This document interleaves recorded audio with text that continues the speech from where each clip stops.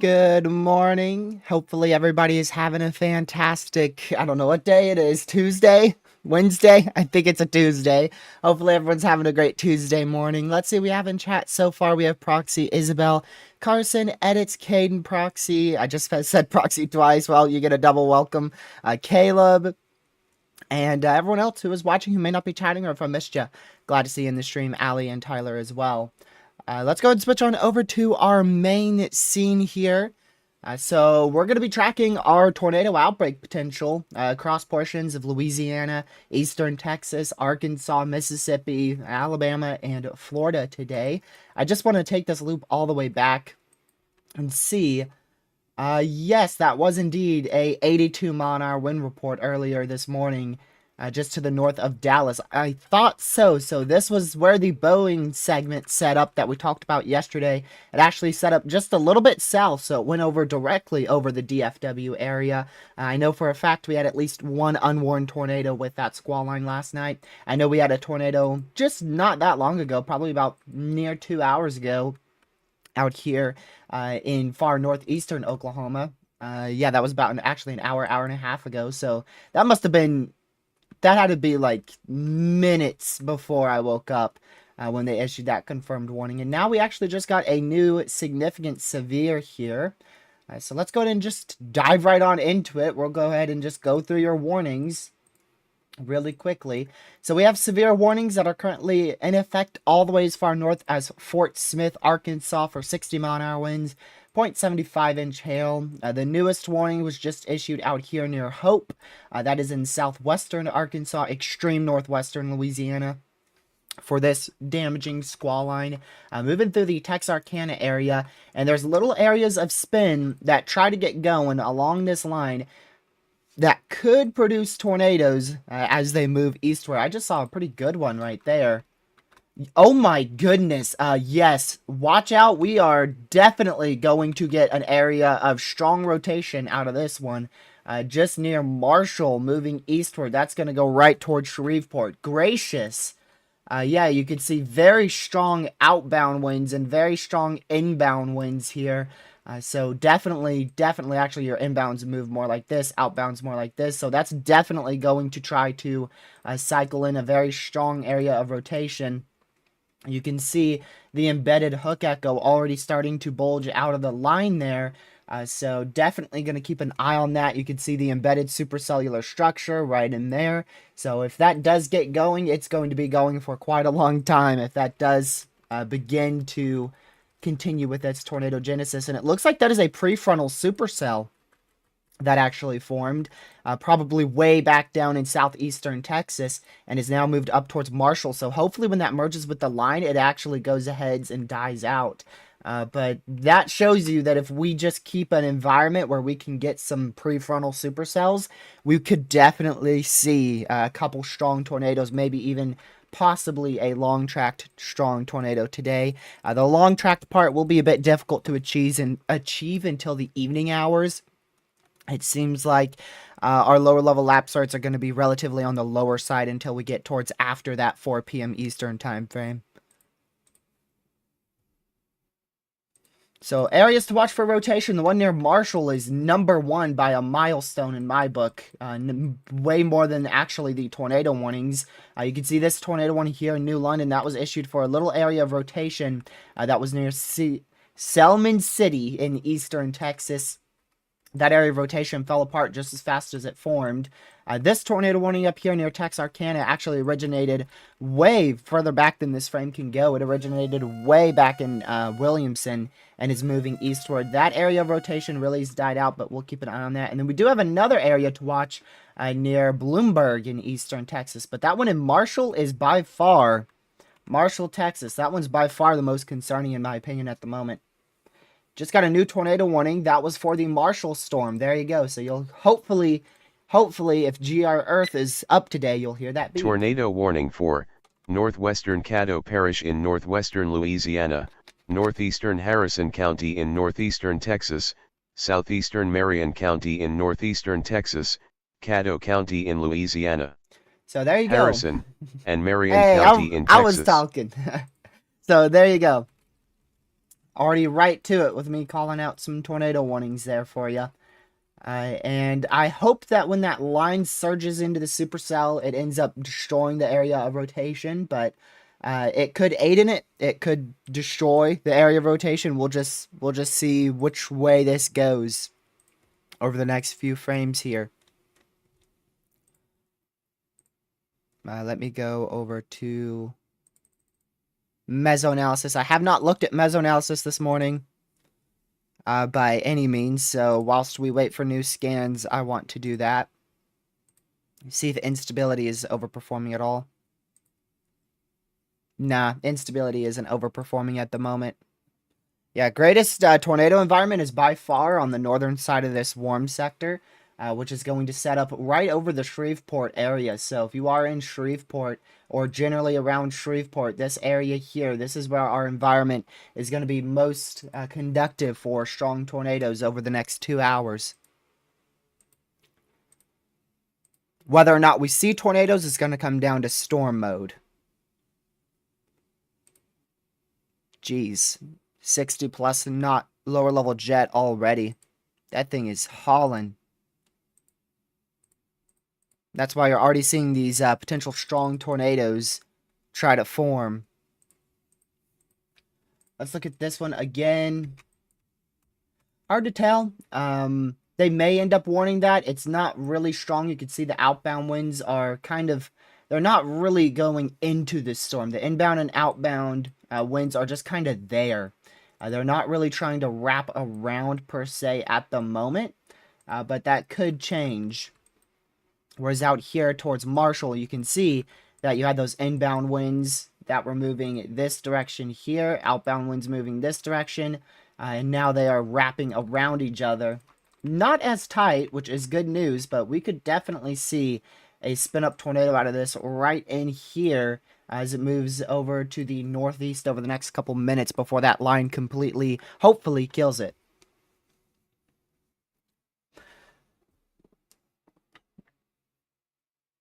I'm a walking bust. Maybe for your house, but I mean, I don't know. You got pretty close last year. That really worried me. You were very close to a strong tornado, so I don't know if the setup's serious enough. It seems like weather will overcome your bust over the house.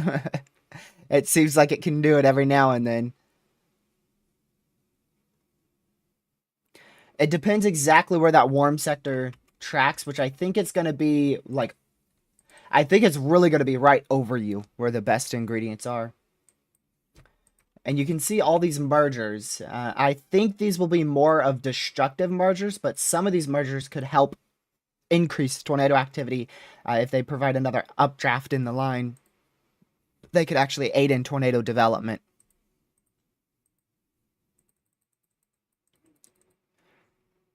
So that's what we'll be watching for over the next 2 hours or so. Your greatest tornado threat is definitely going to be on the northern side here. I know some models were indicating that we could see rapid supercell development out here. Personally, I don't think that's going to happen. The main reason for that is your instability line is so shallow. We don't have a big warm sector. Today is going to be a very for us to get a strong long track tornado threat, or even a strong tornado threat as a whole, it's going to have to be a very, how do I put this? It's going to take a lot. It's going to take a lot. Supercells are going to have to be in the right place at the exact right moment with the right merger and the right timing. So it's going to take a lot of luck and unluckiness, per se, for us to see a strong tornado threat today. Which we do have that 10 sig tour. They still have it pretty far northwest, which if you tuned into yesterday's stream, you know I slightly disagree with that. I still slightly disagree with that. I'm not surprised we're getting tornado warnings, but I don't think we'll have a good, strong tornado threat until after the 3 to 4 p.m. time frame.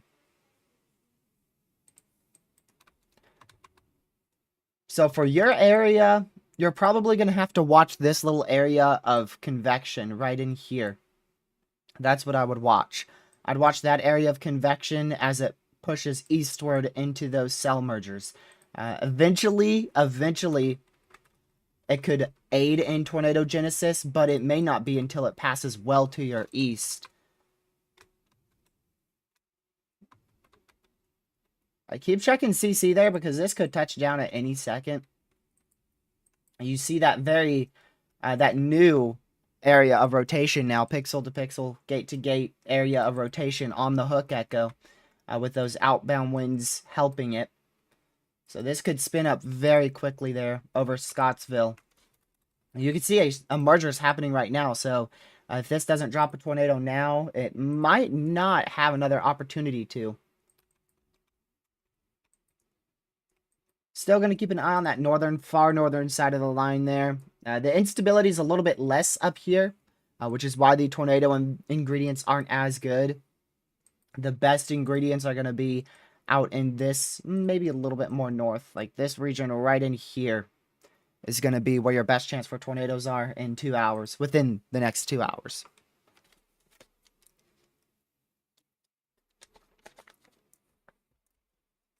We'll see how those mergers merge. I would assume they're going to end up hurting the supercell as opposed to helping it. Really good merger there. You can see how it merges right in with the line. So really good merge there, but it's got another merge to its south, and I think that one's going to be a lot more destructive. So this is where our main severe threat will be over the next few hours. If we go ahead and zoom out, here's your enhanced risk for severe weather in the orange. Obviously, if you're behind these severe warnings, your threat is over. So we're going to have a long day out here in the south central U.S. We've got a very large slight and enhanced risk for severe weather. I don't think you guys actually saw this, the expansion. I don't believe we were live when they expanded that risk for tornadoes, but they did actually extend that 10 sig southward and eastward, and they also extended that 30% wind to the northwest because of these storms that were ongoing in the morning hours, congealing up into a strong line. Hail threat's still very minimal, and that's where your 10 sig tour is located right there. So it starts over Shreveport is where the 10 sig tour starts. Personally, I think the greatest threat for significant tornadoes will be in this portion of the 10 sig over here. I feel like destructive mergers are going to hinder any strong tornado threat before that area. And once storms get like near or east of Monroe and Alexandria, at or just after the 3 p.m. Eastern time frame, that's going to be when they could really explode.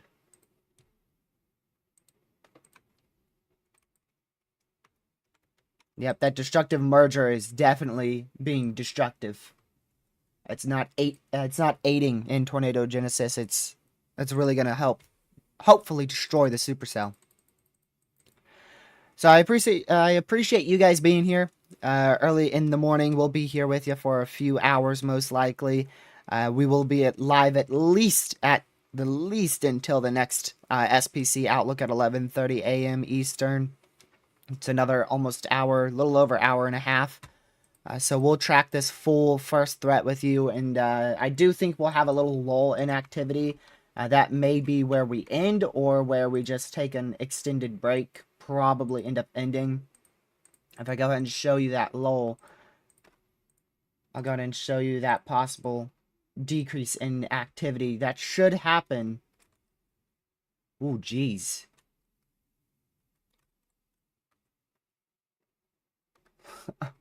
That's me realizing I may not have a break today. Whoa, what happened? Where's all the Oh my goodness, where's all the messiness? Oh. Oh, dang. Oh, the messiness is just not there. Yeah, we could definitely have a little bit greater of a tornado threat than I actually originally was thinking. Okay, I see why they put that 10 sig tour all the way up to Shreveport. You see some prefrontal storms definitely could produce strong tornadoes at the 1 p.m. time frame. Time is it? Okay, yeah, this line is a little bit faster than the HRRR says. Yep, there's that destructive merger. You can see the area of rotation is starting to stretch out more. Your outbound winds, they were very confined to this area as outbound winds. And now you can see those outbound winds look more like this. So this area of rotation is definitely dying out. It could try to recycle after that merger completes. But by then, it might be facing other mergers later down the line from these cells currently down towards the Timpson area, moving northeast.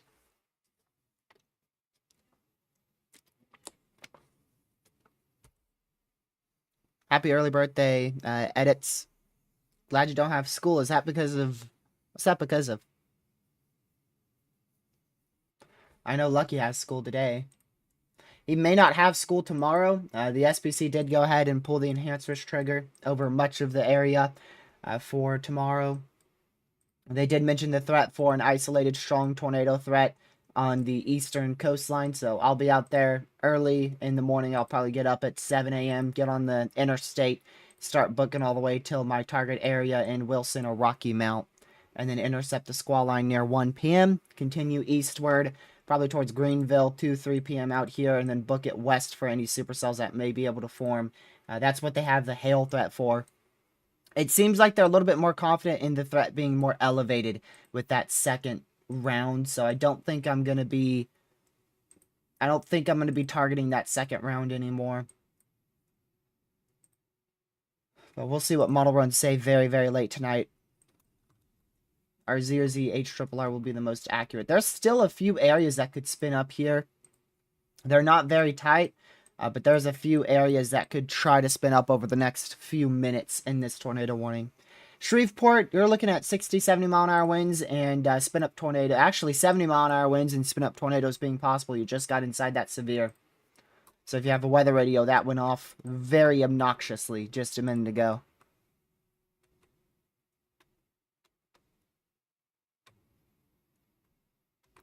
And the greatest tornado threat is currently on the northern side of that severe.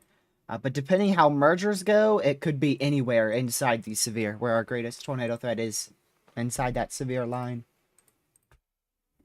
But yeah, this is the storm that's about to hit Shreveport is the best chance for tornadoes. This overall line right here, because that's on the northern side of the warm sector.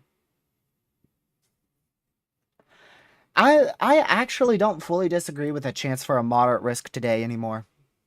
I think we've had some last minute uptrends that it wouldn't shock me if we did see a 15 sig. Do I think we're going to see it? No. Personally, I don't think we will see it. Is it possible? Yeah. I think this area actually has uptrended in significant tornado potential in the last couple hours. That's because of instability. It looks like the HRRR model run uptrended quite a bit in the warm sector, being slightly more widespread. It's still not a large warm sector, but it could be slightly more widespread than originally anticipated from model runs yesterday. I'll show you that just briefly whilst we wait for new scans on that line. So if we go and pull this all the way out here, this is our peak tornado threat between 2 p.m. Eastern all the way until those storms start to outrun the warm sector near midnight tonight. The absolute peak will be in this region here between 3 and 8 p.m. Eastern. And if we look at your warm sector, it won't be nearly as bad as what we saw yesterday on this model run. So you can see that warm sector, especially as we get towards 5 p.m., that warm sector is not as small as what it was looking like yesterday with your most favorable environment, right where those prefrontal storms are going to end up being. And where that line's going to end up being. So definitely looks better than what it looked like yesterday. And you can see currently, this is a little bit too far south. The northern tip of your warm sector is actually up here. So the HRRR is actually underdoing the northern extent of that warm sector.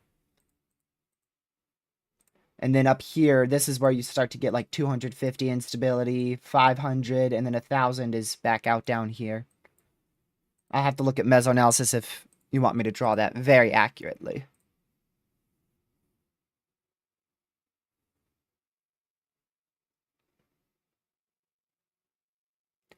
Actually, we don't have 1,000 instability. So this whole area is being fueled by 250 to 500 instability. And it's actually producing a significant threat for all hazards. A little less on the hail threat, but sig tor threat, sig wind threat, and 1-inch hail threat. And it doesn't even have that much instability. Gotta watch that little indent right there in Scottsville. That could try for something. It is still Tornado 1 for the next 23 minutes.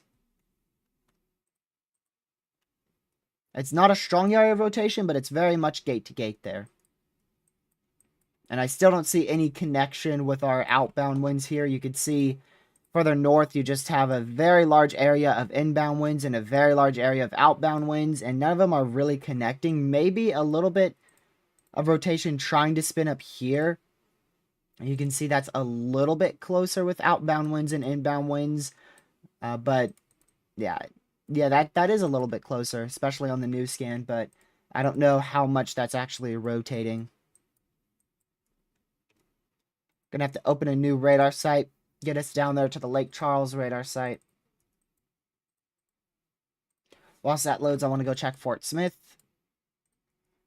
Make sure nothing weird's trying to happen up here. I don't see any good areas of rotation. Yeah. There's strong wind shear up here. Pretty sure. Actually, I'll check that. I don't know how large our wind shear is. Oh, yeah, definitely strong wind shear. 400 lower level helicity here. But there's literally like... you'd be unlucky if you had more than 100 instability up here. I mean, you have like pretty much 0.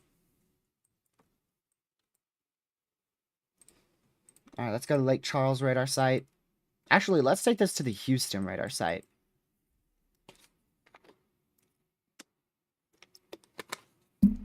See if anything's happening with these cells. I don't see it. Not tor possible. And that's good. Hopefully they stay like that. So we're left with 1 tornado warning right now. 1 tornado warning remains out here. Just to the northwest of Shreveport, Louisiana. And again, you can see this line. This line is very much obvious. And it definitely looks to be the strongest of the entire QLCS that we have here. And that's where I think the greatest tornado threat will exist. Now, that tornado threat will slowly shift southward As these storms move too far to the northeast, it will slowly shift with the more southern cells. So eventually downstream for like Ruston, Louisiana, we're going to be watching more of this section for Ruston, Louisiana, as opposed to like this section, which is going to move up into Arkansas, get into that less instability, and hopefully at least weaken. I don't know if it would fully die out.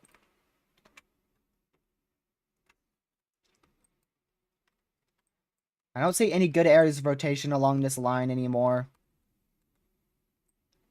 That is currently tornado warned. But it could very quickly spin right back up if we get another cell merge or just by itself. This is right near Shreveport. Tyler, Shreveport's right there. We're going to be spending a good chunk of this live stream on the Shreveport radar site. That's where we're going to spend a good chunk.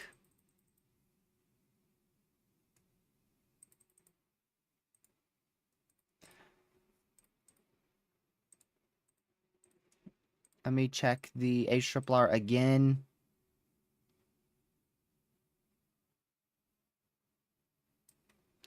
So that merges the line very, very quickly, like the NAM yesterday. So the NAM actually saw this event better than the HRRR. Yeah, the NAM actually did really good. It shows you that even though we make fun of the NAM 3K, it could still get threats right. It actually did substantially better than the 0Z yesterday. Substantially better. Way better than the 0Z HRRR yesterday.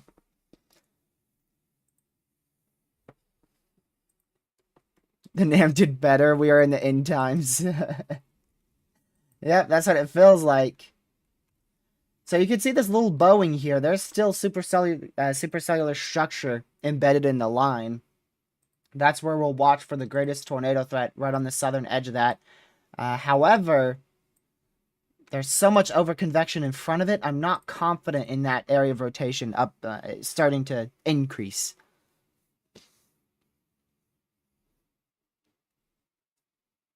Because the HRRR was behind, Rango. The HRRR overdid convection, and now that it sees that we don't have as much overconvection as it originally thought, especially on the 14Z HRRR, you're going to see some pretty big uptrends.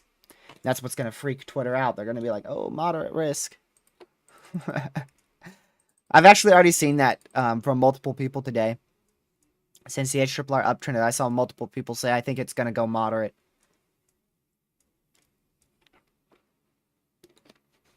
Which, again, I wouldn't rule it out, but it's not what I'm expecting.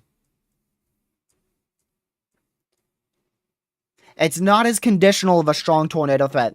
Yesterday, I was thinking this would be a much more conditional strong tornado threat because of overconvection, but now I'm more confident that we will have a chance for widespread strong tornadoes. Tornado warning they for actually pulled that. West Central Caddo Parish in northwestern Louisiana, East Central Harrison County in northeastern Texas, Caddo County in Louisiana, Shreveport Harrison putting out County good in warnings. Texas. Shreveport over here putting out good warnings there. That's the little indent I was talking about for the greatest tornado threat. Because you could see the supercellular structure. Wow, they put out a good warning for once. It's a miracle. Why is it directed towards me? Hey! Oh, I'm going to time out Nightbot for that. Bad Nightbot. Bad Nightbot.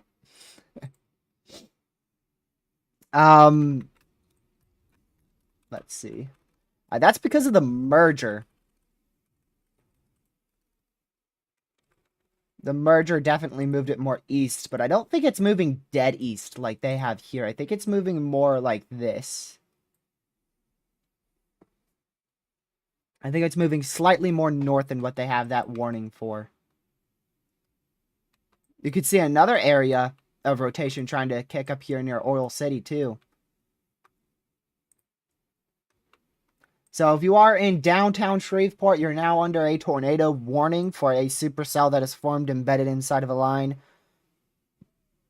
I just realized we definitely have cameras out here. We have seen multiple severe threats in New Orleans. I know or not New Orleans, but Shreveport and New Orleans. But Shreveport, I know for a fact we have a lot of cameras. Oh, they're all covered in rain. Oh no. They're all covered in rain. What a crime.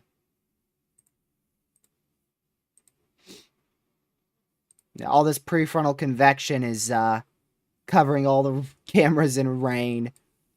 Is this near Marshall? Okay, Marshall's right there. So this is the I-20 corridor. So we've got cameras in Greenwood, which is just south of the tornado warning. And then we have a camera in Lakeview, which I think is in the tornado warning somewhere out here. Yep, there's Lakeview right there. So we do have a camera in the tornado warning, but it's being hit by rain and it's hard to see. So if something pops up on the cameras, I'll try to show y'all.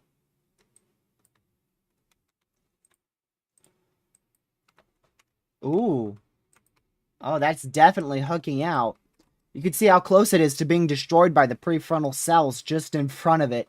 Just the smallest gap right here between that hook echo and the prefrontal cells. So you've got just the tiniest little area of inbound winds. Really right in here are your inbound winds. That's about it. Very small area of inbound winds.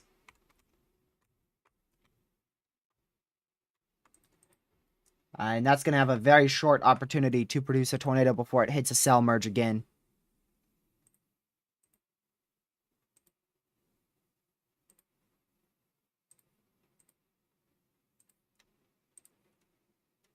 I'm going to go over here.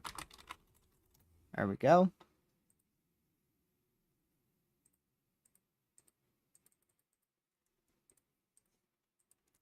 So keep an eye on that little area of rotation. That's going to be the greatest tornado threat here over the short term, as that is your new tornado warning. Our other tornado warning expires in 13 minutes.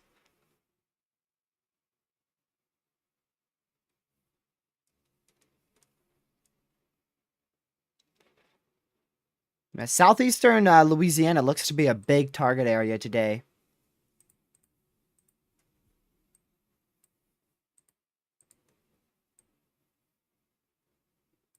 If I were chasing today, I would do two different target areas. I would try to see which one's better.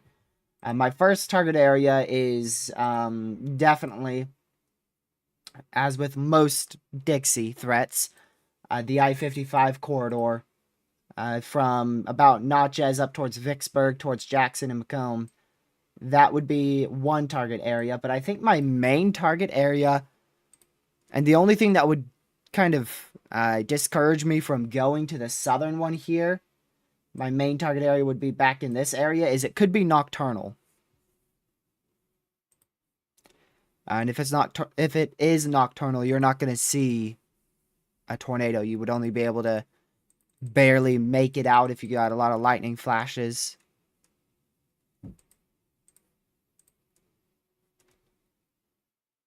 So those are the two areas I'm watching the most. Generally, we'll just say this whole region in here is where I'll be watching for the greatest tornado threat. Let's go back to that cell west of Shreveport.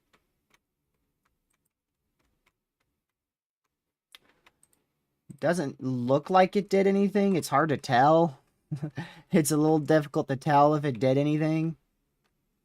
At least based on CC. Do we have something from Spectrum with? Nah.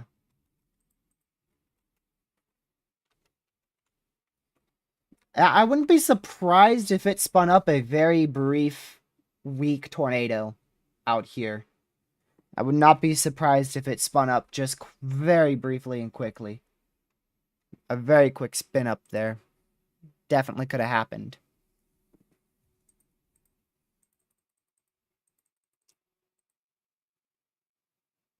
There is the opportunity for a long track, strong tornado today.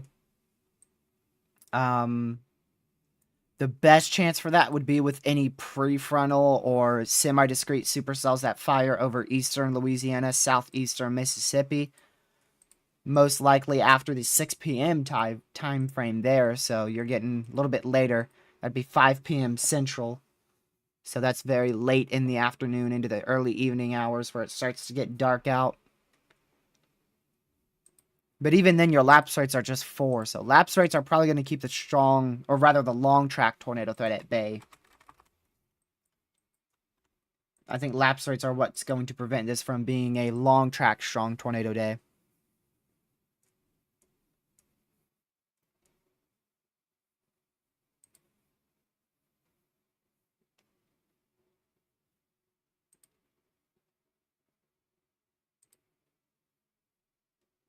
Let's see here. We'll get a new mesoanalysis in about 15 minutes or so.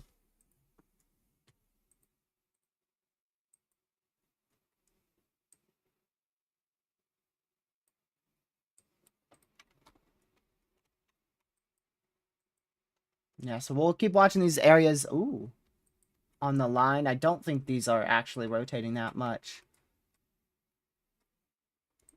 They did interest me for a split second till I actually looked at it. And I was like, ooh, never mind.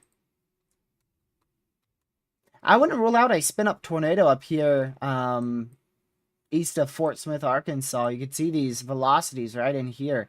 Even though you have literally zero instability or extremely minimal instability, you do have a very large area of inbound winds across this whole region here and a very large area of outbound winds. So you have a lot of winds going this way and a lot of winds going this way.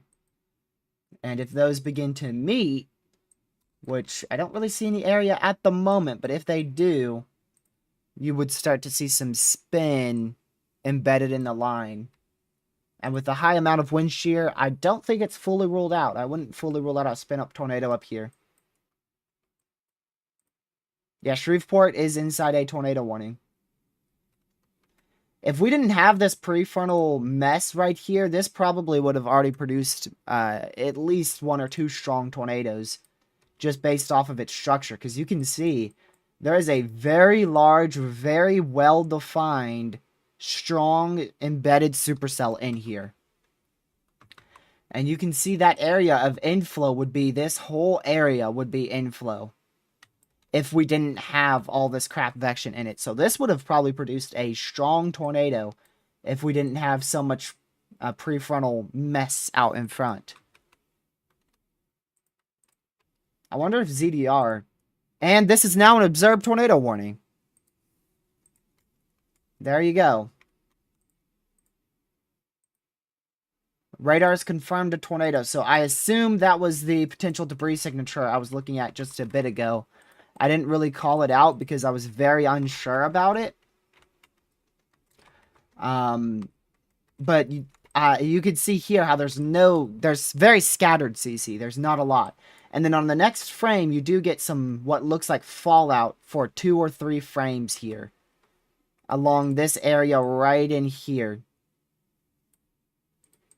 You get a bit of fallout. So that's why earlier I said I wouldn't be surprised if it produced a weak tornado. But I didn't call out that CC because it's so little. It's barely even something I'd consider a debris signature. I mean, I wouldn't personally consider that a debris signature, but they did go ahead and confirm that tornado warning. So there is a tornado ongoing moving toward Shreveport. I doubt it is on the ground anymore. I have a pretty good feeling that it lifted. You could see when that area was very gate to gate right in here. And then it stayed gate to gate with that possible debris signature or fallout on the northern side there. And then the next frame, it really began to fall apart here. It really fell apart on this frame. Once they confirmed that tornado warning, it's not nearly as tight. It's a much more broad area of rotation. But that is an observed tornado via radar heading towards Shreveport, Louisiana. So make sure you're in your safe spot if you are in Shreveport. Regardless, if you are in Shreveport, you're going to end up with 60, 70 mile per hour winds from this very strong line of damaging winds all the way from the Arkansas-Louisiana border all the way down to the Louisiana-Texas border, to the northwest of Longstreet, Louisiana.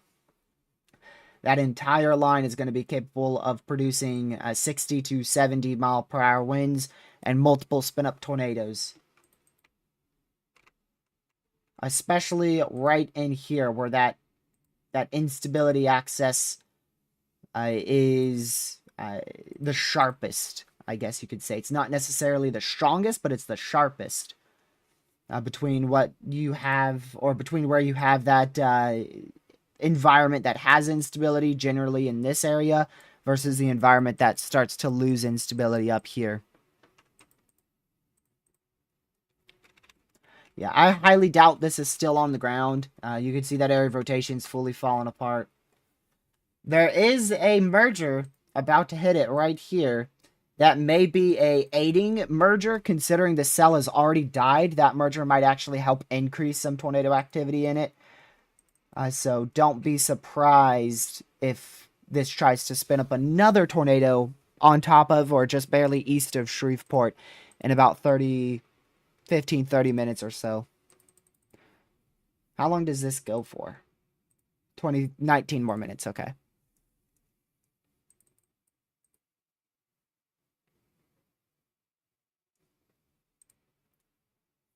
Watch the storm die over Shreveport and then immediately re-strengthen right over you, Isabel.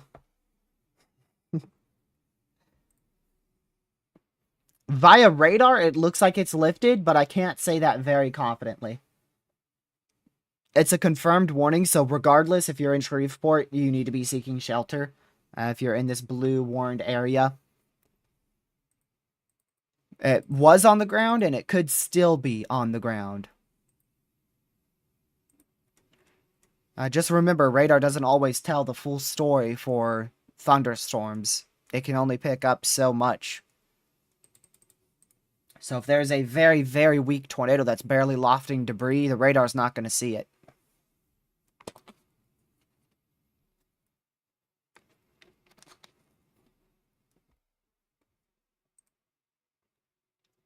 Humble, Texas, possible rotation.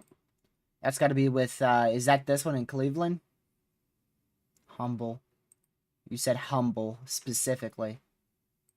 I would have said Cleveland. Humble, Texas. Ah. Yeah.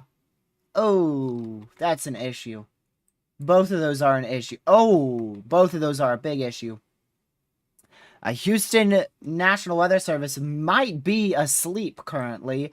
Pretty strong area of rotation over Cleveland and a good area of rotation starting up over Humble. This is a very mature supercell right in here, and this is a supercell beginning to mature down here. This one's going to have some mergers, which may destroy the area of rotation, whereas this one, it looks like it won't have mergers for the next couple minutes, but it's eventually going to end up with some mergers. So that one in Cleveland,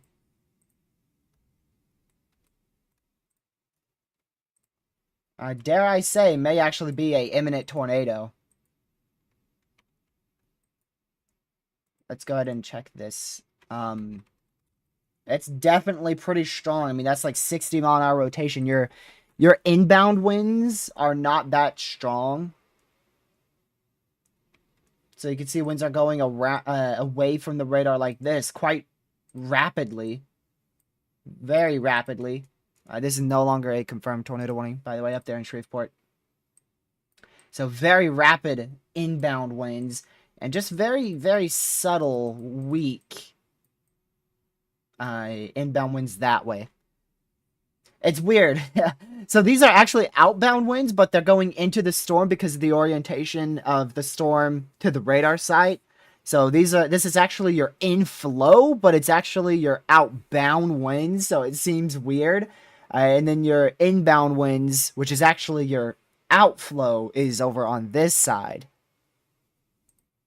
So it's reversed because of where your radar is located, orientated to your thunderstorm.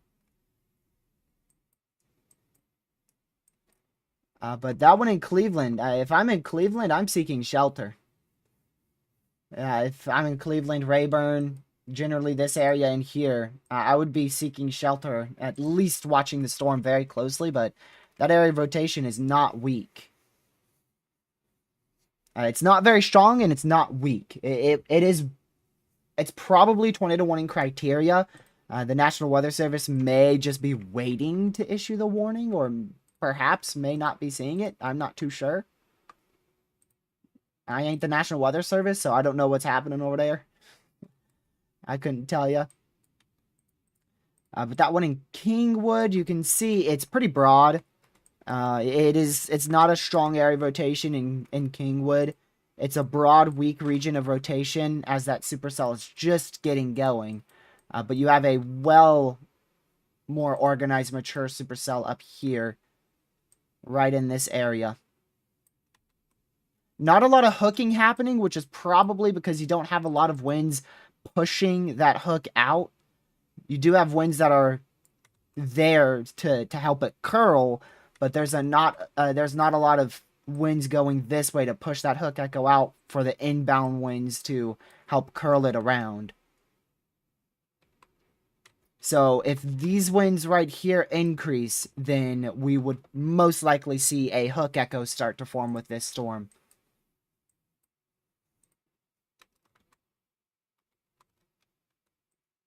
They did downgrade that warning, like I mentioned.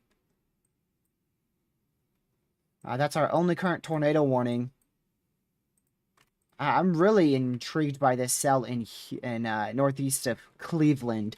It's going to go through a merger right now, but considering it is quite well semi-discrete, I think it's got a pretty high chance to produce a tornado over the next hour. It's in almost 1,000 instability. 350 to 400 0 to 1 kilometer helicity. 500 to 600 0, or rather, yeah, 500 to 600 surface, which is 0 to 3 kilometer helicity. So very strong wind shear. Okay thermodynamics. It's not the best. It's okay. And here is your hodograph. And geez, no wonder why that thing is already hooking. There's your hodograph. So if you get supercells in this area, they're going to curve like this. And it's not fully hooking yet, but that's why it has a good shape like this. Once those winds increase, it could begin to pull that hook back up like this and then make the rest of your supercell. So you could end up with a very classic supercellular look there. But you need stronger winds on the west side, which we're seeing a little bit more. They're up to 13 miles per hour, but you're going to need like 20 to 50 to actually get that hook to get going.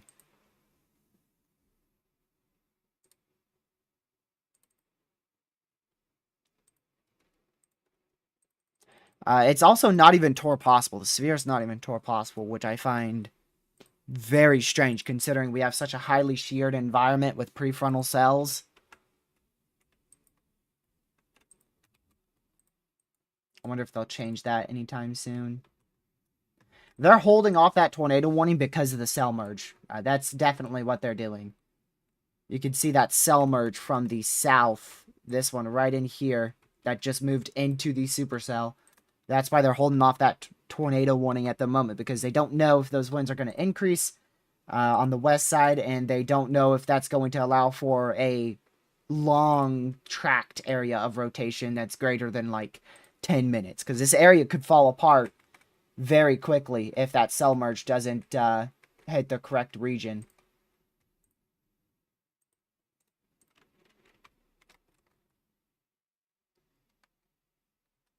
Also, Houston, why is your radar site scanning every 5 minutes? You're in a severe weather risk. You should turn that thing to scan quicker.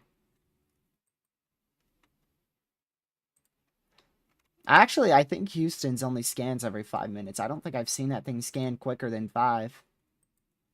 I know a lot of the radar sites don't scan quicker than 5 minutes in Texas.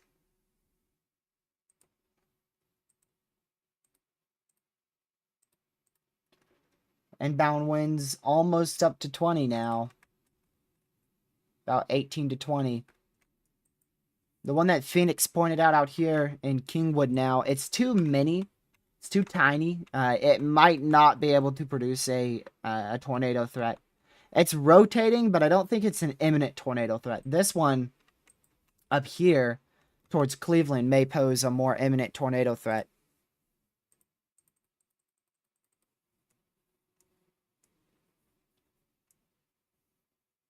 It's also far from the radar, so if this does produce a tornado unwarned, it's going to be difficult to see from CC. If it does produce a tornado, it would have to be very strong lofting debris over 5,000 feet for us to see a debris signature. But I don't think we're there just yet. You can definitely see the very, very signature supercell shape embedded in here.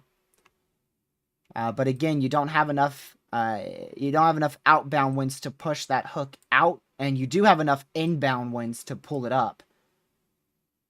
But there's not enough of those outbound winds just yet. And that cell merge is still impacting it. You can see that cell merge still down here. It's still there.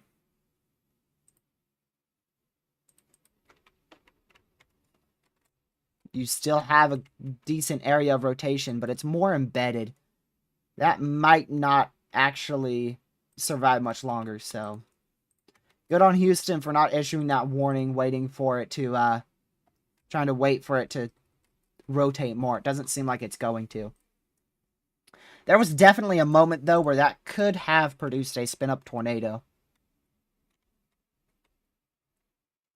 The best chance for that would have been between just north of Splendora, north of Splendora, all the way to just northeast of Cleveland.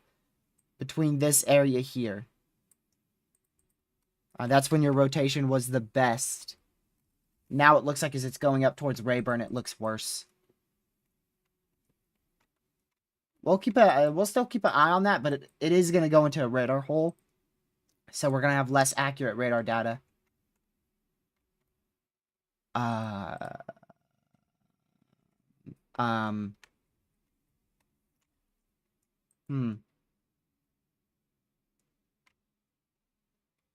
That ain't right.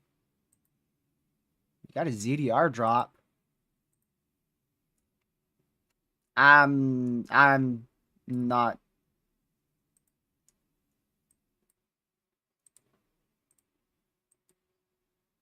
Alright, that's radar indicated.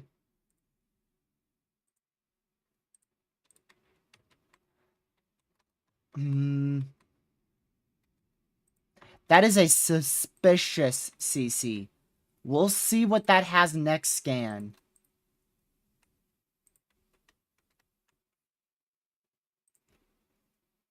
I'm not sure about that.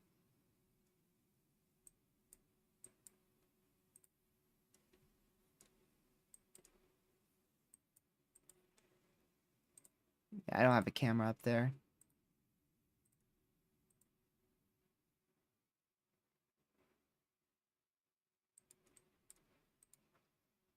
See if I can get at least a camera to show you guys.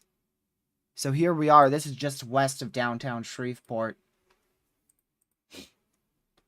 And you can see it is extremely windy. Very windy. Winds of 60 to 70 miles per hour, 1-inch hail. And then, of course, a tornado is definitely possible. What's the hail threat on this, though? Oh, never mind. They don't have up to 1-inch hail. They did, but in 7 minutes, that hail threat goes to 0. So for 7 minutes, it's still warned for up to 1-inch hail.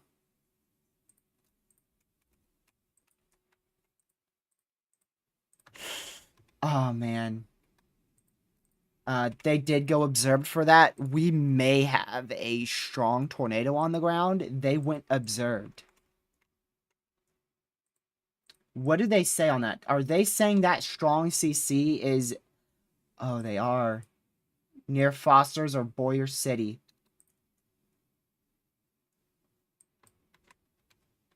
So, do they believe that a strong tornado just hit North Highlands? Is that what they're saying? Because that did look like a very deep CC drop. And it does go up with height.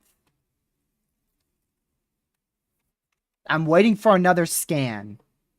Isabel, you're in a confirmed warning. So make sure you're in your safe spot. I think this is a strong tornado. I'm wanting to wait another scan. But they just confirmed it. They just confirmed it. It does have a ZDR drop. It does have an area of rotation. It does have a CC drop. It does have... Oh. Okay, there's their next frame. Which that CC's gone. Which makes me suspicious of that. It makes me suspicious of this. Because it could easily be corruption. How far does that area of rotation move? They observed the warning, though. So they do believe it was a tornado. But I'm just a bit suspicious about it. That might actually be fallout right there. See that large area of just pixels? We actually might have had a strong tornado hit North Highlands and then lift. If that rotation is weaker. Yeah, that rotation's gone. We might have had a very brief strong tornado hit North Highlands. Oh, actually, this wouldn't be a strong tornado. My bad. Because we are close to the radar site. I forgot how close... Look how close our radar site is. So... Basically, your radar's picking up on that CC sooner. So it probably wasn't a strong tornado. It lofted debris about 800 feet up. Which is not high enough to be a strong tornado. I forgot our radar site's right there. So I apologize for that. But yeah, that was probably a tornado. The only reason why we saw that on CC is because our radar site's so close. But you could see you had a ZDR drop. You even... I don't really want to say that's a reflectivity debris ball, but it is... I mean, it's in the part of where the CC was, so it could have been a reflectivity debris ball there.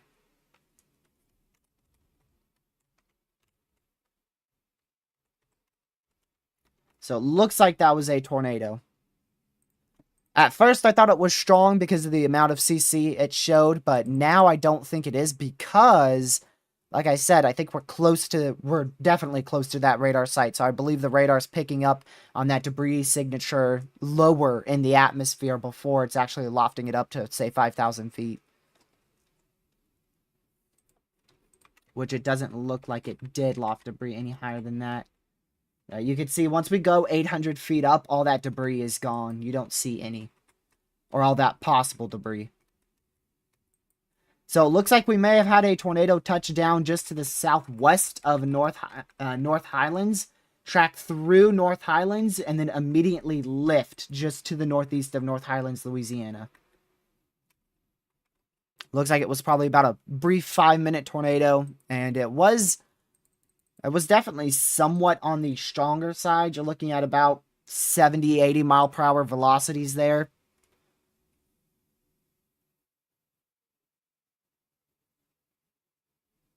.70 to 80 mile per hour velocities with a 58% correlation coefficient. So definitely is correlated with a debris signature.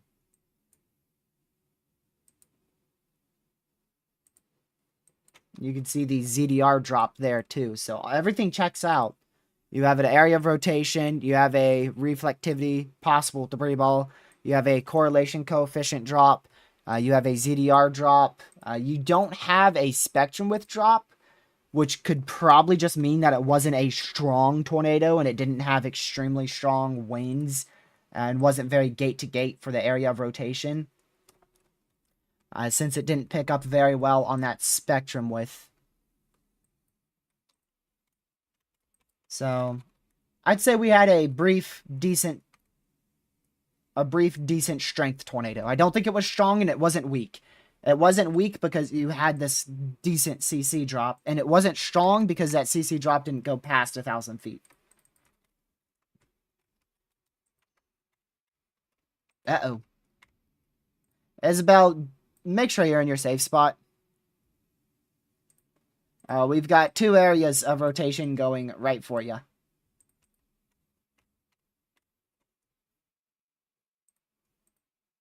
Isabel doggone jinxed herself.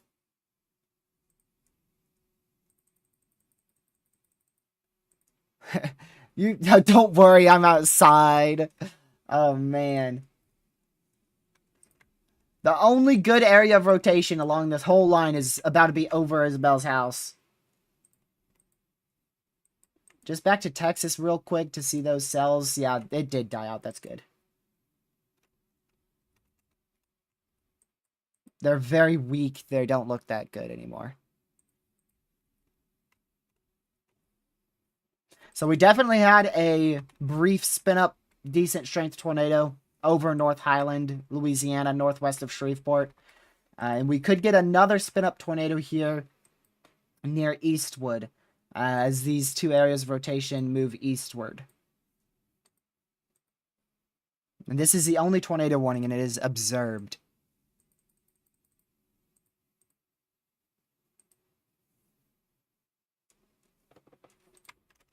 Gonna keep a very close eye on that.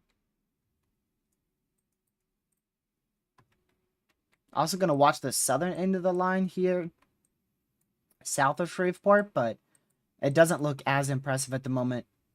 Our strongest line is still moving through Shreveport, right in here. This is your strongest portion of the line. So if you're in Shreveport, still continue to be indoors, away from doors and windows. If you're in that tornado warning, make sure you're in your safe spot. And then that's where we have the possibility for a spin-up tornado on the northern side moving eastward. It spun up a tornado, at least one tornado, so it could definitely spin up another.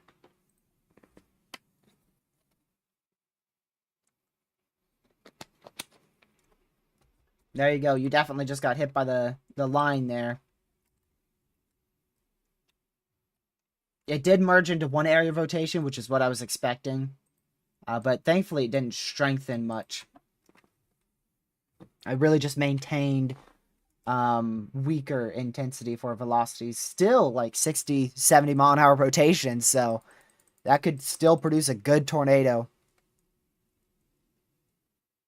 If it ends up spinning up quick enough. And strengthening enough as well.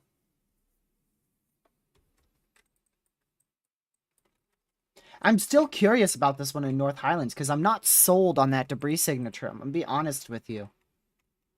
Even though pretty much everything except for Spectrum Width says that's a debris signature, I'm not sold on that being a debris signature in North Highland a couple minutes ago. I guess we'll find out when they go and survey that and see if there's any damage.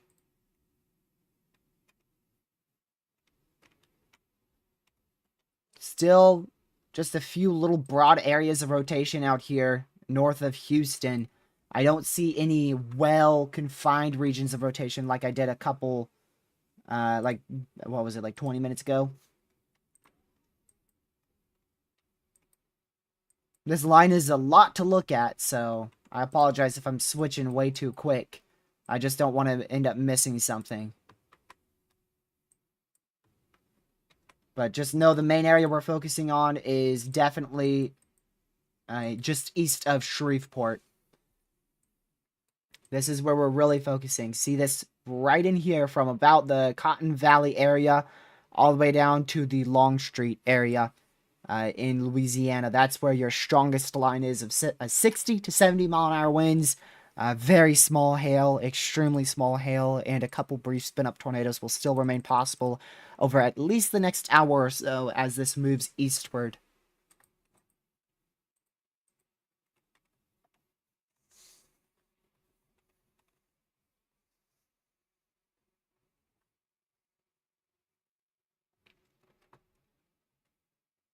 Let's see, so this is 1 p.m., noon, 11 a.m. Yeah, the HRRR is still a little fast on these thunderstorms. It has them about 30 minutes faster than they actually are.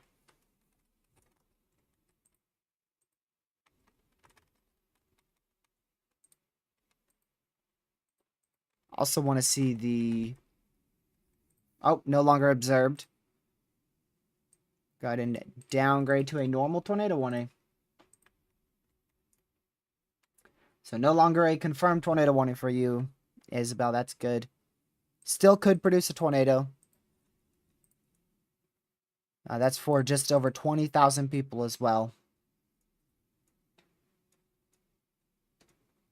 So we've had at least four or five tornadoes today. Ever since very early this morning when tornadoes really started to attempt to form, which I believe was around the 5 a.m. time frame. I could go back and look really quick, give you an exact time of when we really started to see rotation form. It was at 08Z, so that's like 4-ish a.m. Midnight, 1 a.m., 2 a.m., 3 a.m. That was 3 a.m. So 3, 4 a.m. is when we started to see areas of rotation. So ever since 3, 4 a.m., we've had about 4 or 5 tornadoes.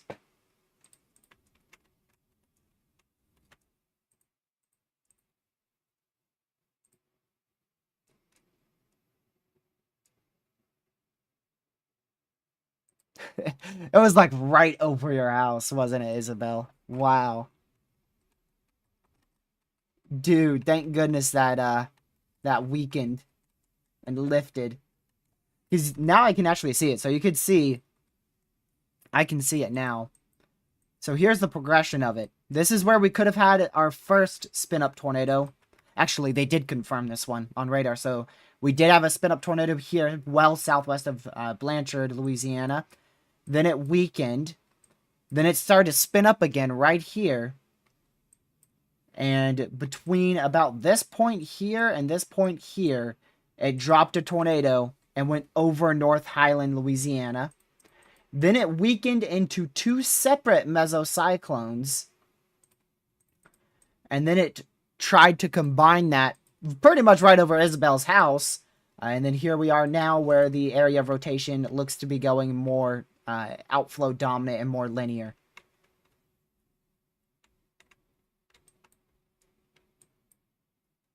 But one thing I'm noticing right off the bat, prefrontal convection has completely dissipated. We've merged all that prefrontal convection now.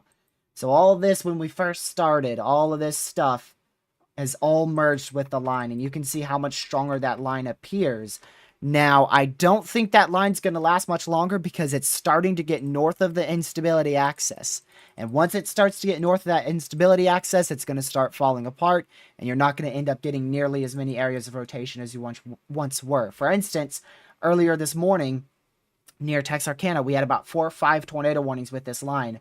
Once it got north of that instability axis, it died out quickly, and you can see now... now they have a severe warning for 60-mile-an-hour winds and very small hail.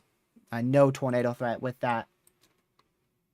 So the same's probably going to end up happening for Shreveport's cell, or line, I should say.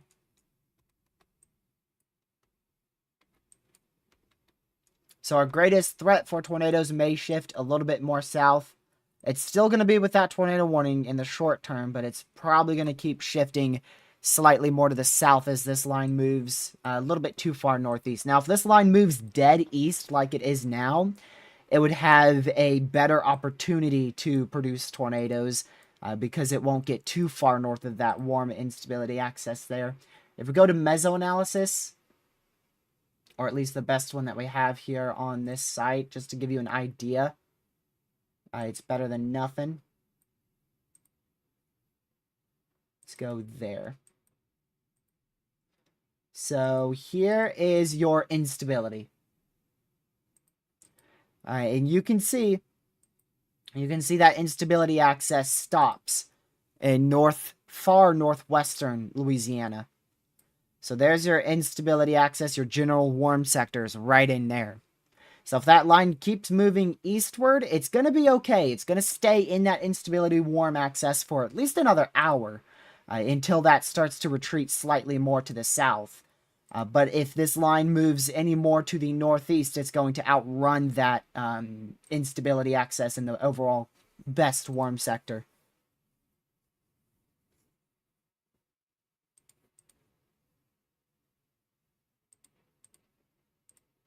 Yeah, that's the correct product. Just wanted to make sure. I don't use that very often. Glad to see this has merged all down here in Texas, so that means the tornado threat is now minimized northeast of Houston, as that's all merging together. So we did have a brief opportunity for a spin-up tornado northeast of Houston, but from what I saw, it looks like that storm died out fast enough. We are very close to a tornado outbreak today. Yep. Already we are very close to it being considered a tornado outbreak. Now, the National Weather Service considers a day. A day is considered 7 a.m. Eastern to 7 a.m. Eastern the next day. So everything before the 12Z time frame doesn't count for today's tornado outbreak threat. So in that case, we're at about 4 tornadoes. I know there was one in DFW, before, like in the overnight hours before 7 a.m. Eastern. So we're at about 3 to 4 tornadoes. We've at least had minimum 3 tornadoes. We had the one east of Shreveport, the one northwest of Shreveport, and the one west of Texarkana. So we've had at least 3 tornadoes. Remember, a regional tornado outbreak is 6 tornadoes. So we're getting up there already. And I think we'll end up with 6 or more tornadoes today. I think we could see at least another 3 tornadoes. Probably another few strong as well. Our Tornado Watch probs didn't even look at that yet. It is a 50-30, which is higher than last night. Last night's Tornado Watch was a 50-20. Our highest end watch will be issued downstream. We'll get that meso out. There you go. This will be where we have our higher end Tornado Watch. I think it could be like a 60-40.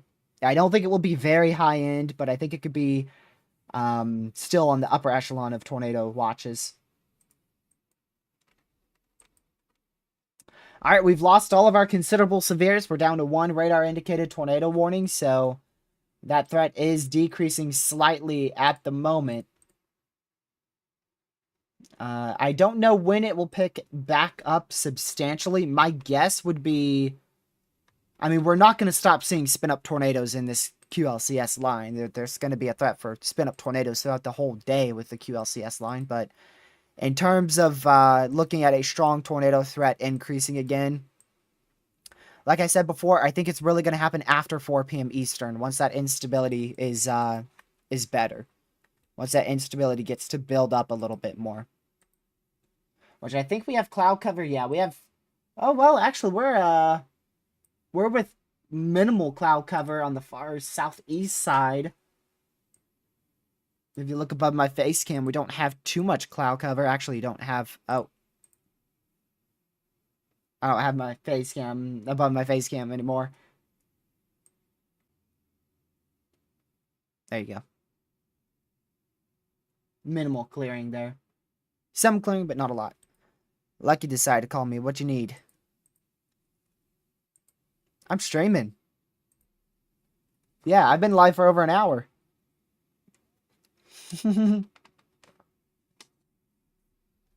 I just had you muted. Lucky didn't even know I was live.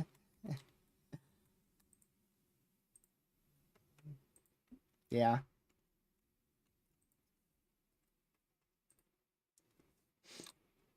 Okay.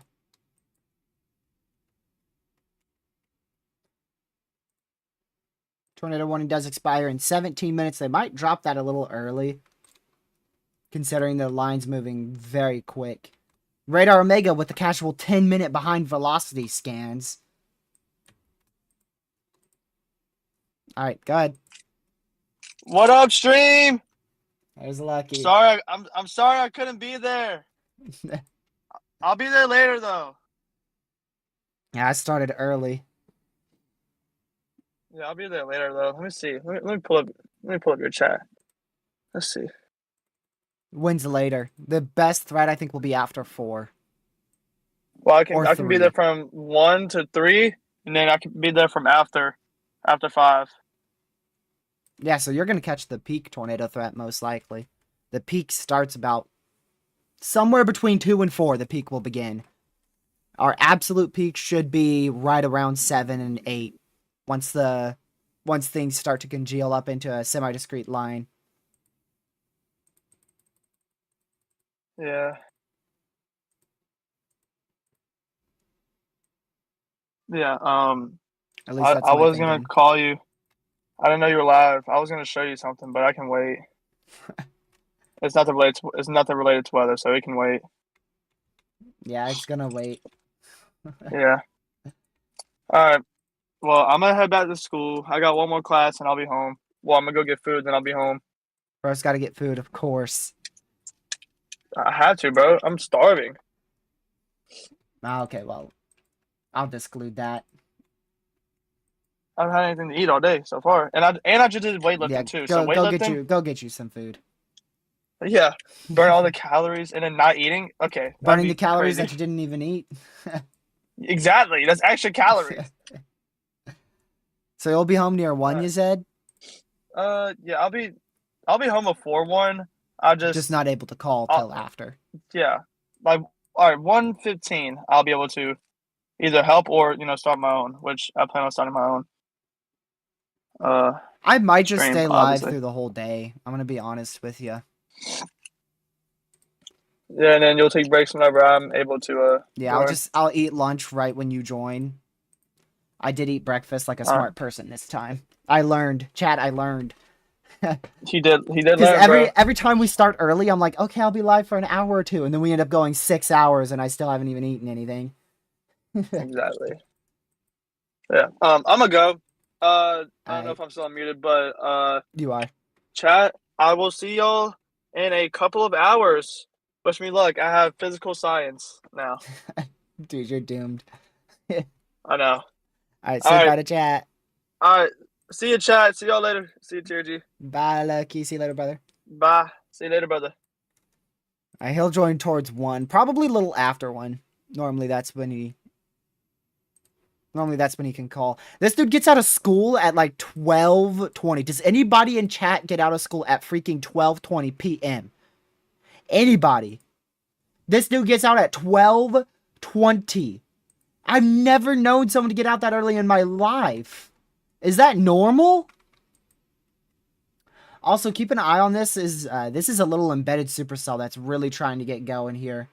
So keep an eye on the southern end. That could try to hook out here and maybe produce a tornado later down the line. If it can try to hook out enough.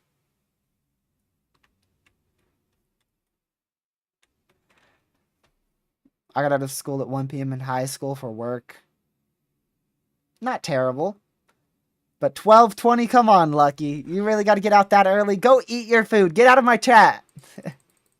Get out of my chat. You're never in here. Get out of here.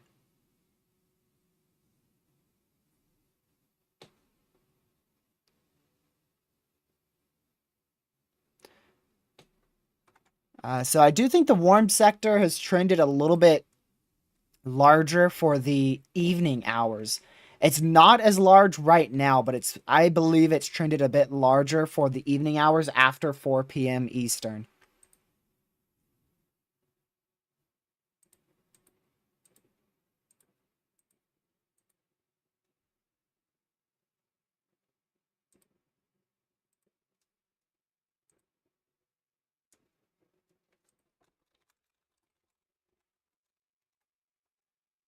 So that's when our threat will probably peak. If you guys are enjoying the stream, make sure you hit the like button so we can reach more people with the word of severe weather. It's great to have you guys all in here still relatively early in the morning. We're almost to the afternoon hours. Our next SPC Outlook will be out in under 45 minutes. Like I said, I can guarantee we'll be live till then. We are tornado warning lists. Look at that. We are tornado warning lists. You can see that embedded supercell. Look at that. That thing could really get cranking in about 15 minutes or so. But for the first time in this live stream, we are tornado warning list. And I think for the first time since like 4, no, a little later. Since the first time in like 6 a.m. I'll go look when that tornado warning was last issued. When we were last tornado warning list, I should say.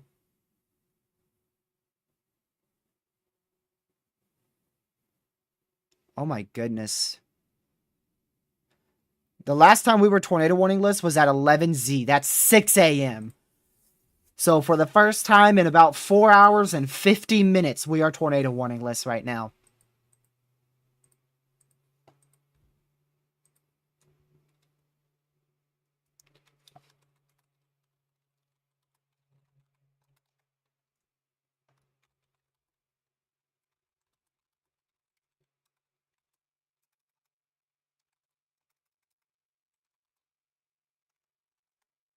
By the way, I am chasing tomorrow. We planned that obviously a while ago. That might be what limits me from streaming so long today. If I don't do an all-day live stream, that would be the reason why, because I need energy for tomorrow. I'm going to be getting up, let's see. I'm getting up at the latest I'm getting up is 8.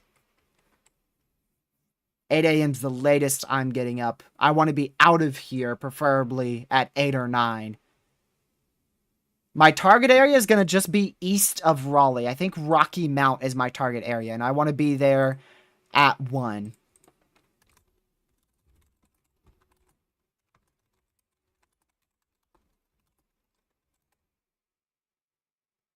That's my plan.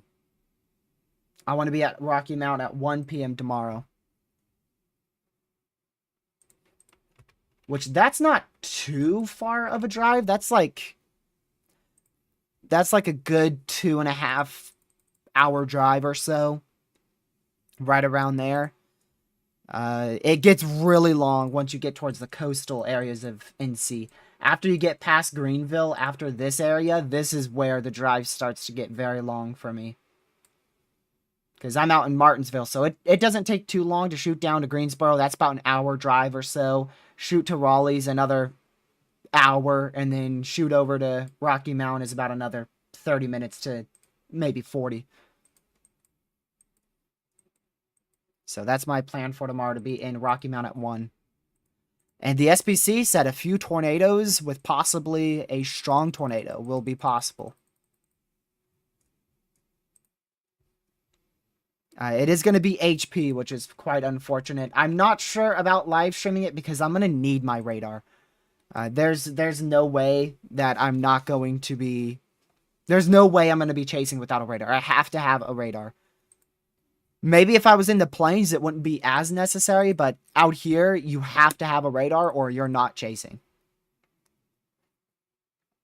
You do not chase without a radar. And there's a considerable severe. So we just got upgraded. Is this...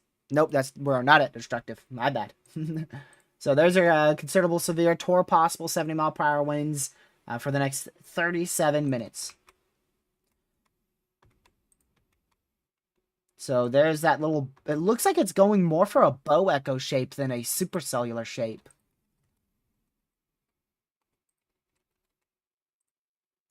Let's go back over here. Literally just like a frame or two ago, you can see it was looking very supercellular. And now it's gone and trended. It still has a supercellular look to it, but it's not as good. You can see it looks like it's trying to go more as a line here. But it's these little indents. These little indents that we have to watch for the greatest tornado threat.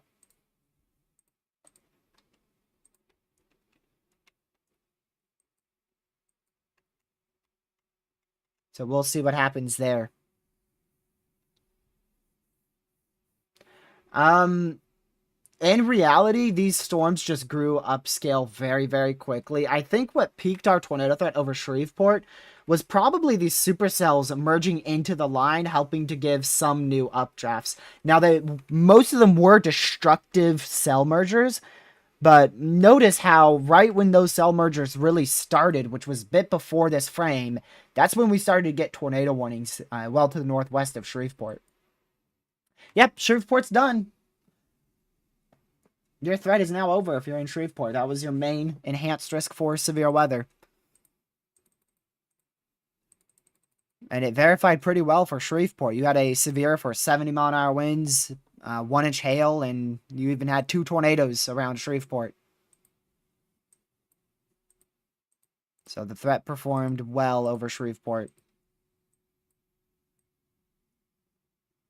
We'll see how it goes for the rest of the warm sector out here. You can see that extra mess starting to push out in front. So this extra mess is going to start forming more prefrontal supercells. I do think at some point that mess will pose a little threat for tornadoes in front of the main line, prefrontal tornadoes. But right now the HRRR is significantly overdoing over convection. So I don't think they're going to be a big issue. There's going to be a few that try to produce, but none, in my opinion, I don't believe will have any that are very concerning.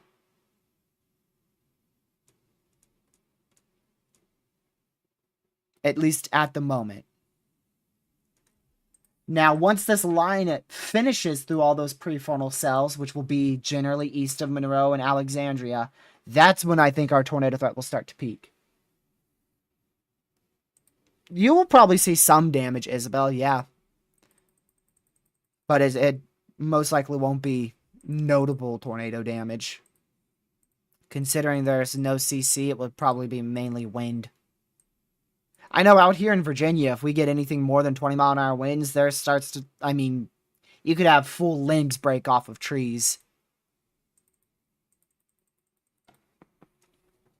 Although we've had so many damaging winds over the last 2 months, a lot of our loose tree limbs have already fallen.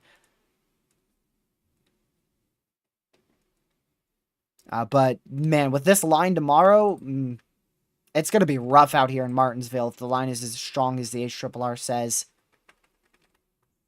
I could get 70-mile-an-hour winds if the HRRR is right.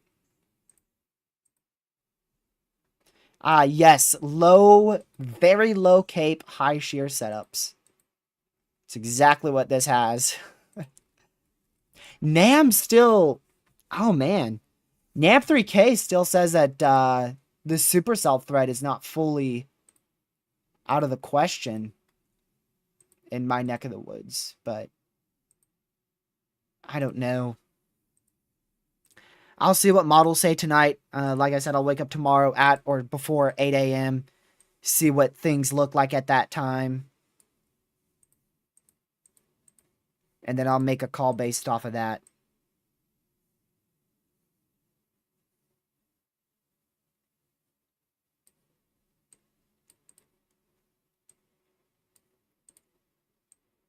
And then as it gets towards like 3 p.m., I'm going to be watching Satellite Closer 2 to see if I need to book it back west. All right, let's go check that bow echo again. See if it's still a bow echo or if it's moved more supercellular. Yep, it's bowed out. That's good. So that tornado threat is this a...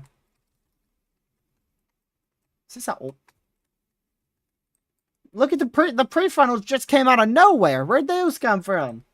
They merged right in with the storm, and look at this. We've got a supercellular structure again. That's how we saw 2 tornadoes about an hour ago. We'll see if this tries to ramp up. Keep an eye on that southern end where we just had a cell merge, and now you see that supercellular shape.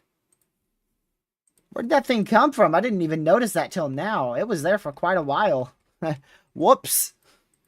I'm blind. Let me check the ingredients here. Yeah, it's tricky. It's right on the edge of that warm nose. The greatest environment is definitely more south. But right on that edge of the warm nose is where the tornado threat would be the highest, so I don't know exactly where that warm nose is, but it's somewhere. It's somewhere between Cotton Valley and Mansfield, somewhere in there. It's hard to say exactly where it is.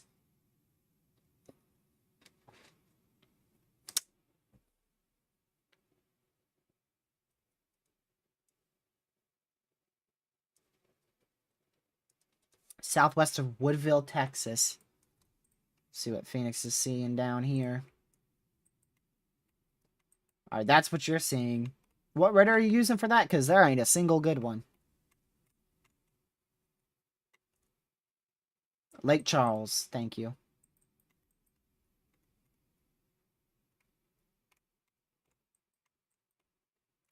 That is on the wrong side of the supercell. What? This is where the area of rotation should be, down here, not on the northwest quadrant. So this is Woodville, Texas. And if you see here, our winds are going towards the radar and away from the radar like this. I wouldn't be so sure about that. We'll keep an eye on that for future references, but in the short term, I'm not confident that that's rotating. It's not toward possible either. Oh, they did actually finally toward possible the southern end. I don't know when they did that. But they finally toward possible that.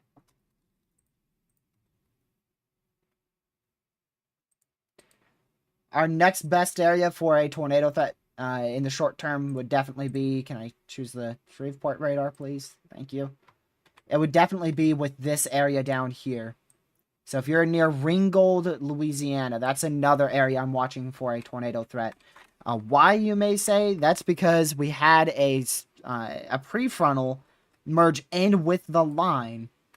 That can help with an updraft and increase the threat for tornadoes wherever that prefrontal merges. Sometimes it hurts the storm, sometimes it helps it. In this case, it has a better chance to help the storm than hurt it.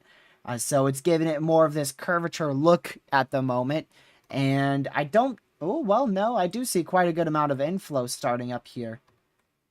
So if we see these reds begin to push out more and get closer to the green in this area, that would indicate an area of rotation. Right now, the greens are just going right by the reds. So there's no area of rotation. It's just winds of up to 70 miles per hour. If that gets tighter, if that gets any tighter, then we could see a tornado out of this embedded supercell right in here. But you can see there's no hook echo at the moment on the southern side. And it may not get a hook echo. Like I said, I don't know exactly where that warm sector is. By the way, someone asked about clearing. There's minimal clearing across extreme eastern Louisiana and extreme south central, southwestern Mississippi. I don't think it's going to be anything to really increase instability. It's not really something that's a surprise that we have just a little cloud cover, or just a little clearing there, I should say. I don't think that's going to, like, increase the tornado threat anymore because we have an extra hour of clearing or so.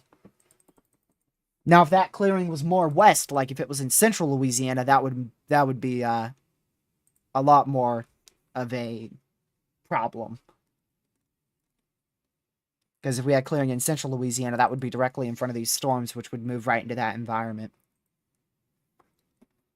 Peak tornado threat begins between 1 p.m. and 3 p.m. Eastern. My guess is it will begin at 3 p.m. Eastern, and it will last all the way till 11 p.m. So 3 to 11 p.m. Eastern. That's my estimate.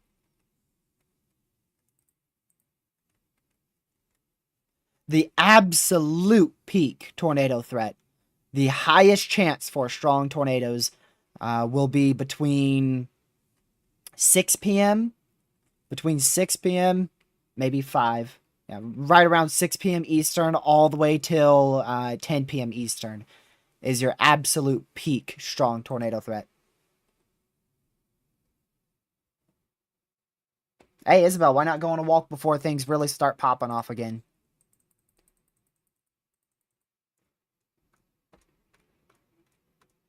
The best time for a walk would be now. If I wasn't streaming, I'd be walking too. Today's supposed to be my cardio day, but that ain't gonna work out. I'm gonna be in this chair probably all day. The only cardio I'm gonna get is going to get a bottle of water.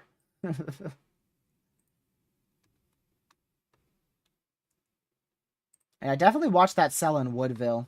I definitely see what Phoenix was talking about. I don't think it's an imminent tornado threat at all. But it could try it later on.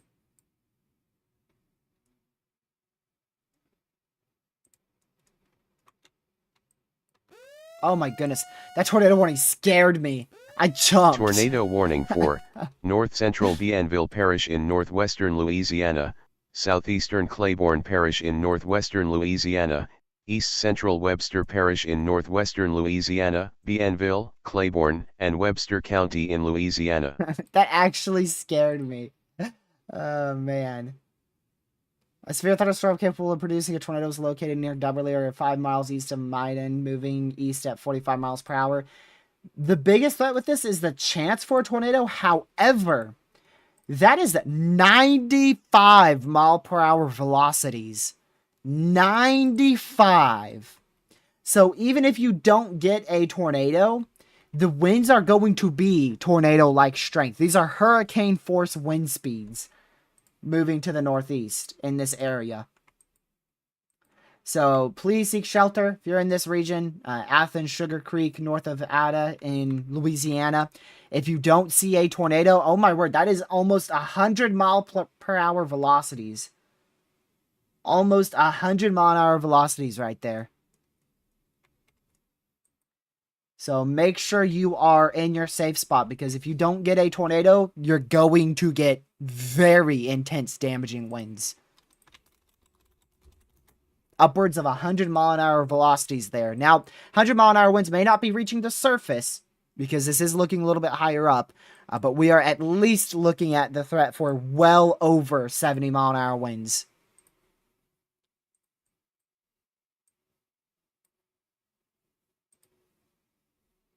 Let me check. Can I change this on weather-wise real quick? Let's see.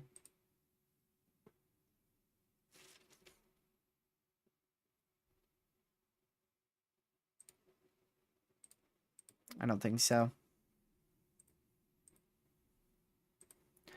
So we'll keep an eye on it. Very, very closely. This is definitely the main area to watch now. Ooh, uh-oh.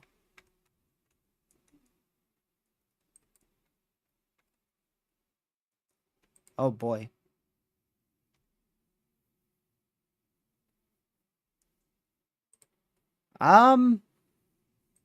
That could become very dangerous very quickly. Oh boy.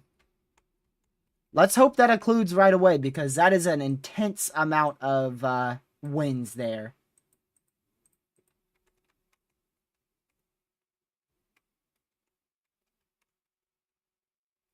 I didn't see that, Sam. You're welcome, Velocity. Glad to be here early, too.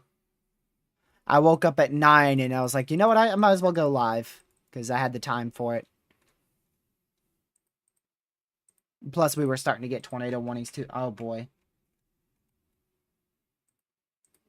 Yeah, run to your safe spot if you are in Athens. This is going to be a contender for probably the strongest tornado we see today. This is going to be a contender for the strongest tornado we see today. Most likely. That is 140. That's right. 140 mile per hour rotation. We really better hope something happens with this area of convection that decreases the tornado threat. Because if it doesn't, we are going to see a significant tornado try to drop from this storm. New severe for 70 mile an hour winds. I left my phone back there. I'm going to go reach for that really quick. Give me just a second.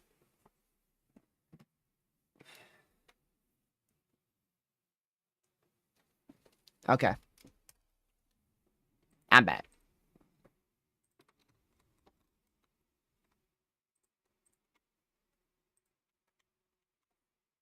We'll definitely wait for a new scan on that. See what it shows in a bit. The southern one looks to have gone completely linear, so that's good.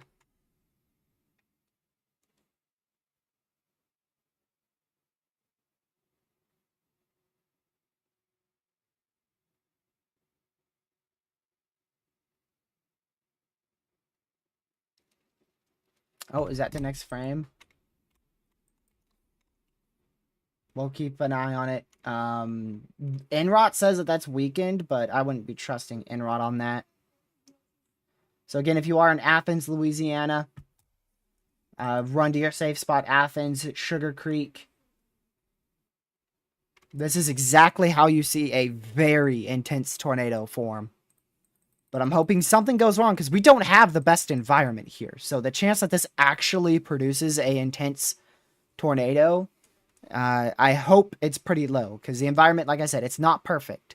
It is not a perfect environment up here. So I'm hoping something goes wrong with the instability, something goes wrong with this little merger, something. But if it doesn't, this will produce an intense tornado.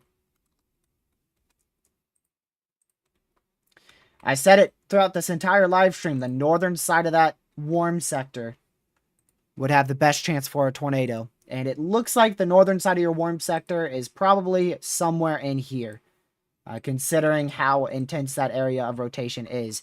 And also, that cell merge gave it a significant updraft. Without that cell merge, this would not have been able to wrap around nearly as rapidly as it did. So that's what we were talking about. Some cell merges will be destructive to supercells, and some will aid significantly in tornado development. I do see it weakening a bit. So I'm hoping that that hook echo occludes or that cell merge is actually destroying it now. Because it helped it, but then as it got north of the hook echo, it might be starting to cut off its inflow.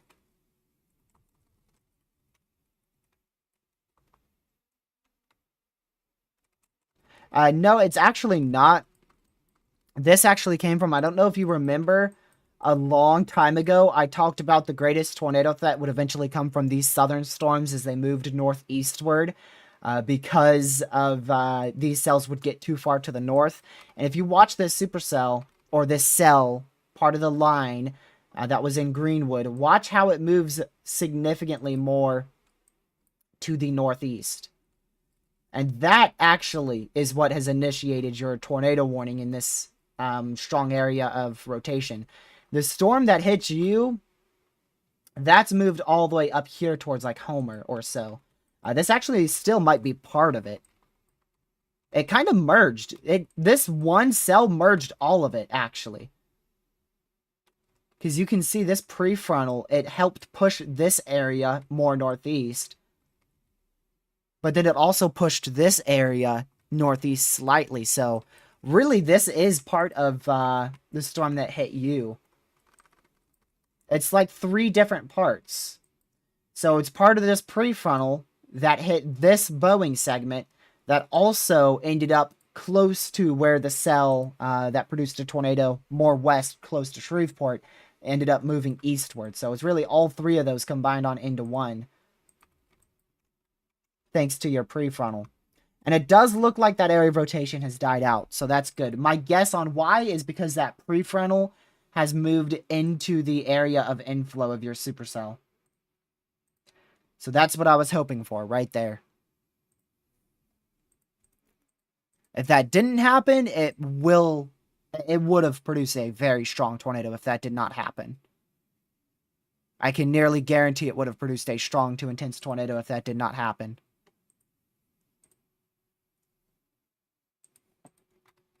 But thankfully that did occur. Hopefully we don't see it try to recycle again. Far southern side of your line is now sub-severe. Out towards the Houston area, a little northeast is sub-severe. So we'll watch the tail end of this line, which is now actually for Jasper, near Woodville for a spin-up tornado threat. At the moment, I still see that being pretty low, though.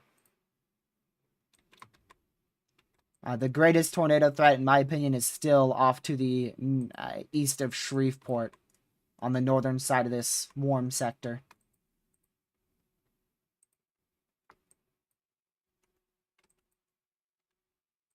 Checking multiple different areas.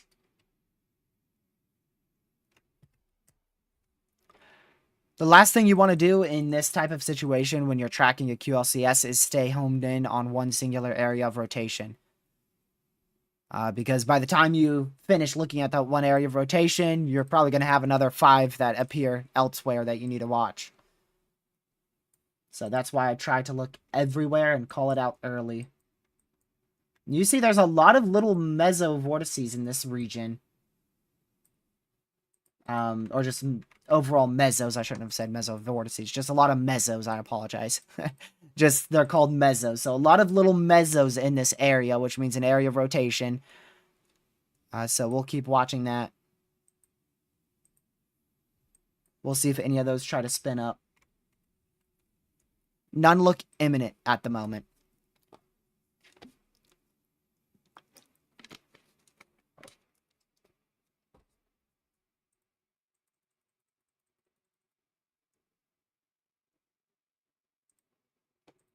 All right, let's go look here. Nah.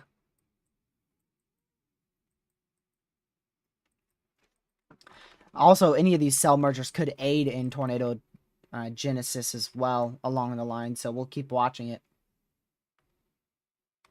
Gonna have to pay very close attention to every little merger and little indent in the line.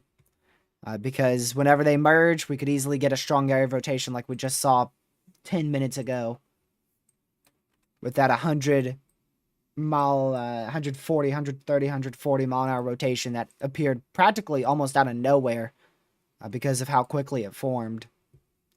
I mean, it formed within like 5 minutes of that supercell merging with it. It took 5 to 8 minutes, and it already had a 140 mile an hour rotation. And then just as fast as it formed, it dissipated. We have lost the tornado watch in northeastern Texas. So you are fully out of the tornado watch if you are in Tyler, Longview, Texarkana, or Idabel.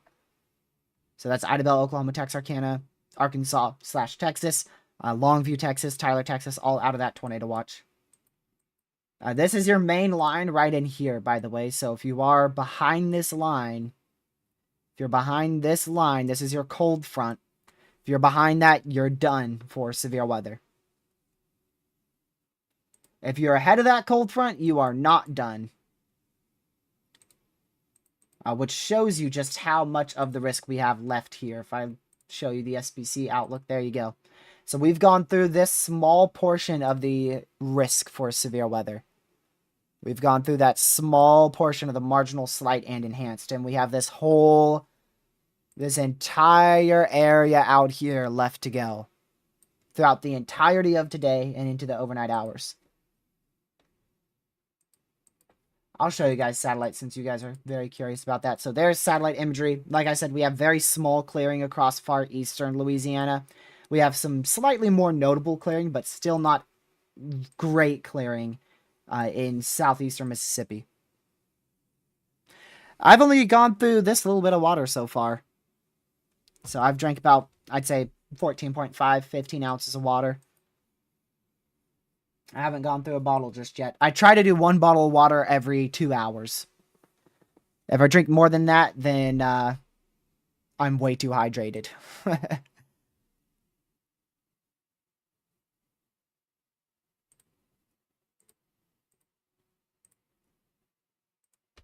New MCD.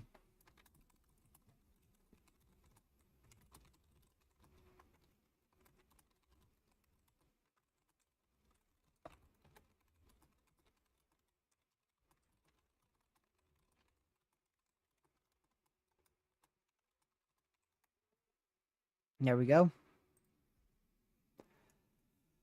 Mesoscale discussion 132 concerning Tornado Watch 20 across portions of southern Arkansas, far eastern Texas, and much of Louisiana. The threat for damaging winds and a tornado threat will continue through the early morning and early afternoon hours. Damaging winds up to 80 miles per hour, hail around 1.25 inch in diameter, as a mature squall line has developed across the southern Arkansas into the far eastern portions of Texas. Damaging winds are the primary threat in the squall line, but several mesovortices. So I was right. Shoot. You do call them mesovortices. But several mesovortices have also been observed across northern Louisiana.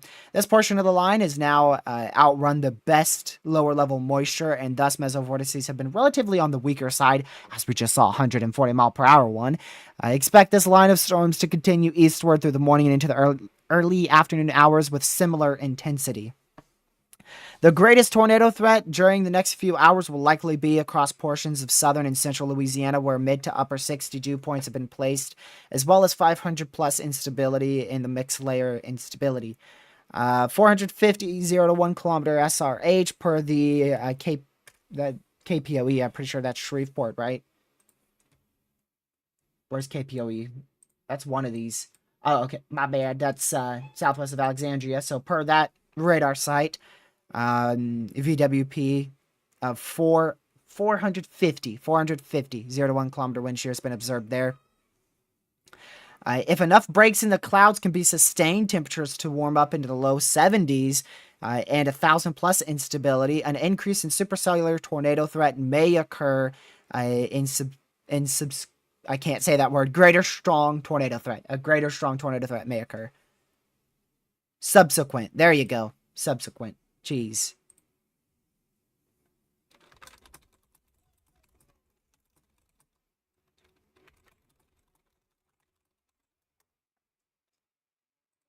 A little too early for me to be reading big words. Here, let me show you that MCD. There you go. That red MCD. So the greatest threat for a strong tornado, according to them, would be over central southern Louisiana if we can get breaks in the clouds, which that's currently occurring in far southwestern Louisiana. You can see between this area and this area, we do have a break in the clouds. However, I don't think that's going to be a strong tornado threat. If we look at the SPC outlook, pretty sure that's a slight. Yep. So that's too coastal, in my opinion. I don't think we'll see much of a strong tornado threat over the next 3 to 4 hours. We may have a brief strong tornado threat every now and then, but a notable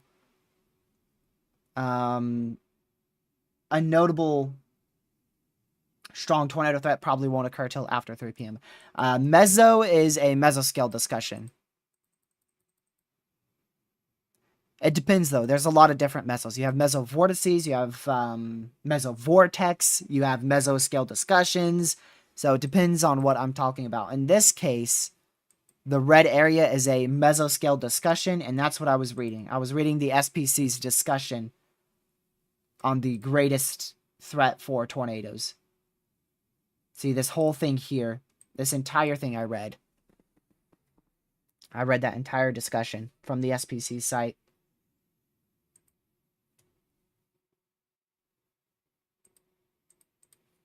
So I'll try to reiterate what meso I'm talking about. In that case, it was a mesoscale discussion.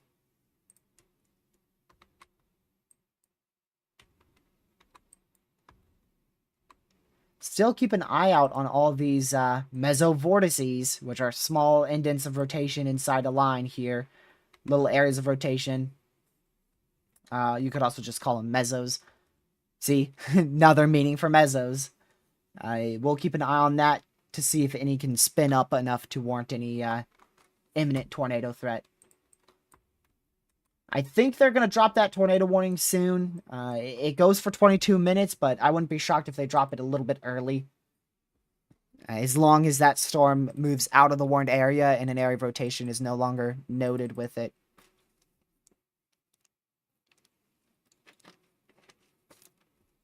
By the way, that unwarned tornado near the DFW area occurred at about 5:40 a.m. Eastern.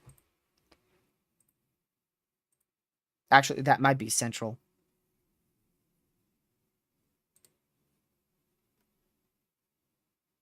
I feel like it was I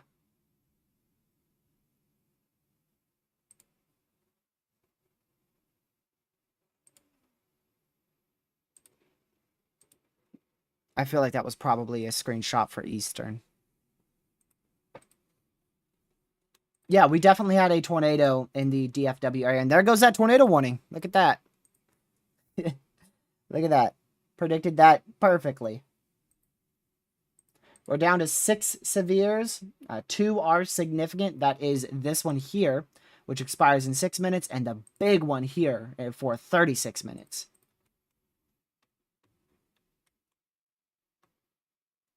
I am slightly surprised that they never ended up issuing a destructive severe inside that tornado warning for those damaging winds that actually could have been up to 100 miles per hour.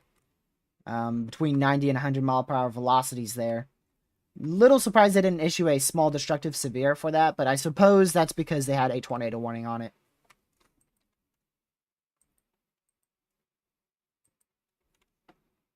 All right, new SPC outlook will come out at any moment. This will get it first. This is GR2 Earth. It gets it directly from IEMBot and the SPC, which is the Storm Prediction Center. So this will get it just as quick as IEMBot on Twitter or IEMBot the site or College of Dew page with their IEMBot section. Yeah, tomorrow's definitely going to do something, Ben, for sure. We'll see a large, widespread area of 60 to 70 mile an hour winds across much of Virginia, North Carolina, South Carolina. And then probably going to see a significant tornado threat in southeastern Virginia, central eastern North Carolina, where I'll be chasing. I'll show you the two different scenarios. Scenario 1 is where I full-blown target the line. That's the HRRR. A very strong QLCS line begins to form at 8 a.m. across much of North Carolina, southwest Virginia, central South Carolina, 60-70 mile an hour winds. It begins to intensify slowly throughout the remainder of the morning hours. Into the afternoon hours, it begins to rapidly intensify at 11 a.m. or noon near central North Carolina. Strong tornadoes, 70, 80, even possibly isolated areas over 80 miles per hour will be possible if that line can get really intense. And then by 1 p.m. Eastern, that line is peaking with semi-discrete cells embedded inside of that line, where we could have the potential for strong tornadoes across southeast Virginia, much of eastern North Carolina. And because that line is so strong, it does not result in much development of your secondary threat in western North Carolina. Scenario 2 is portrayed by the NAM3K model run. If we go ahead and pull this on out, you'll see a relatively weaker QLCS make its way across portions of Virginia, North Carolina. An embedded supercell or two could produce a brief spin-up tornado. Damaging winds, significantly less. You're looking at 50 to 60 mile per hour winds. A much notably less threat for damaging winds. However, in the afternoon hours, you could see some semi-discrete cells fire along that second cold front in Virginia and North Carolina, and those would be able to produce a brief tornado threat if they can get going. In my opinion, I think the HRRR is the most likely scenario, as much as I don't want to admit it because the HRRR has such an HP mess. I think the HRRR is handling that threat the best, better than the NAM.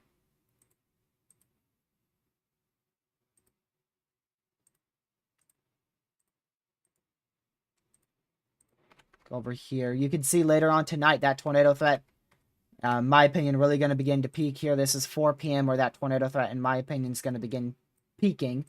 The absolute peak of that tornado threat should be near 6, 7 p.m. When those supercells congeal into a semi-discrete embedded line. And then by the time you get towards 11 p.m. midnight, that strong tornado threat and tornado threat overall will begin to decrease. All right, there's your SPC outlook. So they have maintained a large 30% wind, 10% TOR, and of course it is SIG. No surprise there. That's your greatest wind threat. So no major changes on the SPC outlook there. And look at this. This is a little bit of a bug. This is the tornado threat from last night.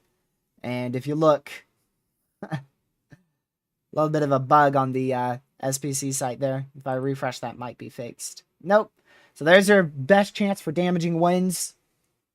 And really going to be focused over Louisiana, Mississippi. Best chance for hail is really just a broad area. 5% chance there. I never closed my intro music. I just realized that. And then the best tornado threat,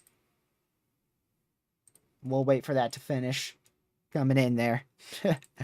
It's not in just yet, but it's still over that enhanced risk for severe weather. There you go. Oh, the whole thing is hatched too. The entire 10% is hatched. Get out of there. So you can see that whole 10 hatched area now.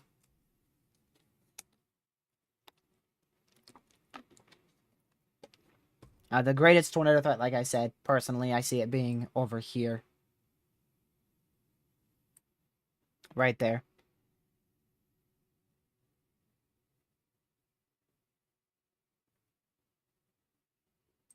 Let's see their discussion. Anything changed? Severe thunderstorms with the threat of tornadoes, damaging winds, and isolated hail are possible today in the lower Mississippi Valley into the southeastern U.S. A couple strong tornadoes will be possible. Recent satellite imagery continues to depict a maturing cyclone across the central and southern plains with an embedded shortwave trough moving through its southern region across Texas.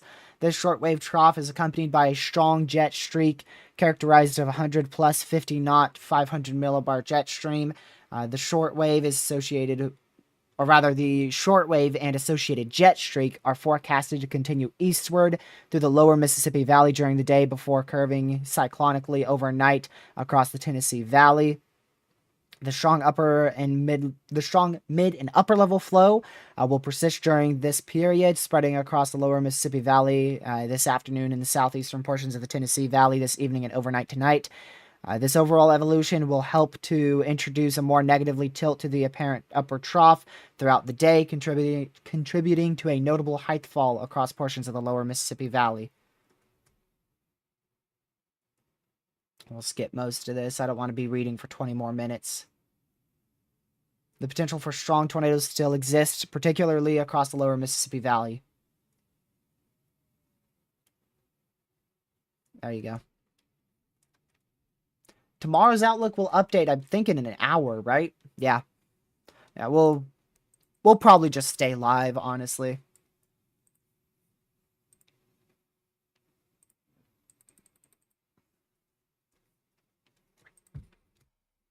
My plan was to end now and then come back later, but I don't know if I want to. I'm not sure if I want to just end now.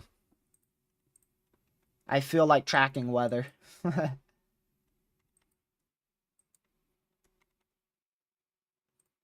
But my plan was right. I did assume that the threat for tornadoes would be decreasing towards 11:30 because I planned to end at 11:45 Eastern, but like I said, I probably am not going to. I appreciate you guys for hitting that like button. If you haven't already, make sure you hit it. Also, share this stream with your family, friends, social media. Pretty sure I'm just going to remain here all day. I don't think I'm going to end up ending. I never know, but I don't think I'm going to end up ending unless my parents really need me to. But considering this threat is going to be an all-day thing, I kind of want to be here all day. But we'll have plenty more of severe threats to track in the near future. GFS is still going strong on the threat for severe weather Saturday. This upcoming Saturday, March 8th. I didn't even check. Did the SPC say anything again? They could have outlined a 15% chance on their outlook, and I wouldn't have even known till just now. Because I wasn't checking. No, they do say destabilizing warm sector, which could support more organized severe weather potential. I think they're talking about Sunday with that one. That's March 9th, which is their day 6 outlook. Yeah.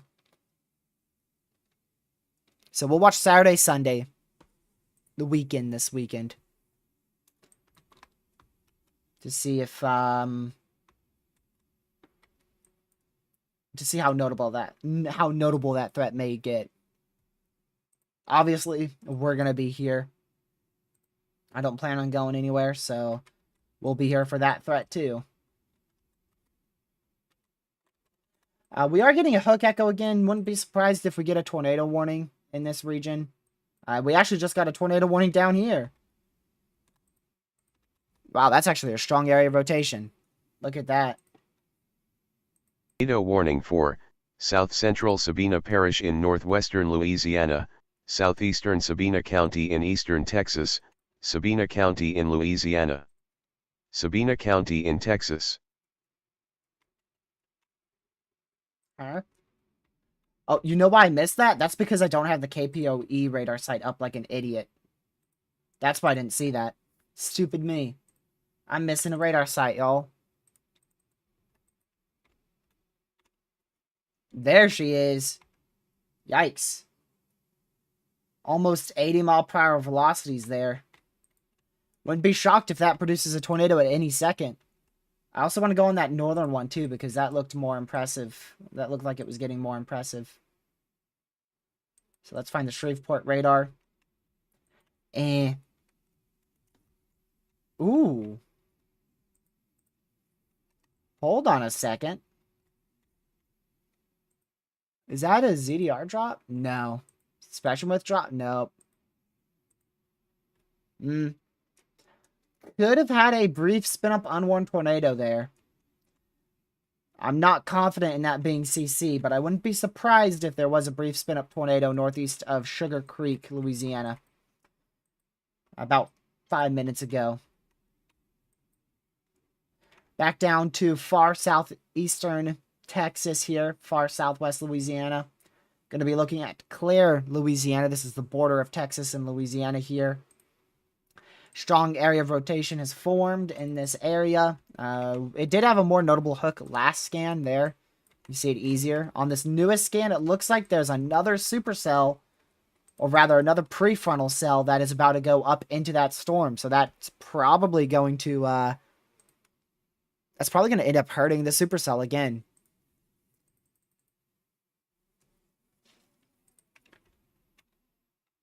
That might end up hurting the supercell. We'll see if it aids in it, but personally, I think that's going to hurt it more than help it.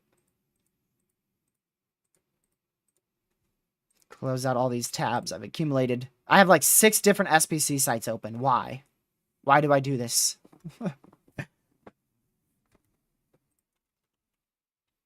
going to go back north again. Just keep an eye on that area. Well, if it did produce a weak tornado, it's definitely gone now. So that's the good news. Bad news is it may have produced a weak spin-up tornado. Yeah, we're starting to get a lot more convection out in front now. In southwest Louisiana, you can see a lot more of a mess starting to form here. You see that here too. You can see this much larger area of a mess beginning to form in front of the line. Which that could both help and hurt the tornado threat. How could it hurt it? Well, that could be destructive cell mergers. How could it help it? Well, that could be helpful cell mergers for supercells to try to produce tornadoes. Also, these could eventually have a threat for prefrontal tornadoes later down the line. Personally, I think they're going to be more of a cell merge ordeal as opposed to being supercells themselves.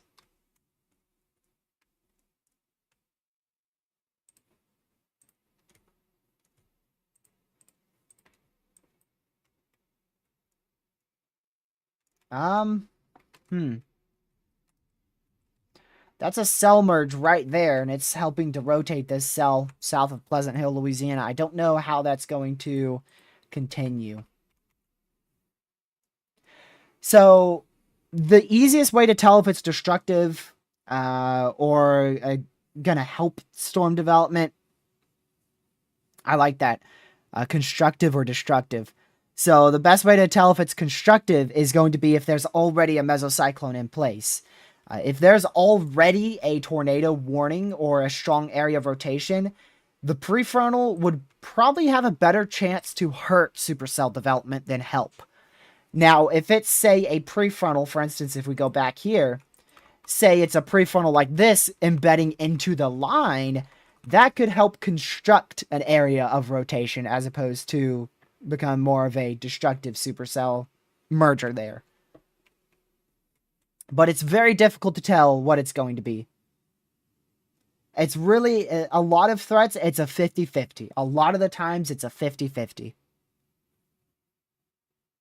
But for me, if the supercell already has an established area of rotation and then it gets a cell merge, I'm going to immediately think that has a better chance to kill the supercell than help.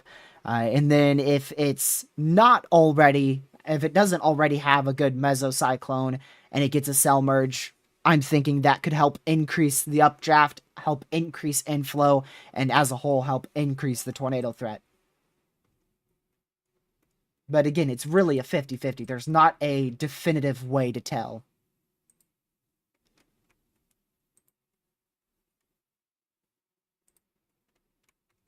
As you can see here, this supercell merging, this prefrontal merging with our supercell has actually destroyed this area of rotation yet again.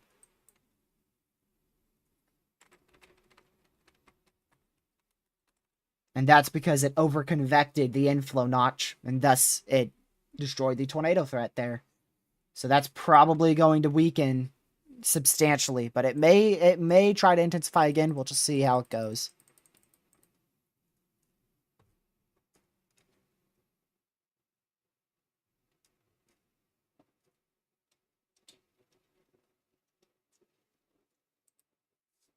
Okay.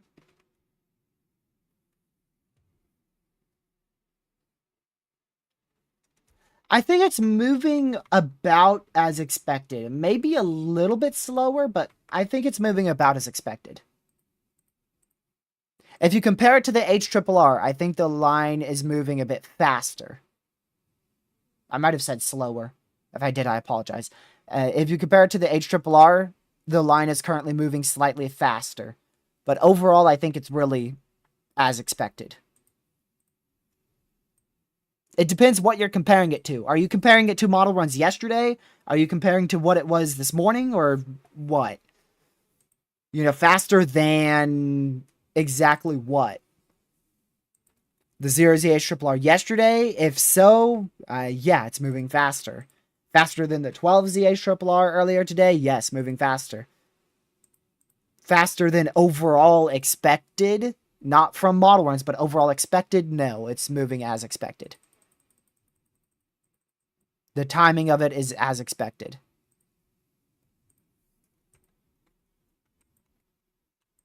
Ooh. Watch this area that just got a prefrontal merge right here. See this large curvature? It just got a prefrontal merge.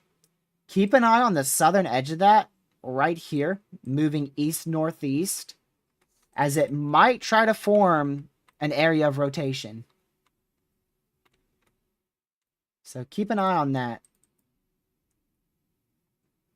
There's a lot of little regions to watch, but I don't see any overly concerning areas at the moment. The area of rotation in the tornado warning is still dying out. Yes, we could easily see multiple strong tornadoes today. There's even a chance we could see a long-tracked intense tornado in southeastern Louisiana, southern Mississippi. This area here will have the best environment later on this evening and tonight. The long-tracked part's going to be a little difficult to achieve. Due to your lower level lapse rates being low.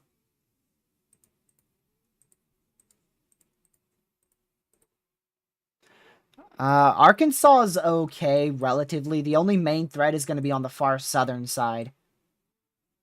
If you're in far southern Arkansas, which, of course, the cold front's here now, so if you're in this portion of Arkansas, can't rule out damaging winds of 60 miles per hour. Isolated as high as 70, some small hail up to half-inch in diameter, and a brief spin-up tornado can't be ruled out.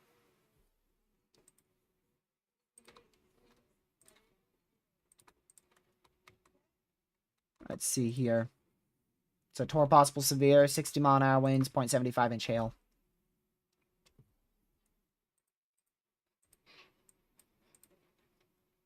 Yeah, you can see that area of rotation really has died out over the last frame or so here. It's still present, but it's not as strong as what it once was. Actually, that scan is behind. The scan's almost 10 minutes behind. Blame Radar Omega, not me. So yeah, it was pretty strong, but now it's becoming more embedded in the line, and it's turning more linear. Still watching this area for a little indent, potential hook eventually. No imminent tornado threat with that, though. There's a lot of little areas to watch.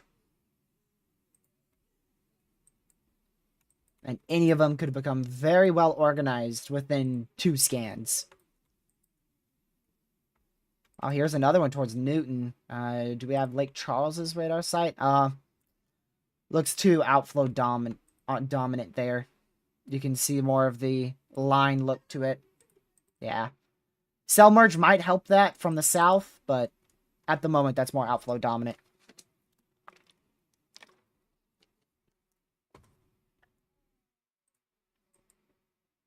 That tornado warning expires in 15 minutes.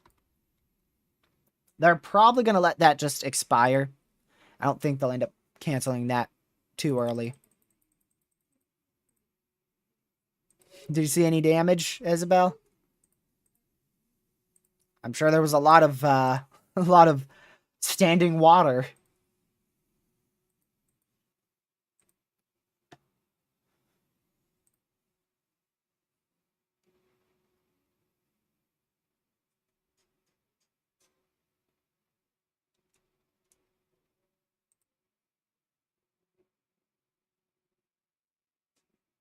Let's see here.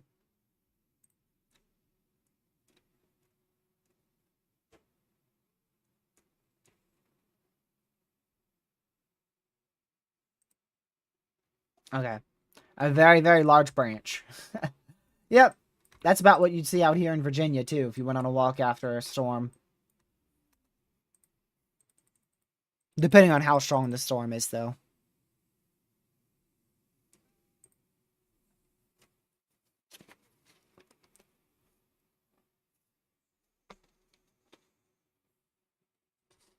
Right now, I think these prefrontals are hurting the threat more than helping.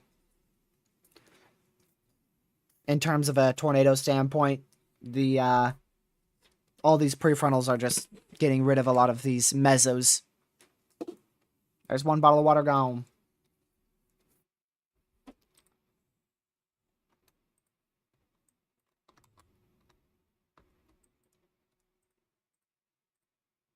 So the far northern severe, actually not the far northern severe, the far northern severe in Louisiana is TOR possible. And then the far southern severe in Louisiana is TOR possible. And then, of course, you have your tornado warning. Jessica Palmer, welcome to the stream. Thank you for that $20 donation, I think 2 streams ago. I apologize. I missed your donation. I saw it right at the end of the stream. I saw that there was a donation. I was like, no, you've got to be kidding me. I missed it right when I ended the stream.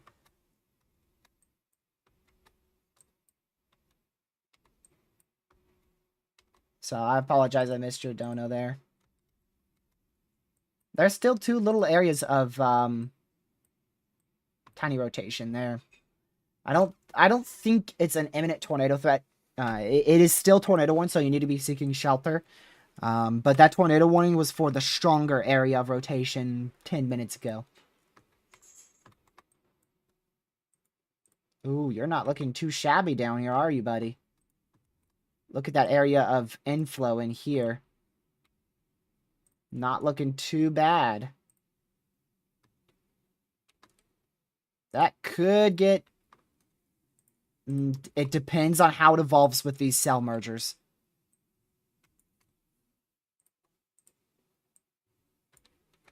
We'll see how it evolves with the cell mergers. Montgomery, you're in a severe, actually. For 60-mile-an-hour winds, 1-inch hail. By the time the storm gets to you, still going to be about 50... that might be too long. I'd say about 30 to 40 minutes. About 30 to 40 minutes away. So you're looking at about 12:20 Eastern, 11:20 Central. Before the line gets to you. There could definitely be a spin-up tornado threat somewhere on this line.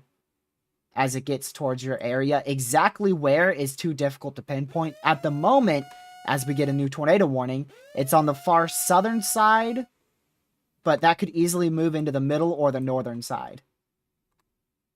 So there's a new tornado warning for these tiny little areas of rotation here. Tornado warning for northwestern Vernon Parish in west central Louisiana, Vernon County in Louisiana.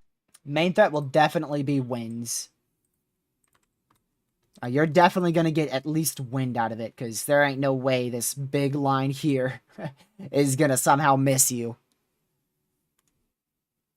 It will begin to break up towards the...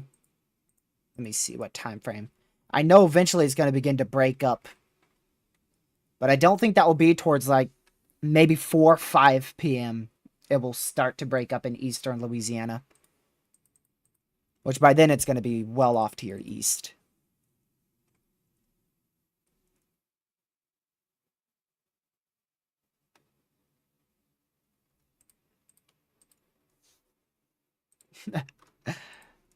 Oh my word, I just saw someone call this event a bust.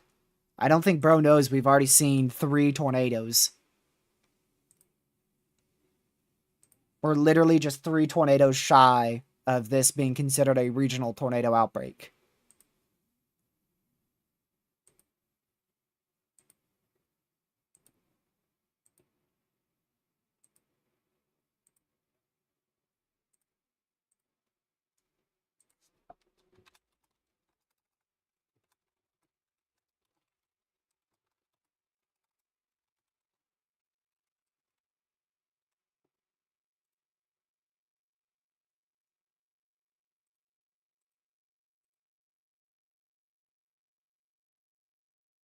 Sorry, I'm looking at our instability. I apologize.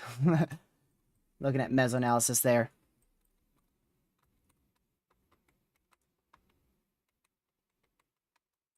Let's go to GR2 since its radar knows how to update, unlike Radar Omega.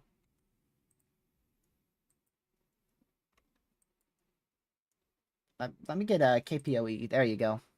I'm watching that little indent just on the border of southeastern or east central Texas, west central Louisiana.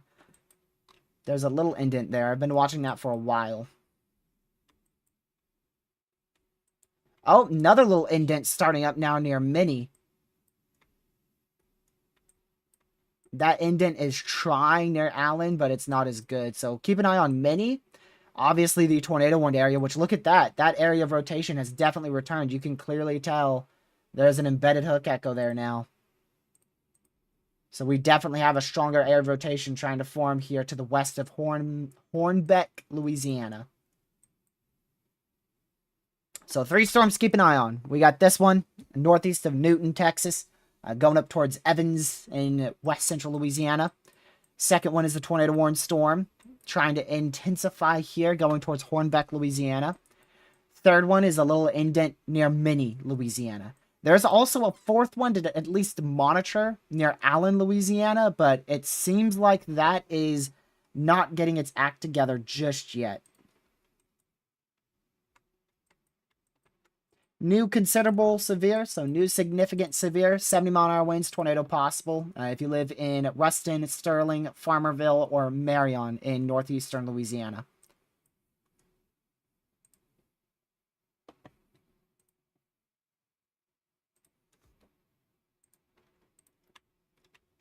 Let's go back to the KPOE radar site. Go back here to this cell. Go back to ZDR. That is a really good ZDR arc. You can see a very clear ZDR arc right here. Very, very obvious supercell embedded structure there. Now you'll also notice you have a lot of ZDR out here. This is basically meaning that we've got a lot of rain in the inflow of this supercell. And you can see that's very obvious on reflectivity as well. So this could definitely prevent the supercell from intensifying substantially. You also have, from what I can tell, You have some mergers coming off from the southwest moving northeast that could easily hit the hook echo and dissipate it. Or maybe, on the rarer occasion, could aid in tornado genesis.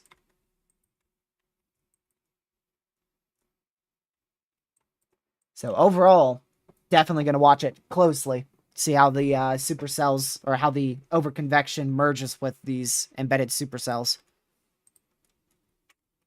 And one of those little mergers are actually in the inflow notch right now.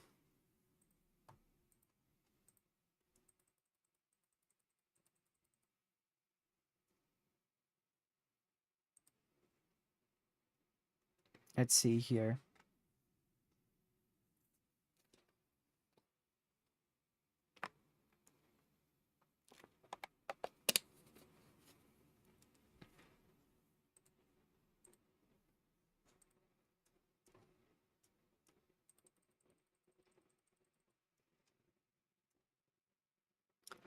Also, let me go here. I've completely forgotten about this. Did that blizzard happen? When was that blizzard supposed to happen?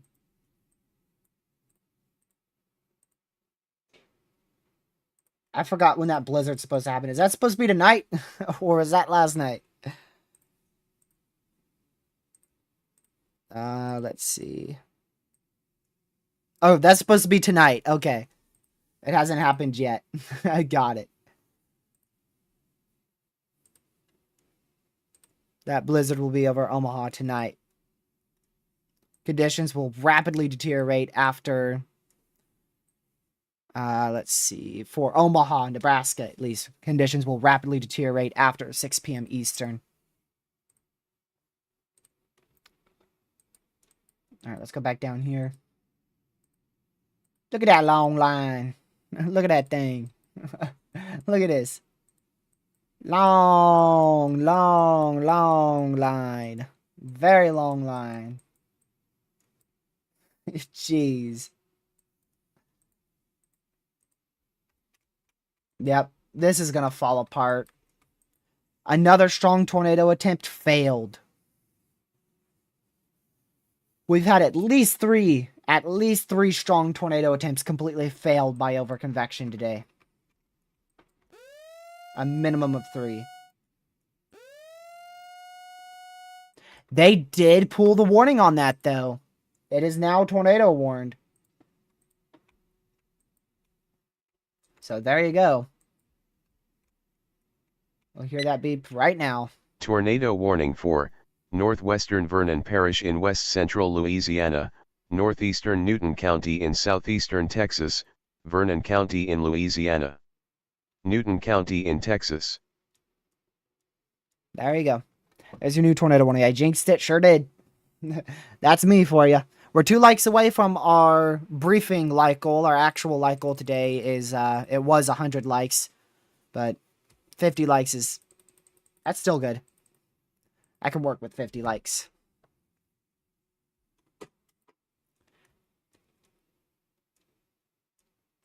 Let me go here to the HRRR. Let's see the new HRRR again. I gotta check every single HRRR, look for every single uptrend so I can say moderate risk on Twitter. That's a joke. That's a joke. I mean, look at that. You've got a huge area of inflow here. Huge area of inflow. And a strong, very strong outflow. But you just have so many cells everywhere, the supercell can't organize. I mean, we could have probably, I'm going to be honest, we probably could have had a intense tornado threat today. Warning for very intense south central Natchitoches Parish in northwestern Louisiana, southeastern Sabina Parish in northwestern Louisiana, Natchitoches and Sabina County in Louisiana. I would go so far to say is we probably could have had a potential violent tornado threat today. If we didn't have an overconvection issue, this probably could have had an opportunity to produce a violent tornado. somewhere in today's environment. Because the amount of areas of rotation that I have seen that get to 100 miles per hour and then just immediately fade out, we've seen 3 of them already. And one of those got to almost 150 mile an hour rotation before overconvection killed it. So honestly, if we didn't have overconvection today, could have been a very notable tornado outbreak with multiple intense, maybe even a violent tornado threat. But thankfully, overconvection is an issue, so we downgrade that all the way down to a few strong tornadoes possible. Can't fully rule out an intense tornado.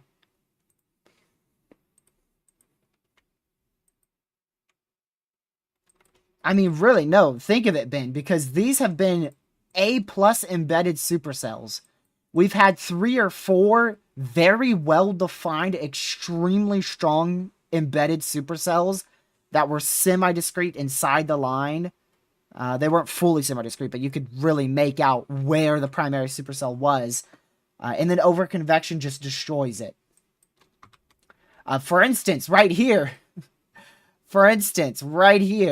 A huge embedded, partially semi-discrete supercell. And you've just got overconvection that's going to feed into the inflow and destroy that very strong tornado threat. Another instance, right here, embedded supercell, and you've just got overconvection feeding right on up into that inflow. This is more of where your embedded supercell is, right there. Right in there. And again, overconvection. Shoot, we could even go up here to where our areas of rotation aren't that strong, and you can make out good curvature. There's good curvature there. But overconvection is going to prevent that from being a substantial tornado threat.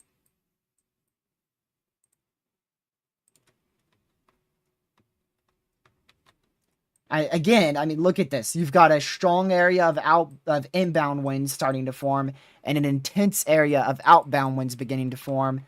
And if we didn't have overconvection here, this would have already been producing most likely a strong tornado. But you just have so much overconvection there. That's an old scan. Look at this. That is a pixel of 100 and almost 50 mile an hour rotation. That is cap. That's a lie.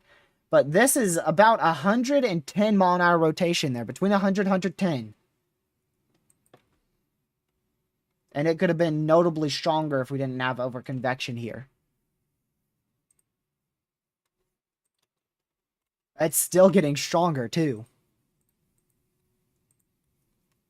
So this overconvection is going to save us big time on our significant tornado threat.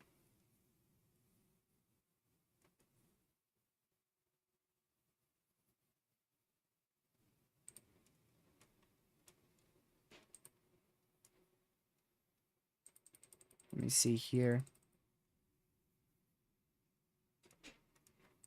Okay. More south. Really not going on that one in Evans because of overconvection. But this northern one, it's gotten its act together despite being completely embedded and having a bunch of overconvection. You can see where the primary supercell is. This is your primary supercell right in here. Your flanking line of convection is back out here. Where your tornado would be located, I drew that a little bit too far south. Your tornado would be located right up in here.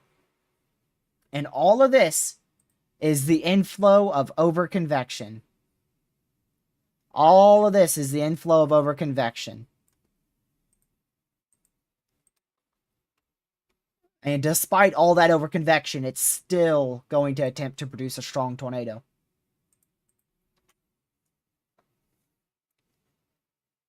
All right, the outbound winds are up to 80 with the inbound winds up to 25.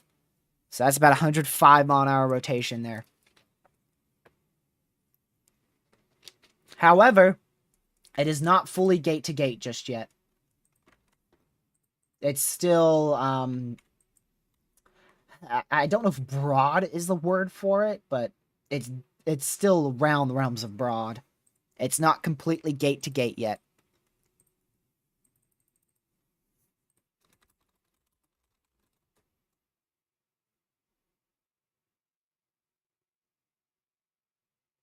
Yeah, broad is the exact word for it, actually. Newest scan, you're up to almost 85 on your inbounds, almost up to 30 on your outbounds. And again, remember, this is reversed. Actually, I wonder if... I don't want to screw up my radar. Let me go to Radar Omega, see what that shows for it. See, I don't want to screw up my radar.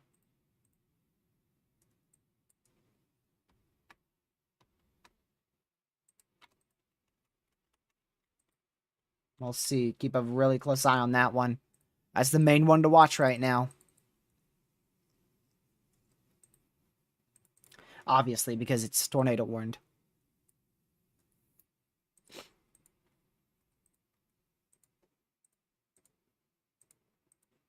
HRRR has kind of trended back up to the overconvection mess.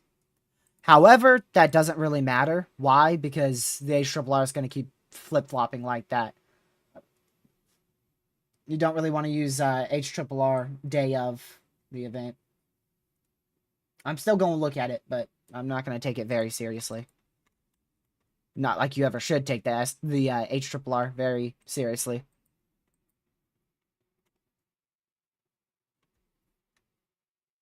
How often has TRG screwed up his radar? Not very often. I don't think I've screwed up my radar very often.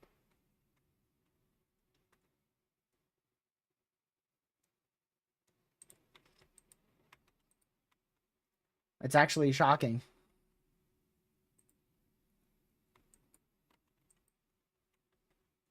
Ooh. Watch that. This little tiny pixel to pixel action there. We'll keep an eye on that little pixel to pixel there. There's still a few broad areas here. Again, we're just looking at these little areas of small rotation. None of them are tight. And then this is a very large, strong, broad area of inflow. Very strong, broad area of outflow. So basically what this means is you just have a lot of winds that are going like this way, and a lot of winds and strong winds going up and over into the supercell like that. And it's creating this large area of quite strong. I almost said tight, but it's not tight. It's just a very large, broad region of strong rotation. This whole area here. And there might be a smaller area of tighter, but not as strong rotation embedded inside of this. So we'll keep an eye on that little pixel there. Go back up north, see if anything's changed up here. Nah. We got a new scan. I want to see. Is that the new scan? Whoa, whoa. No new scan on velocity yet. Yeah, even if we don't see a debris signature here on radar, that doesn't necessarily mean that this storm hasn't dropped a tornado. This storm could drop a tornado so fast that it's not even picked up on radar, and it could also drop a very quick, weak tornado to the point where it doesn't loft a lot of debris. Just a reminder that not every tornado is going to be seen on radar. Now, the stronger ones you typically can see on radar.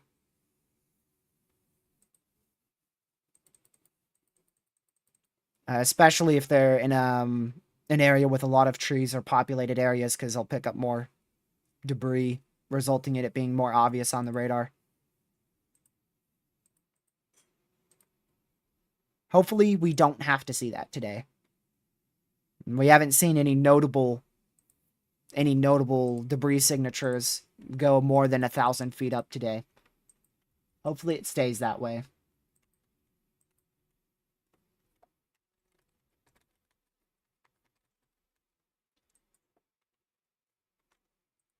I'm not sure if we've had any homes impacted out here in Louisiana. I know we had homes hit in the DFW by a tornado, like I said, near 5 a.m. this morning. Outside of that, I haven't heard anything of homes being damaged by tornadoes.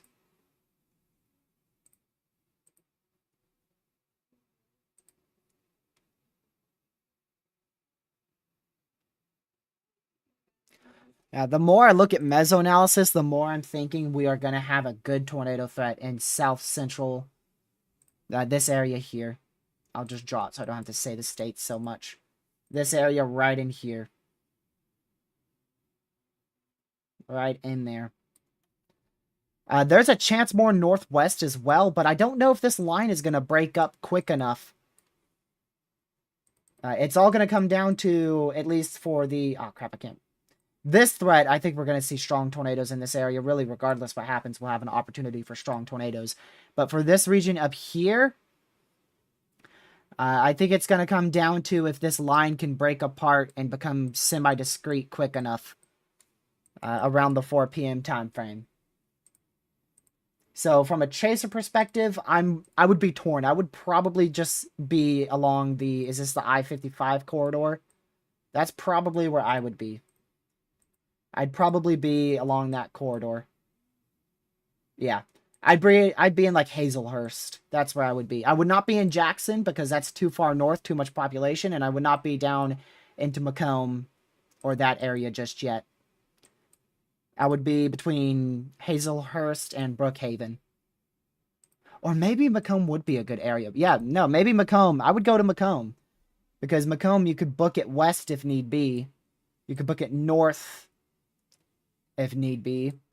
And if you absolutely have to, far north and then west. And then you could book it south and then east. And then you can also just book it east. I would definitely be in Macomb. That's where I would be. Smack dab right in the middle. Right in Macomb. That gas station. That gas station or that Wendy's. That's where I'd be at. Right next to that interchange. To where I could go wherever I need to.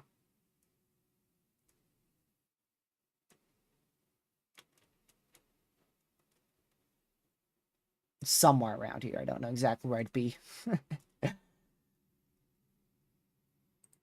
Another issue would be running out of daylight. It's only 11:12 over there, so that's not bad.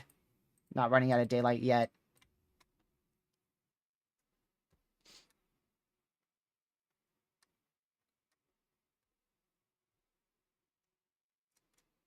We don't have any mods in here. You know what? Ben, you've been here long enough.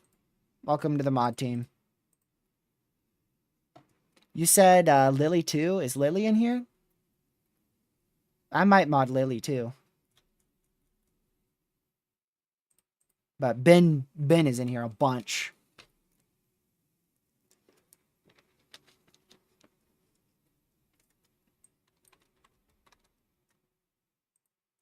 Also, if you stick with me through winter. Winter is when people start to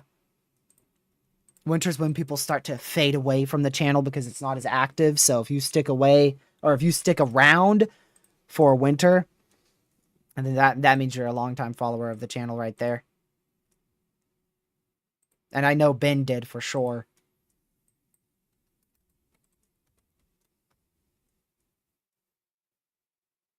Let's see. Oh, there's Montgomery. You have a lot of convection to your west. So I'm thinking all this prefrontal convection and the rain you're getting now, that's probably going to save you from a good tornado threat. That is probably going to save you from a really notable tornado threat.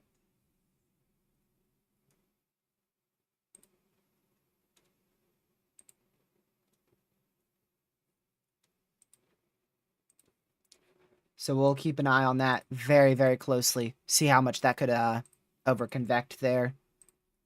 It's obviously overconvecting a lot, but more importantly, I should say, we're going to see how much that's going to merge into these storms. See if it aids in any tornado genesis. lot of little areas of rotation, and then, like I said, we still have this broad area of strong rotation, but it's broad. It is not tight. It's not gate to gate.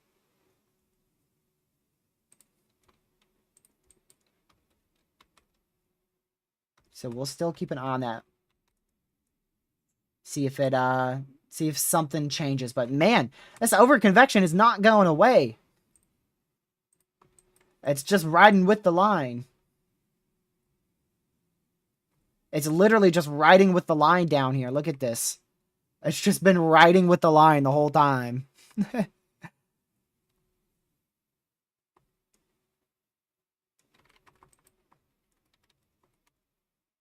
That's what's going to save us from that intense tornado threat for the moment. But this overconvection will eventually become less of an issue as we go into southeastern Louisiana.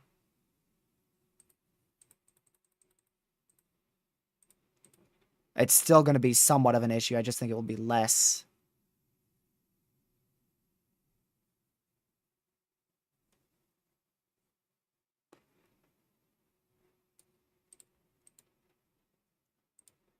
That's definitely a primary tornado threat. Southeast Louisiana is by far the best area to go.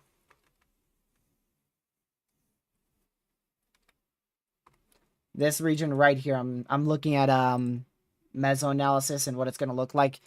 Specifically, this region in here. That's like very much pinpointing it. So, like I said, I would be in Macomb because obviously that's where storms are going to hit in this area first.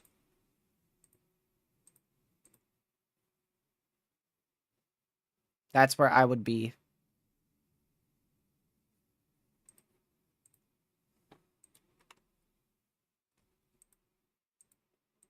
Does your wind shear die off? No. So it's just your instability that limits that tornado threat in Jackson. But I wouldn't be so confident in that being a big issue. Like, you're probably still going to get a good 500 instability there.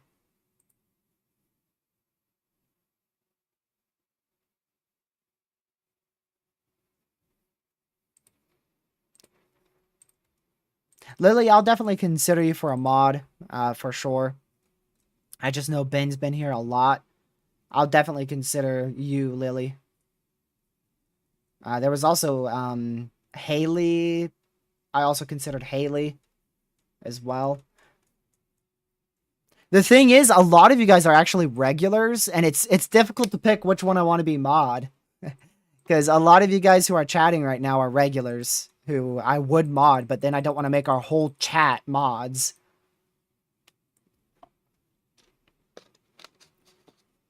But slowly, as I get bigger on YouTube, I'm just going to have to get more mods, so...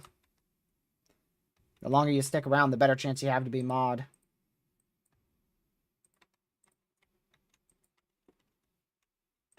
And it's difficult to find the real regulars, because you're a real regular. Proxy, Lily, Haley, Jessica. You guys are here very, very often. Caden. There's more that I missed too, that I would definitely consider for mods in the future. There's a lot more.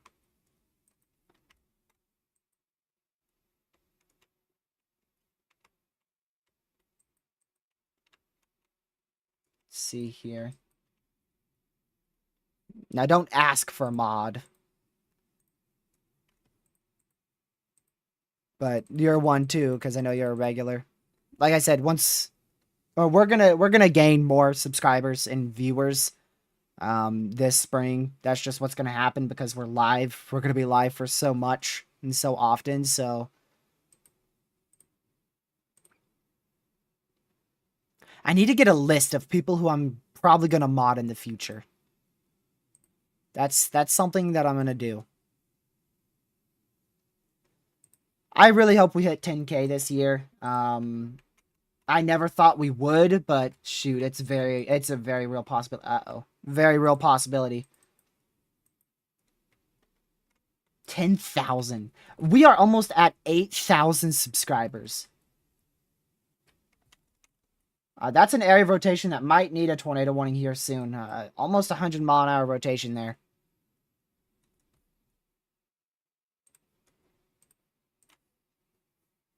$8,000 subscribers. That's just a number I still haven't fully wrapped around. I don't think I ever will. I never thought this channel would get more than 100.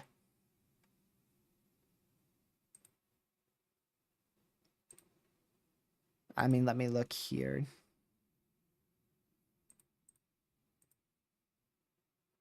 What were we at spring at this time?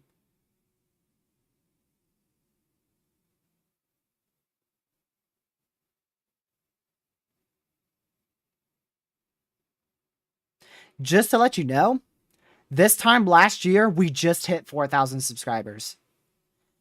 So we've doubled our subscriber count.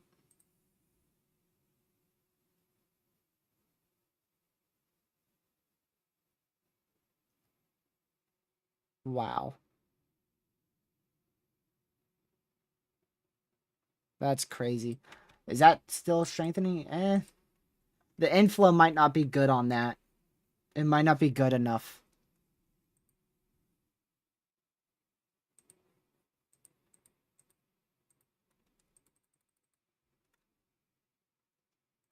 Obviously, it's all you guys. I just sit here and talk about the weather. You guys all do the work.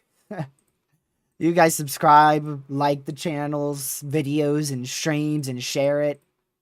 Of course, I do a lot of effort because I have to make the videos and live stream it, but I'm not technically the one who actually grows the channel. That's all you guys.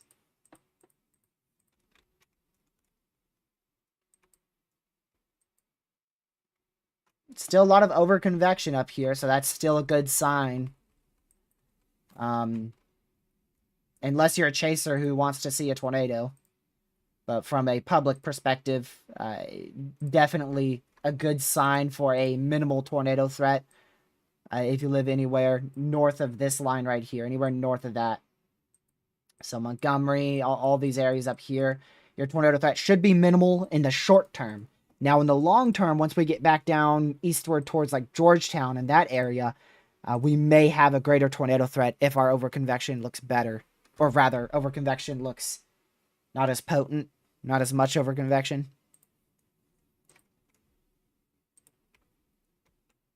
Let's see. I think that it's got a lot of winds. It's got a lot of winds. Oh, they did put a considerable on that. That's good. Good job, National Weather Service. They upped that to 70-mile-per-hour winds. I can't tell if that's like strong rotation, but it's definitely got a pocket of 80-mile-per-hour winds right there. 70 to 80-mile-per-hour winds in that pocket. Is that going to become a tornado threat? I'm not too sure. It looks like we have a window of lesser overconvection to the south. So if it doesn't go too outflow dominant like it is at the moment and that inflow picks up a little bit more, this could be a tornado maker in about 15 minutes.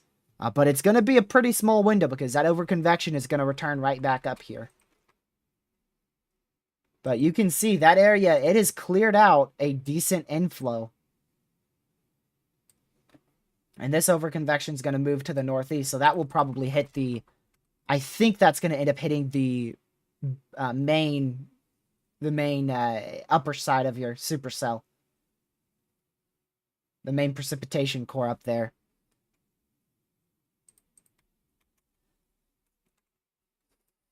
Shoot, I'm glad to see overconvection too. I never want tornadoes, especially in populated areas. I'll take a tornado in an open field near my house, but I never want tornadoes, especially if they're in populated regions.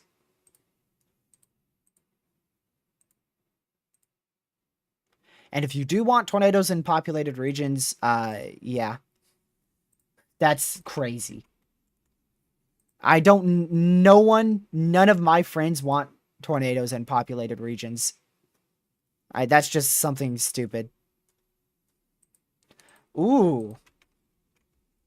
Ooh, yeah, that inflow is starting up more pixel to pixel than I expected. Look at that huge... Oh, wow. Yikes. Yep, we got a Dixie Alley classic here. We got a Dixie Alley classic. Woo! Hey! Wake up! Wake up! Lake Charles, Shreveport, who's over here? Wake up! We need a tornado warning. Who is this? Who issues these warnings? What? Is this Lake Charles? Yep, Lake Charles, wake up! It may be time to put a tornado warning on this. It's definitely time to put a tornado warning on this. Wake up. Get up. They're probably making it right now, to be honest with you. They're probably making it. We'll see. We'll see if they issue a warning or not.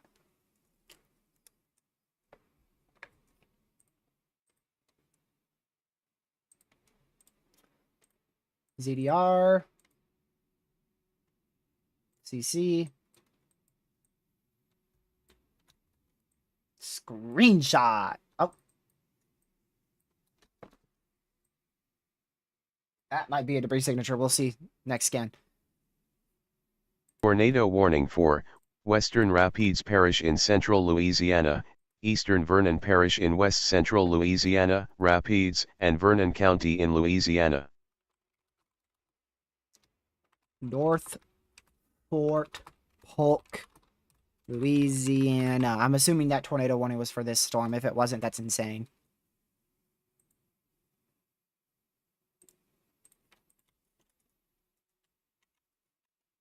Let me just tweet that. There you go.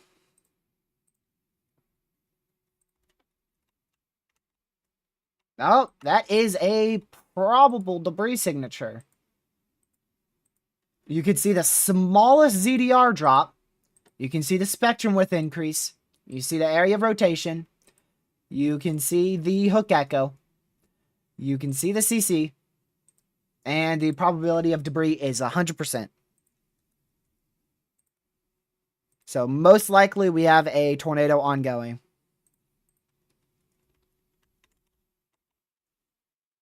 So if you are in this area, North Fort Polk. Jeez. For some reason, I struggled to say that one. North Fort Polk. Make sure you're in your safe spot. Tornadoes ongoing to your south. This may be short-lived because the hook echo already looks like it's starting to occlude up into the base of the supercell. So this may be short-lived. But we thankfully did get a tornado warning on that, so that's good news.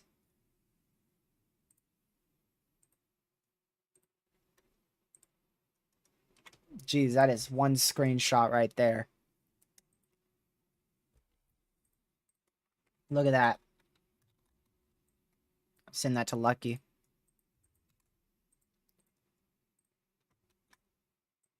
And we'd be dealing with probably 3 or 4 of this type of supercells today. Like over the last 4 or 5 hours, we probably would have seen at least 3 or 4 of these big, strong supercells if we didn't have overconvection. Yep, that's still on the ground. And the one time we don't get overconvection, look what happens. Just for a minute, we stop getting overconvection for like 10 minutes. And look what happens. Oh, jeez. It's like 110 mile an hour rotation right there.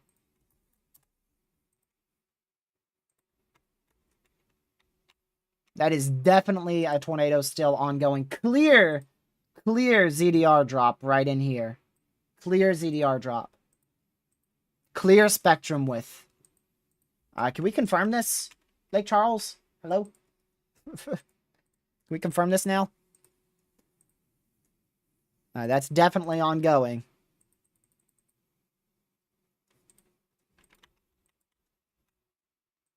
I'll go ahead and 4-panelist tweet about it again.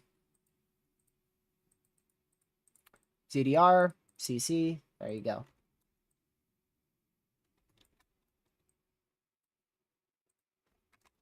Tornado, ongoing, south of North Fort Polk, Louisiana. Still going.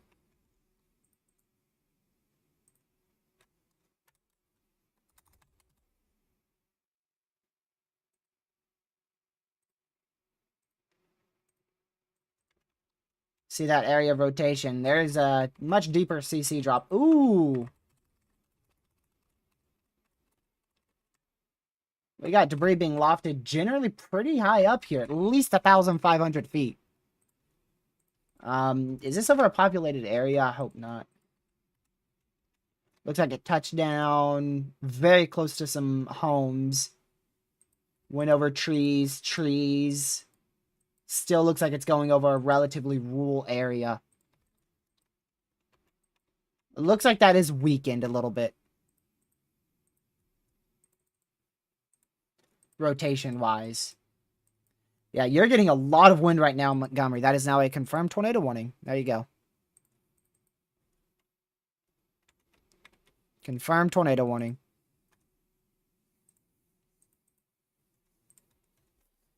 Took a little while. Not too bad. Not too bad.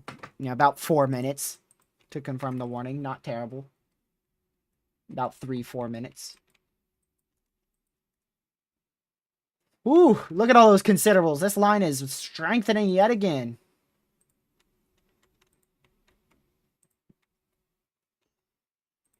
To see if I ended, I would have had like a 30-minute break and then been right back on here. That's why I didn't end.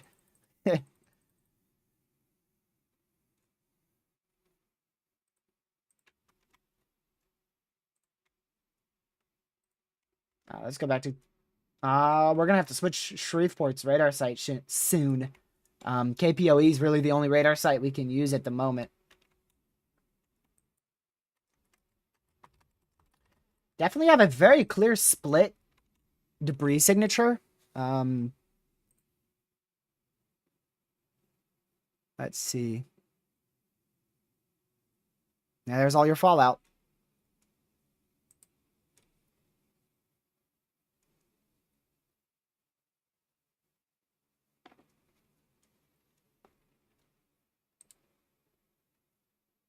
Wow.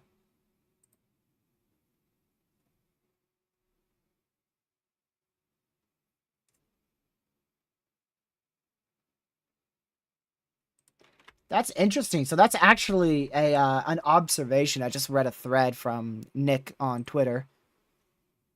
Awesome radar analysis guy. And apparently, split TDSs are actually noted in EF2 strong to violent tornadoes. Sometimes the TDS splits before the tornado explodes in intensity.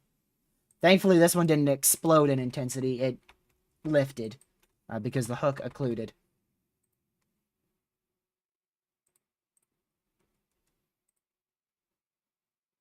There's your day 2 outlook for me and Lucky. I can't see that on here, so what I'm going to do is I'm going to very quickly, before it comes in, experimental products, National Weather Service. They've maintained the enhanced large 5% TOR. That's not the right probability. Nope, that's not the right probability. No, that's 12 UTC. It's actually, no, that was 630 UTC. It is 1730 UTC. That's not the right probability. I know they've maintained the enhanced, though. By the way, this tornado is lifting now. You can see, wow. Yeah, this might have been a strong tornado. It definitely lofted debris near 2,000 feet. It mostly hit trees. There may have been some homes hit, but most of it seems to have been trees. Definitely was a strong tornado. I just don't think it had enough debris to pick up to loft debris any higher than that. Any higher than 2,000 feet. This is really the only area of rotation I see at the moment. It might be a few minutes before everything tries to recycle and we may get a few little areas of rotation again. Bless me. I waited till the very last second to mute because the last time I muted early, the sneeze just decided to go away. All right, there's your update. 5% Tor. And it's still enhanced. Obviously. That's not the right discussion. Gotta wait for everything to come out. Takes a minute, huh?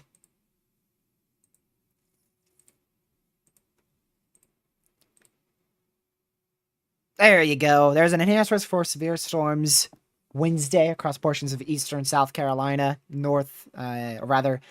eastern South Carolina, eastern North Carolina, southeastern Virginia. Severe thunderstorms capable of producing scattered, damaging wind gusts and few tornadoes are possible Wednesday across parts of eastern North Carolina, southeast Virginia. I'm just going to read through all this. Oh, my word. Looky there. Intense wind fields will support the threat for at least scattered damaging winds with these storms as they move through North Carolina throughout the day, in addition to large clockwise curved photographs with around 300 0 to 1 kilometer helicity. This will support the potential for some tornadoes. A strong tornado will be possible, especially with any supercell that is embedded inside the line and can be maintained. Wow. After this threat, the potential for a couple supercells and or an organized line segment with damaging winds, hail, and possibly a tornado or two could be possible across portions of central North Carolina in the early evening hours. They're still mentioning that second round of storms.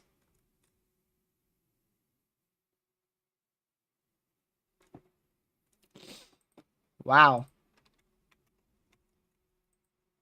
Random guy, you missed the first strong tornado of the day.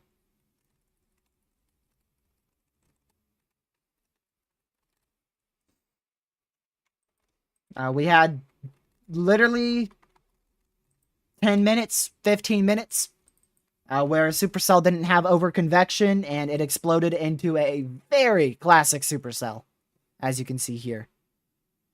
Roanoke won't be the main target area. There is a chance Roanoke will be a target area for the second round towards the evening hours. Your best chance for any tornado threat would probably be towards the 5-6 p.m. Eastern time frame, right around there. But you're definitely going to get damaging winds. Brief spin-up tornado will be possible in the morning hours. But my main target area will be Eastern NC for sure.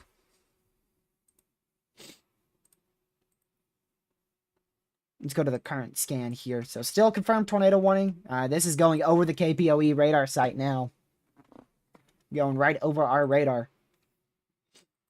Ooh, new tornado watch will be needed soon. I didn't realize we're that close to the end of the tornado watch. All right, I'll be right back. I'm going to get a little break in whilst we wait for things to recycle. I'll be like literally 2 minutes.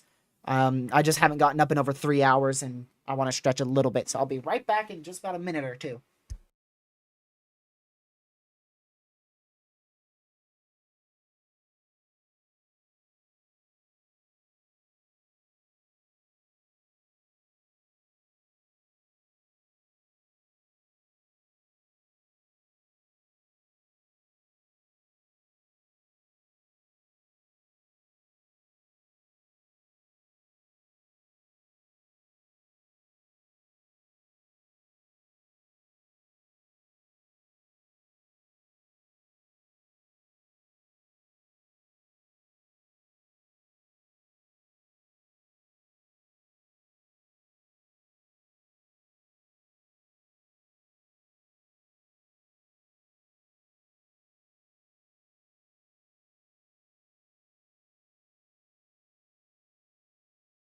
I'm back. Good morning. I'm ready for at least another 2 hours of sitting down straight. Unless Lucky gets early. Lucky comes here early, then I'll go eat. But I probably won't eat till like... I'll try to time it perfectly. I'm gonna try to time it perfectly.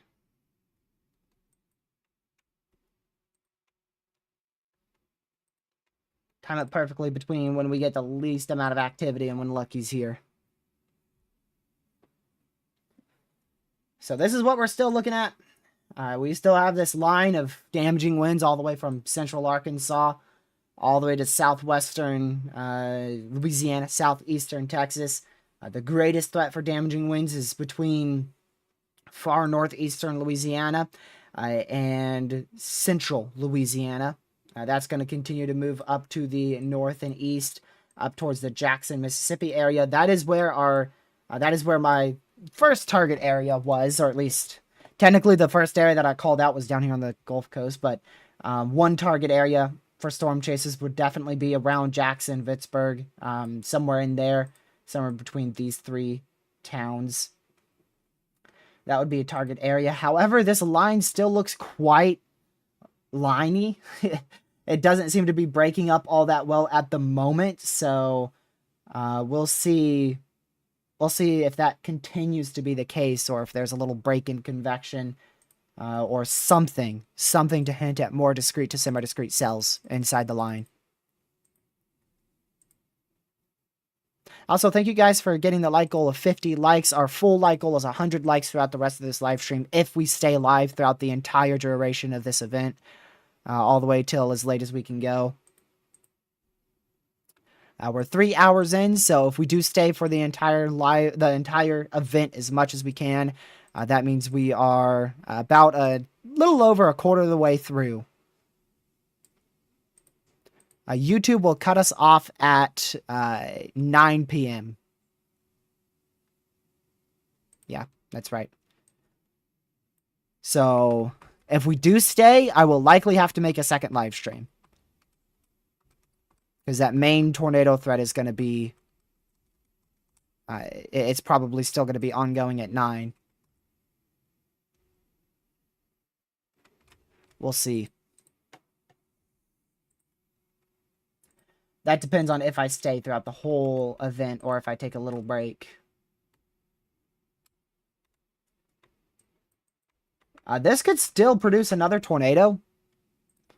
This merger is going to come up northward and probably help aid in some tornadic development. And you can see it still has that very nice supercellular structure to it. A very large embedded supercell here. You can see it, huge embedded supercell. This whole area. Now that's not the main part of the supercell. The far northern side of that is still part of a different cell. So your primary supercell is more of in here. Right in there. Because this northern part is still part of a different cell. Let me draw that in blue. There you go. So that's your main supercell there. Your inflow is in the yellow, all right in here. And you can see you do have some prefrontal convection moving northward. There is some prefrontal convection moving northward that may aid or hurt tornado genesis. We'll see. And then, of course, you have your flanking line of convection back out there. It is still a very classic supercell, and will most likely attempt to recycle, depending on what this convection here does. 40 people is not really an only in my mind, and considering there's people who have thousands times more of a subscriber count than me, I'm grateful to have more than just one person in here.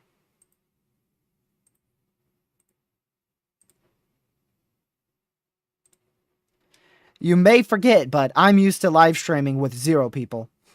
I streamed with nobody watching for almost a good year. There was 0 to 2 people watching for about a good year. So 40 is still a bunch.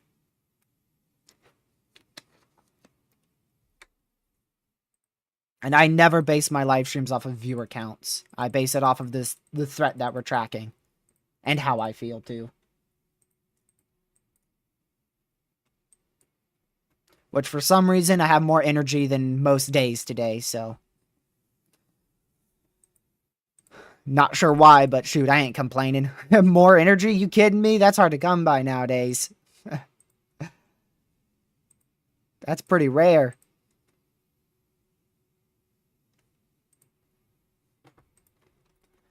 So still going to keep an eye on this. You can see that Hook's trying to come back. I don't know if that merger is going to be playing a big role in this Supercell's life, but shoot, we about to find out real quick. Because whatever it's going to do, it's going to have to do it now. That merger is either going to start moving a little bit more west and go into the Hook, or it's just going to go right into the base of the Supercell and probably not play much of a role in Tornado Genesis.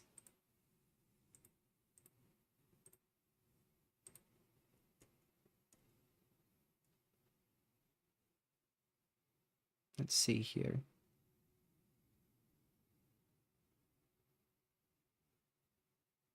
Okay. New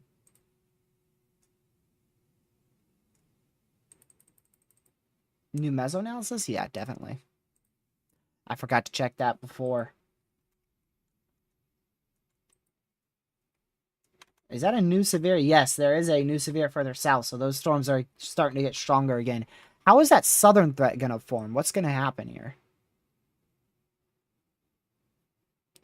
So according to the HRRR, which is not very reliable, it's the most reliable thing we have, but it's not very reliable. The cold front back here is going to keep pushing eastward, and eventually we'll see so much convection over here that once that cold front gets through all that convection, eventually the cold front will strengthen as it hits all that convection and then a better environment towards Baton Rouge. So after it's done 30 different mergers and makes it to Baton Rouge where the better environment will be, which will probably end up being near 7 tonight, 6, 7 tonight, that's when your tornado threat will be the greatest. Again, your peak tornado threat starts about 3, 4 p.m. Eastern and lasts all the way till about midnight, but your absolute highest chance for tornadoes today will be from about 6, 7 p.m. Eastern through about 10 or 11 p.m. Eastern.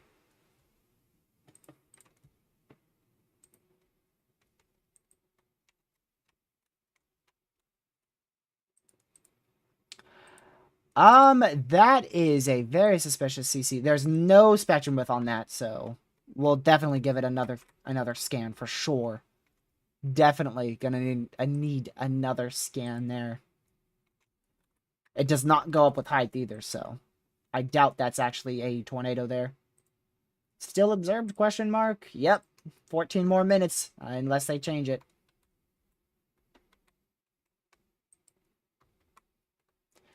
Yeah, you're starting to get more over convection here. That's definitely going to play a role in tornado genesis, maybe preventing it.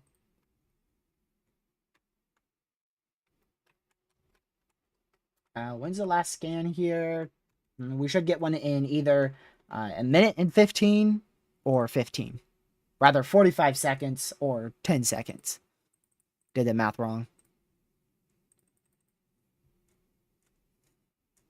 Our next SPC outlook will be at 3 p.m. Eastern. I'm pretty sure. Yeah, I don't think that CC was a tornado at all. You had that ZDR drop, which is what got me for a second, but that's all gone now. Unless they noted that. 9 miles west of Heinston. 9 miles. Nope. 9 miles is like over the radar site. Well, that's... Hold on, they may have actually confirmed it for that little CC. We could have had a brief spin up there. But it wasn't strong and it wasn't long lasting. Because it's already gone. I want to just make sure that Outlook's coming out at 3, right? It comes out at 20Z, which is 3. Yep. 2 hours and 12 minutes away.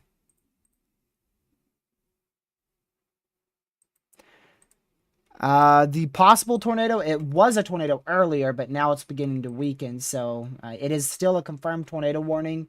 I don't see a tornado on the ground, but if there is one, it would be right in here near, just to the northwest of Heinston in Louisiana. So that's like south central Louisiana. Hello, Caleb.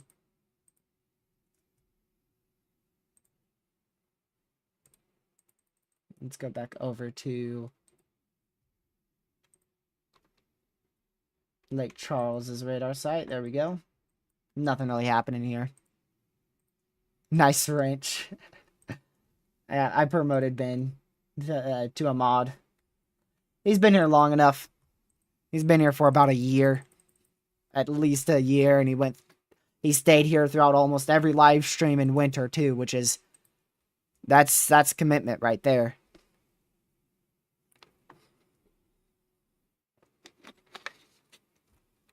And now I've officially given Ben a mod dome. So good luck getting any type of severe weather now, Ben. It's all gone. Yeah, you're a mod. You got the mod dome now, buddy. You're cooked.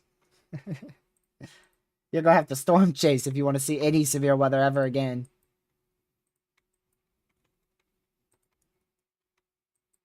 Let's see here.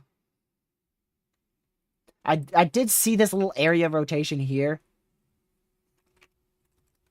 but I don't think it's gonna do much. I can't see when you first subbed, but I could see your channel activity.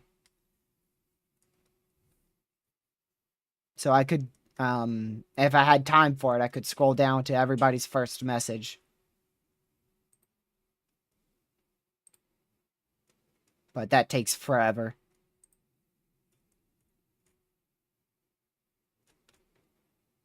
But no, I can't see exactly when you're first subscribed.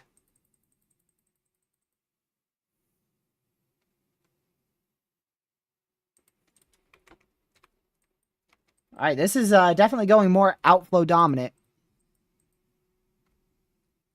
You can see how these outbound winds are facing like this. So winds are going away from the radar. And then your winds that are going towards the radar like this, they're not really meeting at all. They're not meeting. They're quite far. There's quite a big and far gap between those outbound and inbound winds. So the only tornado threat that could occur here would be on the far northern side of that in the short term near Otis, Louisiana, which is to the southwest of Alexandria, Louisiana. So it's in central Louisiana. Outside of that, this cell's going to take a long time to try and recycle. It's probably going to need a merger to recycle. So we'll still keep an eye on it just in case. Going to keep a little eye on that area of greater wind speeds, potential rotation near Boyce, I believe that is. You're getting hit by almost 80-mile-an-hour winds right now. That is a tiny pocket that is delivering a big punch right over Boyce in Louisiana. You guys just got absolutely targeted by that pocket of wind. So look at that. Developed and absolutely targeted Boyce right there. So you are in a considerable severe. Considerable severe means you need to be away from doors and windows and close to your safe spot just in case it gets too strong.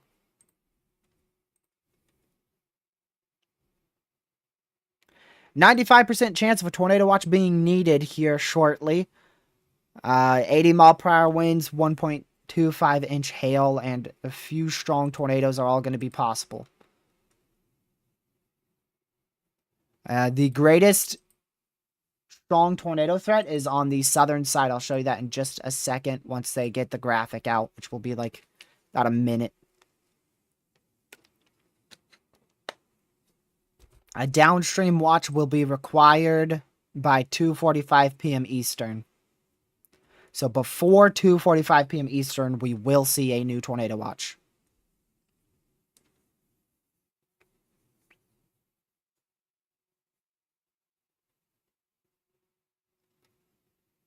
Let's see. No, like, very concerning wording sticks out there. Come on. There you go. All right. There you go. There's where your new watch will be issued. So all the way from way up in Cleveland, Mississippi. Way up in Cleveland, Mississippi, all the way down into Baton Rouge, New Orleans, and far southeastern Louisiana. And like I've been mentioning for a long time, the greatest tornado threat. It's also going to be a little bit to the southeast of this as well. However, just for the time being, they've highlighted this southern region in here. Which I think the absolute peak, like I mentioned before, is definitely going to be in this area here. Pointing a little bit southeast as well. But yeah, again, that's where I would be. I would be right in Macomb. If I was chasing today's threat, I'd be in Macomb, Mississippi.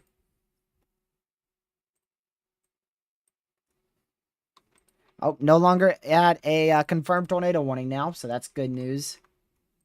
That is a hook. That is now starting to rotate, for sure. That is definitely starting to rotate now over Boyce.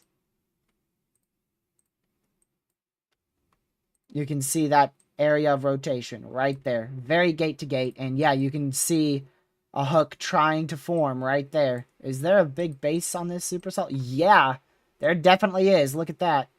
Very obvious embedded supercell right there. Obvious embedded supercell. There you go. That is a very embedded supercell. Look at him. Really embedded. You have a ZDR arc on that at all? Yep, you can see. Look at that. There's your ZDR arc. Not very strong, but still obvious. So there's your ZDR for your supercell structure.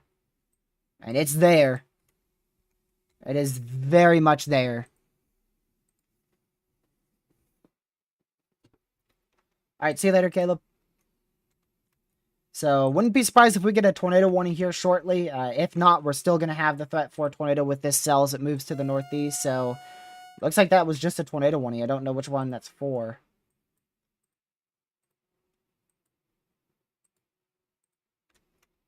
But yeah, if you are in front of this Bentley, Pollock, that area, get ready to seek shelter.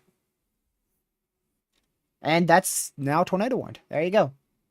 Beep any second. Yep, there you go. Tornado warning for southeastern Grant Parish in north-central Louisiana, west-central La Salle Parish in north-central Louisiana, Grant, and La Salle County in Louisiana. So there's your new tornado warning. SPC, National Weather Service, sees the same thing I do too. Specifically the National Weather Service, because that's who puts out your warnings.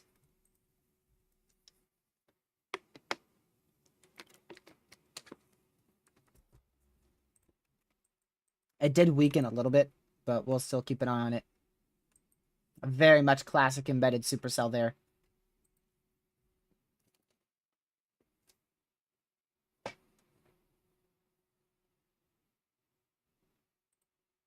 Let's go back here again. I'm going to wait for the new Mesoanalysis. It should be out in 15 minutes. Not like it matters that much, but the new HRRR is also rendering in now.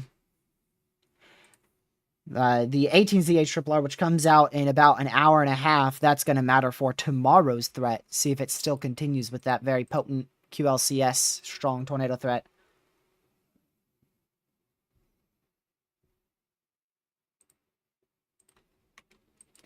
Lucky should join, and generally within the next 33 minutes. Generally. I don't know exactly when he'll join.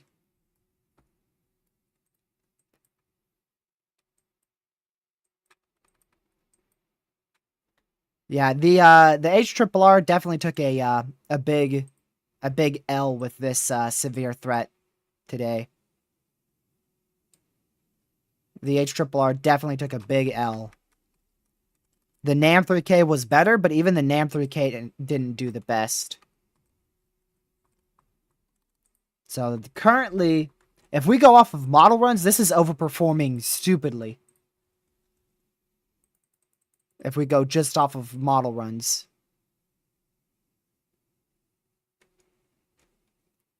Which you shouldn't.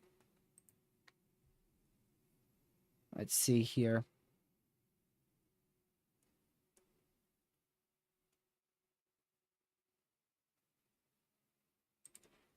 Also, that cold core setup up in Missouri, what looked to be a cold core setup, it definitely fell apart. We could still see a brief spin up somewhere around central Missouri towards the 9 p.m. time frame, but it's really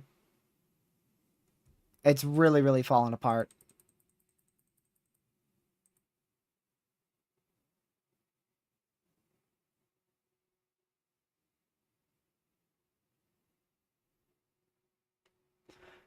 I guess that means you're gonna go. Jessica, thank you for tuning in. Greatly appreciated.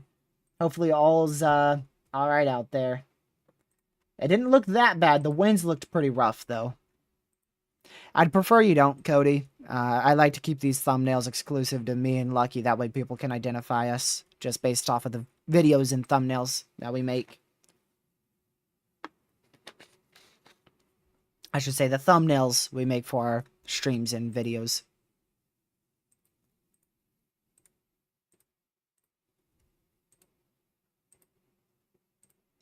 I try to have my thumbnails at least somewhat unique, at least the colors to them. I know a lot of people make that same style of thumbnail where you have a map on the background and then you highlight the threat with colors. The thing that I do differently is I always put a pink border around all of my thumbnails. That's the thing I try to do the most. I try to make sure that the pink border thumbnail is there. That way it's very easy to tell. Oh, that's TRG because of the pink border. You'll notice all of my thumbnails have that now. I started doing that, I think in very late 2023 is when I started doing that. Either late or mid 23.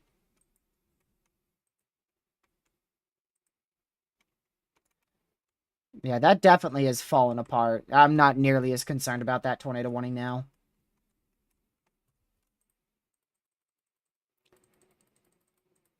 Also, I highly suggest, if you want to, it's cringy, but if you want to go watch what I sounded like when I first started weather on this channel, you should go watch my video from 3 years ago. The amount I have learned on thumbnails and weather and just speaking clear as a whole when live streaming is crazy.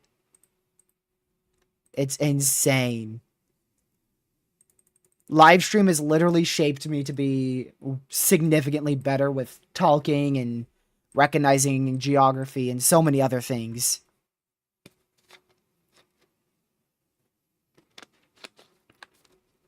Cody, I'd say 4.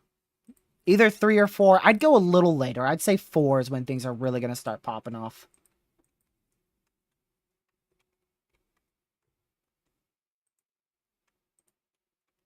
I'm really glad I saved that video from 3 years ago, too. Because I deleted most of my old videos. I'm really glad I saved that one. The crazy thing is I remember making it. That's the crazy thing. Little area of rotation there. Could Shreveport's radar show that? Nah.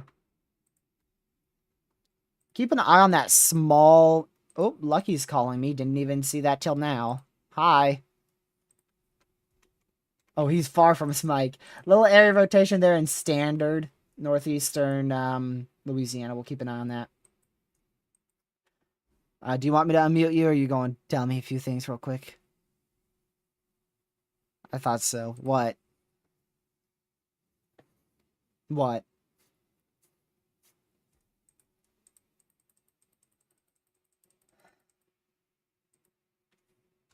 No. Oh. What'd you do?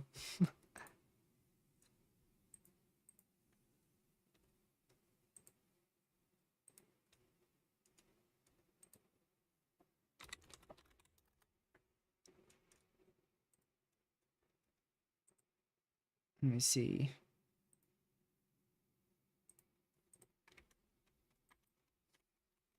Yeah.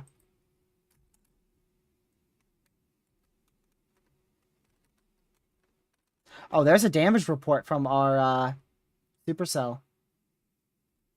Shingles blown off, 70-mile-an-hour wind report there from the KPOE station. That's not tornado damage, that's RFD damage, as you can see here in the blue.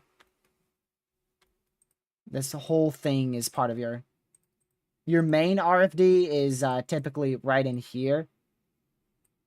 But that whole pocket is really RFD.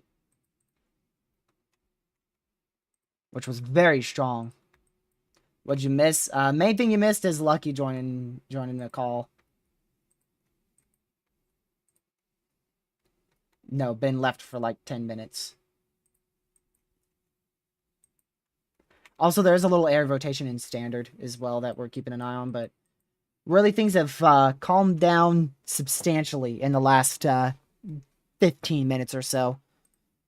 But it will, like it always does, ramp right back up again.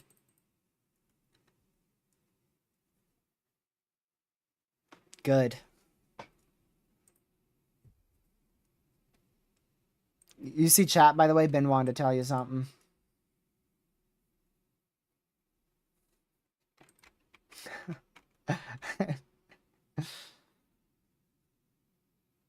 Yeah, I almost did too for that one. I'm not even gonna lie.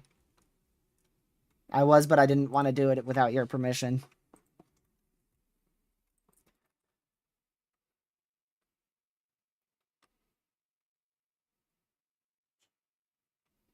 You know, I'll let that be a surprise for him.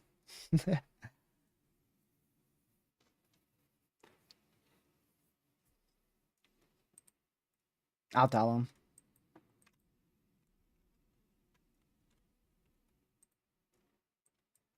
So we're gonna get a tornado watch soon. They should issue it very soon because these storms are. There is a severe warning outside the tornado watch now. So we should get one very, very soon. They denoted strong tornadoes are possible. Yeah. Here, I'll read it out loud. Let's see, where is it? I gotta find it. A strong tornado will be possible with embedded supercell structures that can be sustained. And then they also did note the threat for a tornado or two in western and central North Carolina in the evening hours, but I don't see that being as notable anymore.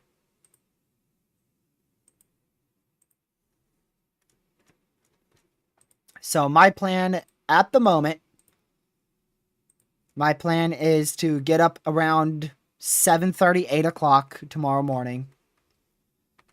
Check Mesoanalysis, model runs, satellite, bunch of other stuff. Be on the road by 9. Need to be on the road by 9. Get to either... I want to go just east of Raleigh. Barely east of Raleigh.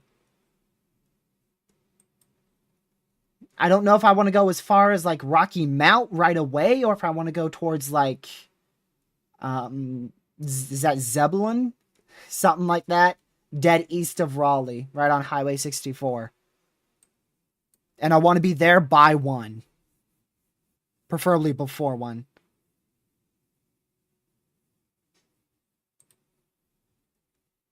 So that's my plan. I'll probably try to be on the road at 8. It's better to leave earlier than later. The best chance for strong tornadoes will definitely be, from what I can tell, it will definitely be in eastern North Carolina by a milestone. Probably at 3 p.m. Probably 3 p.m. just east of Rocky Mount. Unless the NAM is going to be correct, which I don't know what to look for in that case.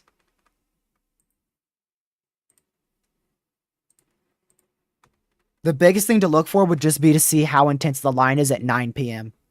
And if the line's intense at 9 p.m., then you know, okay, all out on the squall line. If it's not, then that means you're going to have a 50-50 chance which one you're going to go for, west or east, NC. I would probably still stick with the squall line, though. And don't forget the sheer amount of forcing from the cold front is going to cause 70 to 80 mile per hour winds, regardless of instability.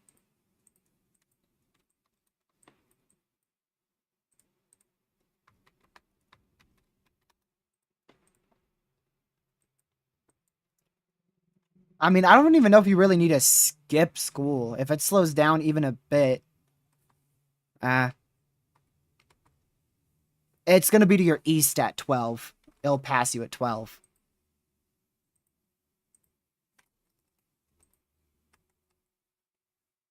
I wouldn't be skipping school at all. And I don't think you're going to get in the SIG threat. The only place that I think we could see a 10 SIG is far east NC, like Rocky Mount pointing east-northeast. Also, y'all, all these warnings, a lot of these are going to be for 70-mile-an-hour winds here, especially in the middle. So this big warning here, Virginia, 70-mile-an-hour winds, Alexandria, 70-mile-an-hour winds. The bottom one is 60-mile-an-hour winds to possible. A lot of these they're kind of split. Let me see. Let's check. We got 8 severes. Okay, just 2 are actually significant. I thought it was more than that. So it's just these 2 big severes in the middle that are significant for damaging winds.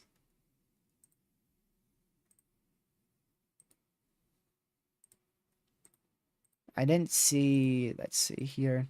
I didn't see the new CSU. The new CSU has a 5% in Southeast NC for whatever reason.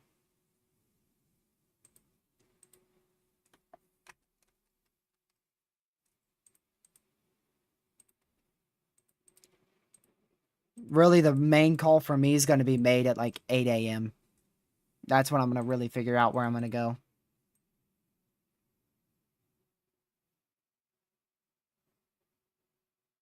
Still looks like the greatest tornado threat today will begin to increase near 4 p.m. Eastern.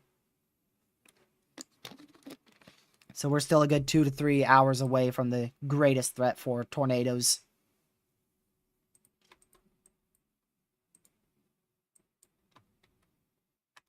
What's this little guy doing down here?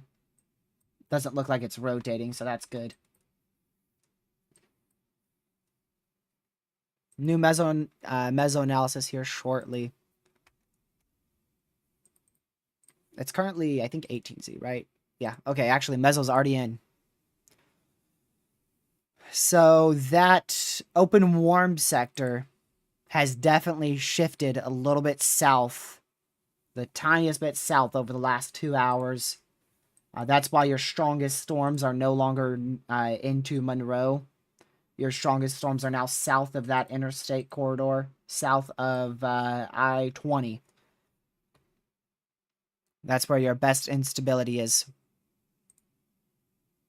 Your best wind shear is in east central Louisiana by far, but it's all going to come down to where that instability and wind shear meet, which is currently, according to the newest Mesoanalysis, it is over much of central Louisiana. This whole area is where the best environment for tornadoes is currently.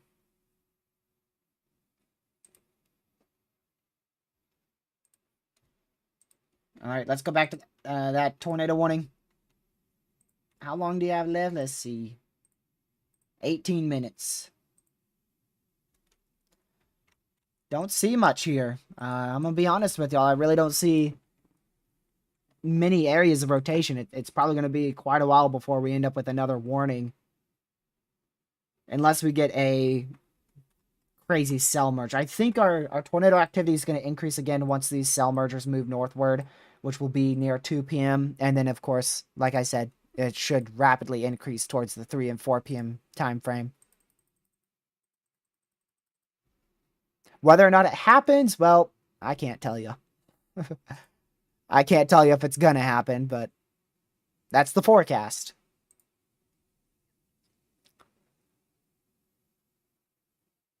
And as these storms move into eastern Louisiana in about 3-4 hours, right around the 5-6 p.m. time frame, specifically 5-6 p.m. Eastern, our trough is going to turn negatively tilted instead of neutral. It will turn negatively tilted rapidly, which should allow for a greater opportunity of prefrontals. Actual prefrontals, not prefrontal crapvection. And that should be after the 6 p.m. time frame. So our tornado threat will begin to increase more, like I said, at 3-4 p.m. Then it's going to increase quite quickly at 6 p.m. And our absolute peak of tornadoes of our strong tornado threat will be from about 6 p.m. Eastern to about 10-11 p.m. Eastern.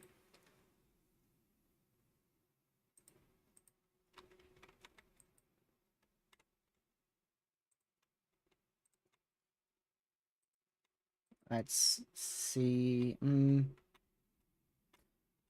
Goodbye, Shreveport. I'm moving you way over to Hammond. We won't be using this radar site for a minute, but we're going to move it there well in advance. I'm going to keep this one at KPOE. I'm going to keep this one at... Are these both KPOE? What? No, this one's at Lake Charles. There you go. This one's at Lake Charles. This one's at KPOE.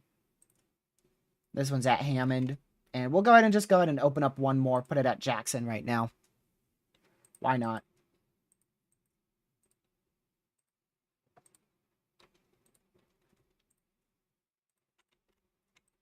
There you go. Lucky. Are you eating? Okay. Do you have an idea of when you may be done? I'll probably go make me some lunch and eat from like 1:30 to near 2. Just take me a break whilst you talk. Or should I take it from like 1:45 to 2?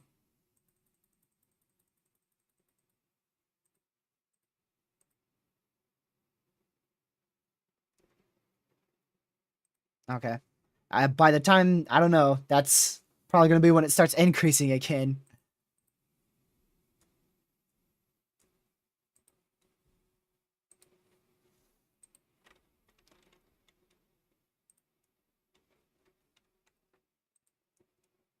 If I took it now, 14 minutes.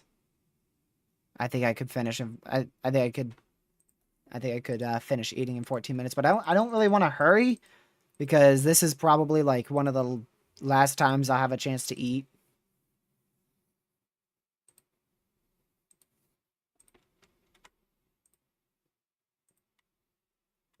Just copy mine.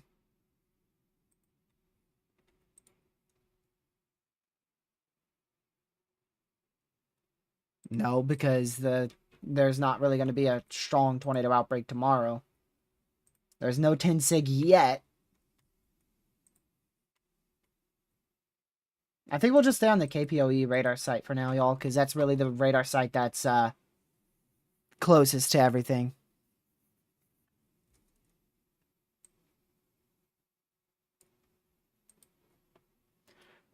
So there's your threat so far. Yeah, you've been muted.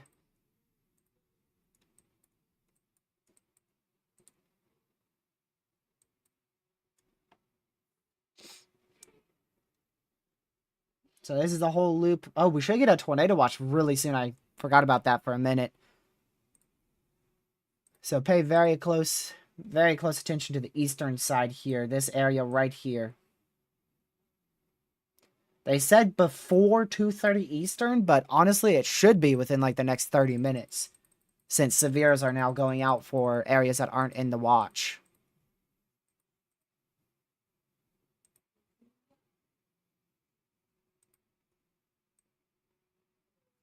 Also, the HRRR is definitely still overconvecting. Even the new model runs that initiated literally like 25 minutes ago, I was trying to do math. About 25 minutes ago, the models that are initiated 25 minutes ago are still overconvecting.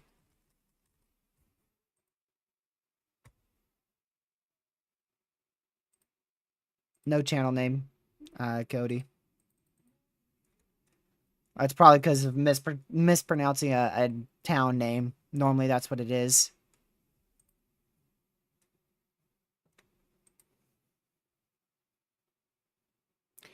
All right, so there's our trough, by the way, just for those who haven't seen our 500 millibar analysis. There's our trough currently. You could see a very, very, very, very large, what is this called? Neutral? Yeah. Neutrally tilted trough. It's already actually getting towards negative, but not yet negative. And if I go ahead and pull this out 6 hours, so 6 hours from 1 p.m. is 7 p.m. That's when our peak strong tornado threat should be well ongoing, and you can see how negative this trough is going to end up getting across portions of extreme eastern Louisiana, southern Mississippi, southwest Alabama, and the extreme west panhandle of Florida. If we look at your instability as well, you can see how over the next few hours, instability should increase on the eastern side of your main cold front, the southeast side. So specifically eastern Louisiana, southern Mississippi, western panhandle of Florida, southwest Alabama. Exactly what I was saying just before. Especially 4 to 6 hours from now, that instability should increase. Not rapidly, but it should increase somewhat. Wind shear, not going to be a problem anywhere. I mean, we'll be up to almost 700 in some spots in the lower kilometers. That's the wrong one. Surface to 3 kilometer, we're already up to 800 across northeast Louisiana. So wind shear, not an issue. Maybe a little bit too much wind shear, especially a little bit too much wind shear in southeast Arkansas, northeast Louisiana. Sure, I'll go ahead and pull a sounding on this right now, actually. Good idea, random guy. Let's go ahead and go to instability. Nope, wrong instability. This instability. We're going to pull it. Where should we pull it? Let's pull it. We'll do 2. We'll do one on kind of this section and then one kind of in this section. Let's start with right there. I moved it and closed it. There's your photograph. Very favorable. I hate how it closes every time I try to move it. So very favorable photograph. Here is your point values. I'm going to have to move it a little bit more there because it was bugged. It's still bugged. So good instability. Not the best, but good instability. Okay lapse rates. That's why we won't have a long track strong tornado threat today. Good wind shear. Another thing I was looking for, which I don't see. Oh, D-cape, almost 700. So all your thermodynamic wise, everything is okay. Not the best, not the worst. Lapse rates, the lower level lapse rates are probably your biggest limiting factor in this area. You can see your photographs really, really good. So basically any cells that fire, they're going to look like this. They're going to have that type of supercell structure to them. At least the ones in this area. So now if we go ahead and go a little bit more north, let's go just in front of the main line. You can see why we're getting those more elongated, large supercells out here towards east central Louisiana that produced that strong tornado about 40 minutes ago. A much more elongated photograph there. This is all glitched out to death. Barely any surface instability, but you do have good mixed layer instability. Not the best, but good enough to promote at least a wind threat, isolated spin-up tornado threat. D-cape, definitely going to promote 70, even up to 80 mile per hour winds. Terrible lower level lapse rates, and good wind shear. So the best environment is definitely further south for tornadoes. Definitely more in here.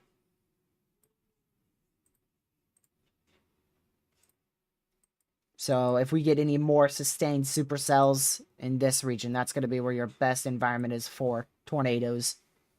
And then, of course, you could overlay that with the enhanced risk, and boom, now you have your best chance for tornadoes over the next couple hours right there. Which even though that's where the environment favors the best chance for tornadoes, I don't know if that's actually where it's going to be.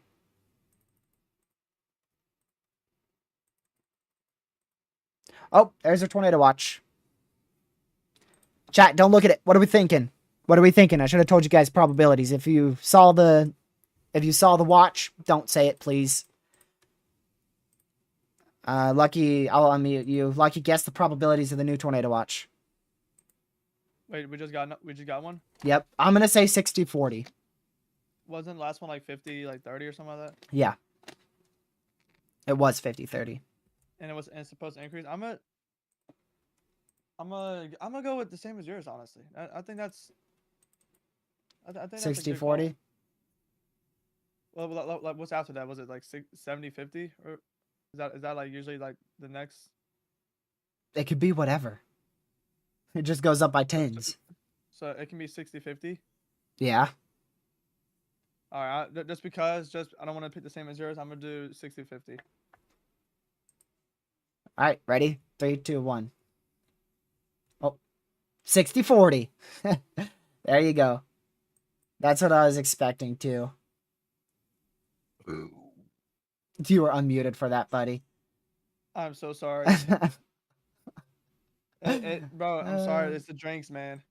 A few The drinks tornadoes have been likely crazy. with a couple intense tornadoes possible. Wide damaging winds and isolated significant damaging winds of 80 miles per hour likely.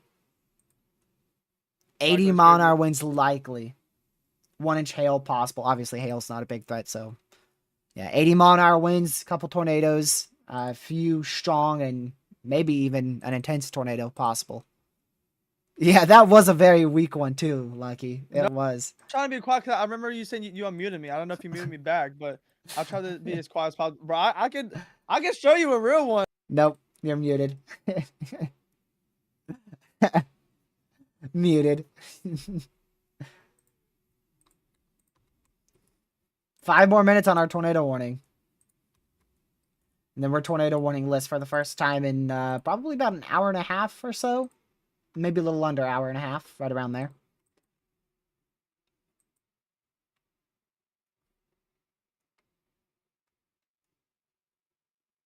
You can barely hear him. I'll go check audio. I mean, I'm muting him sometimes because he's eating and burping obnoxiously. I'll go back to his burp, see how loud that was.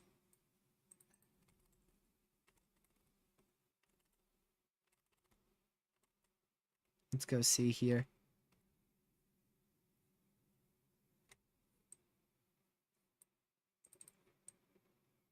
I gotta wait for it.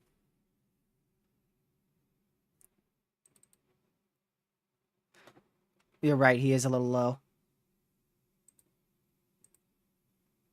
No, I mean just you talking. Talk. Hello. I bet that was much louder. Let me go back over here. Yeah, that was way better.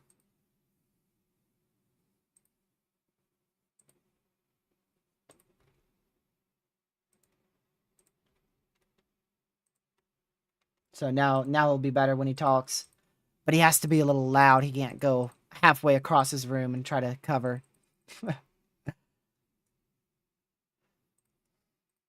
3 minutes left on that tornado warning. His actual nickname is Lucky, yes. That's what I call him by.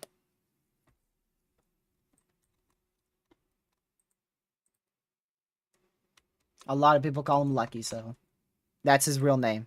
We'll just go with that.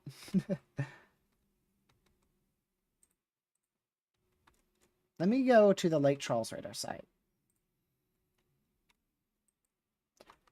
He's lucky every now and then, but not. It's pretty rare. He really jinxed his whole entire life. All right, next severe is not significant. This one is not significant either, so. In 17 minutes, well, in 2 minutes, actually. In 2 minutes, we'll be left with just one significant severe, no tornado warnings. And then, of course, we still have all of our other normal severes.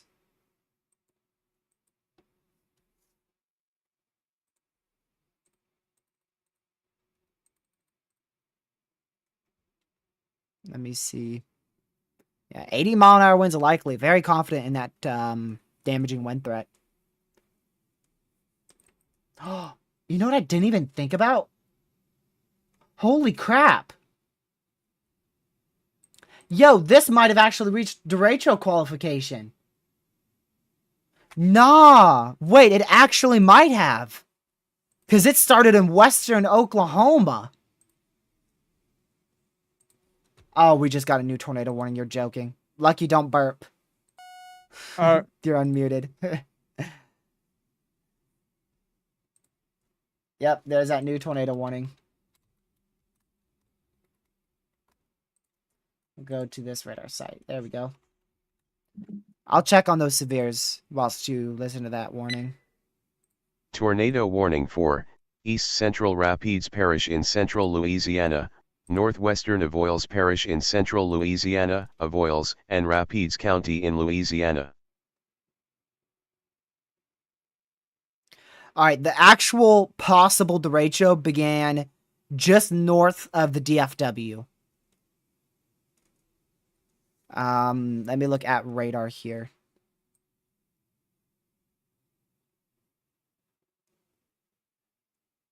Yeah, so that's where it began. It began at 11Z.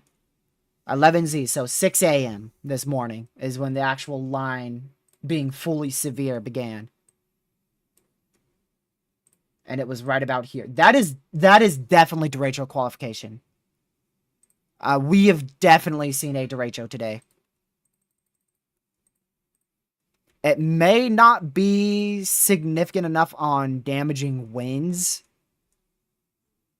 but it has stayed 60-mile-per-hour winds throughout the entirety of its lifespan ever since 6 a.m. Eastern this morning. And we even had a report of up to 82-mile-per-hour winds with it.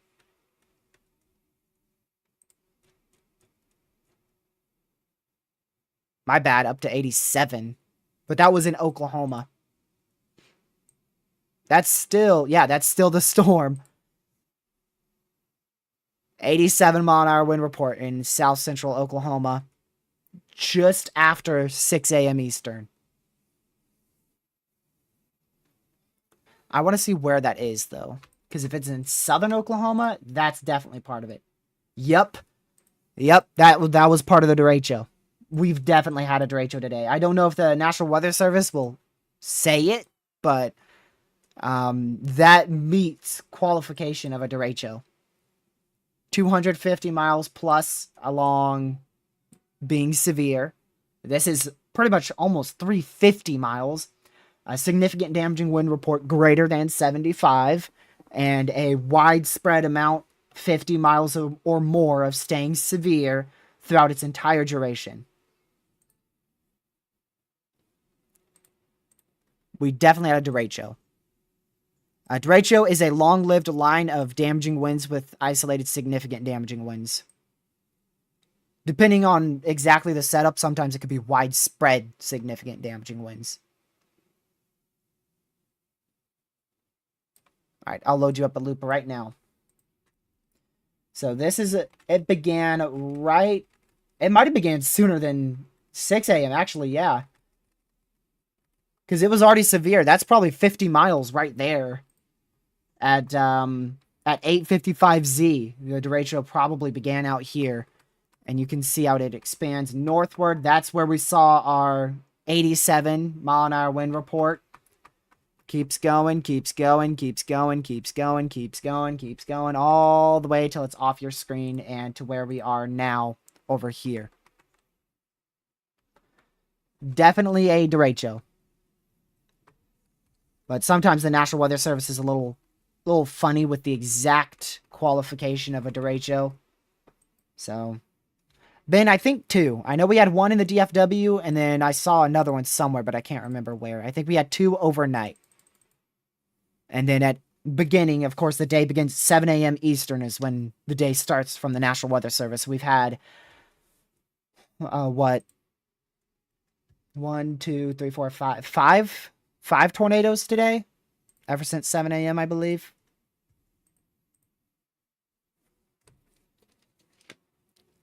Bro. Oh yeah, I need to mute that guy, don't I? Too late. Well, you're eating. I don't think you're gonna add any value to the live stream, though. not till you start talking. Everything's down to 60-mile-an-hour winds now. Nothing is significant. But we still have a tornado warning now. Why?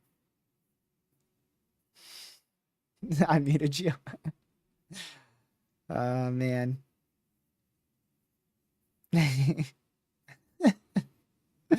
Dude, you're a strange man. Dude, what in the world? Help. Help, chat, help. I'm wondering if this is an embedded supercell here. I'm not for sure if it is, but it may be. Oh, well, is that a hook right there? That might be a hook that just appeared on the newest frame.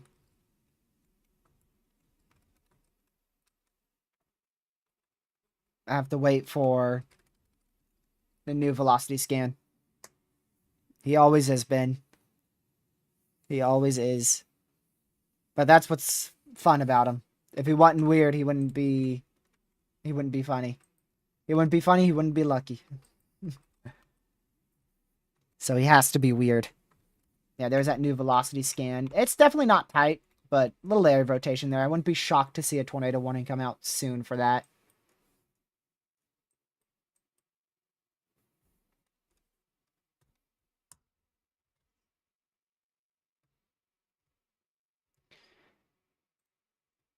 So what's the next thing we have to look forward to here? I think the 3 p.m. SPC outlook for today. Of course, the 18ZHRRR for tomorrow, beginning to render in here in about 20 minutes or so. 15 to 20 minutes. Right around 1:50, 1:55 Eastern, it should begin to render. And then we'll have the new Mesoanalysis as well towards 2:15 Eastern. No. Do you want to be? Lucky just said no to being unmuted, so that way you guys know that I'm not being mean. He said no to being unmuted. After telling me just to unmute him. Now he says he wants to be muted.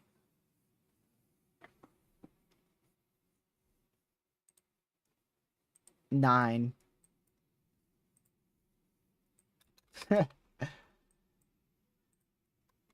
Nope. Lucky can't even count.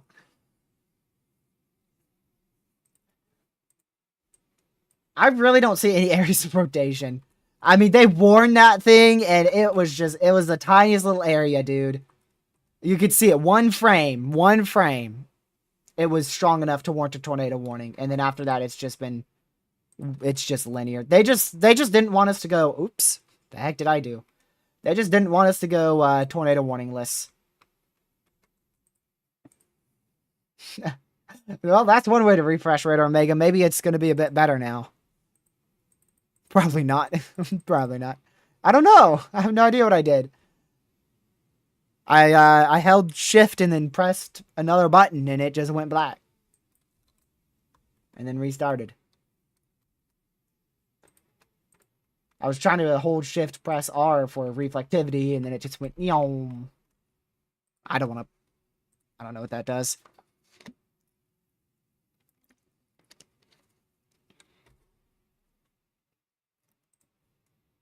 We're at 61 likes, so we're 39 away from our larger like goal of 100 likes. We've already been live for over 4 hours now tracking this tornado threat. Yeah.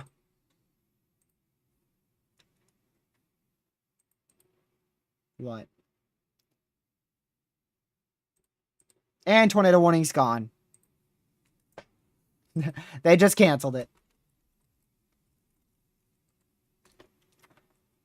So for the first time, and I can't tell you how long, we are tornado warningless and significant severe warningless.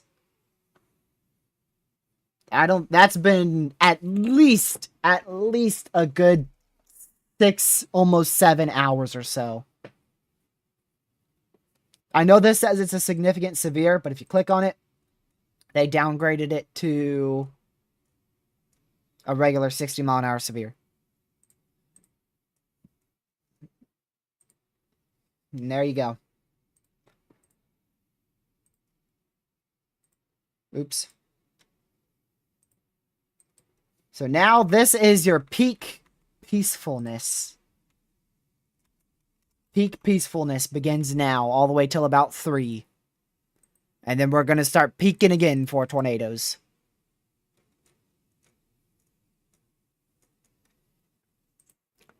So I'll eat my lunch probably here in a couple minutes. About maybe 10 minutes.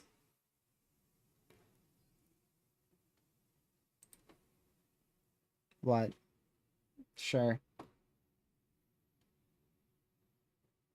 Alright, that's terrible. The start of that joke is already horrific. What? Dude. That's terrible, Lucky. You should just not pull out your joke card ever. Just no, don't. That was horrific. I'm so glad I muted you on stream for that. It's very close to verification already, yes. The wind threat has already verified. The tornado threat is extremely close to verification. If we get one strong tornado between now and 7 a.m. tomorrow morning, it's verified. So we are very close to verification for the event as a whole. And the hail threat verified as well, which was isolated 1-inch in diameter hail. I know we saw hail reports, but I don't think we saw any notable hail reports. Oh, we did get a 1-inch hail report in Texas today. And then we got a 1-inch hail report. A lot of 1-inch hail reports yesterday night in southern Kansas, western Oklahoma, central Oklahoma, southwestern/central Texas, south central Oklahoma as well. What do you want, Lucky?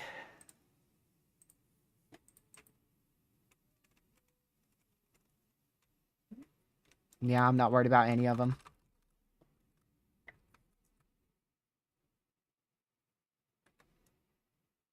Yeah, that hasn't stopped here in Virginia for the last 5 years.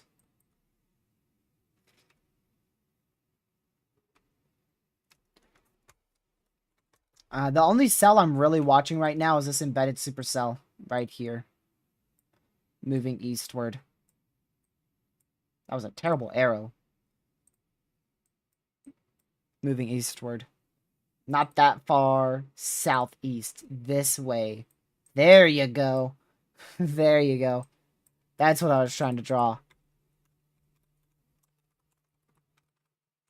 Actually, it might be moving a little bit more northeast than that. Maybe moving more like this. Oh yeah, we're easily gonna have another opportunity for a strong tornado tonight. Easily. Very easily.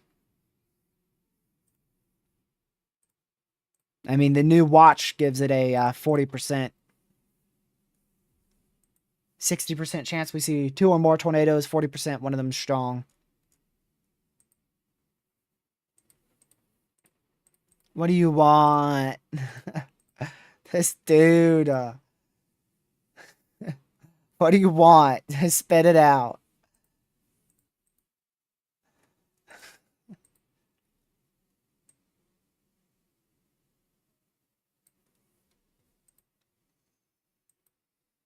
Okay, cool.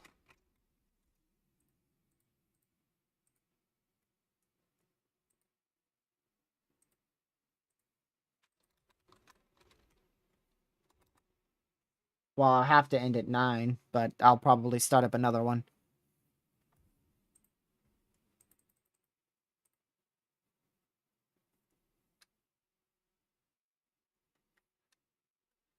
I was thinking of taking a break and ending stream, but I don't know when to do that because if I do it, it's going to pop off again.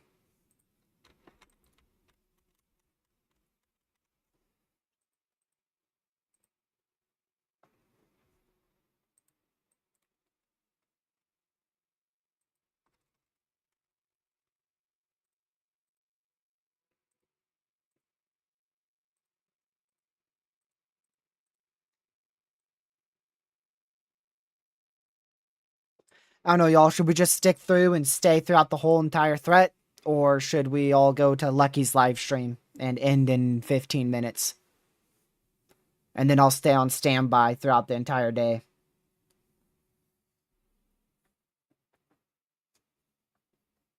I'll just go over to Lucky's live stream and then eat over there.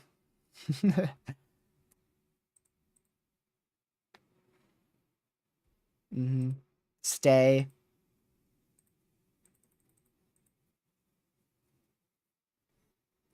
Lucky live stream. Okay.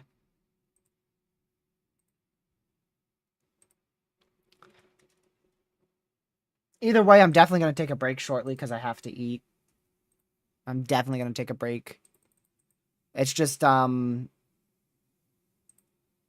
if we end, I'll be able to start back up again whenever the threat really increases. The next tornado warning probably won't be that long. I doubt we'll go more than about 30 minutes without a tornado warning.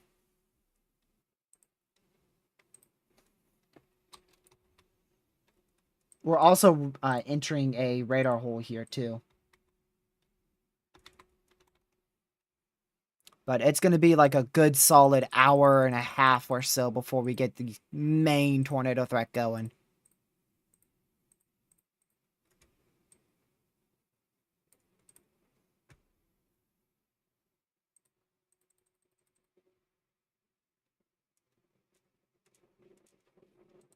Let's see here.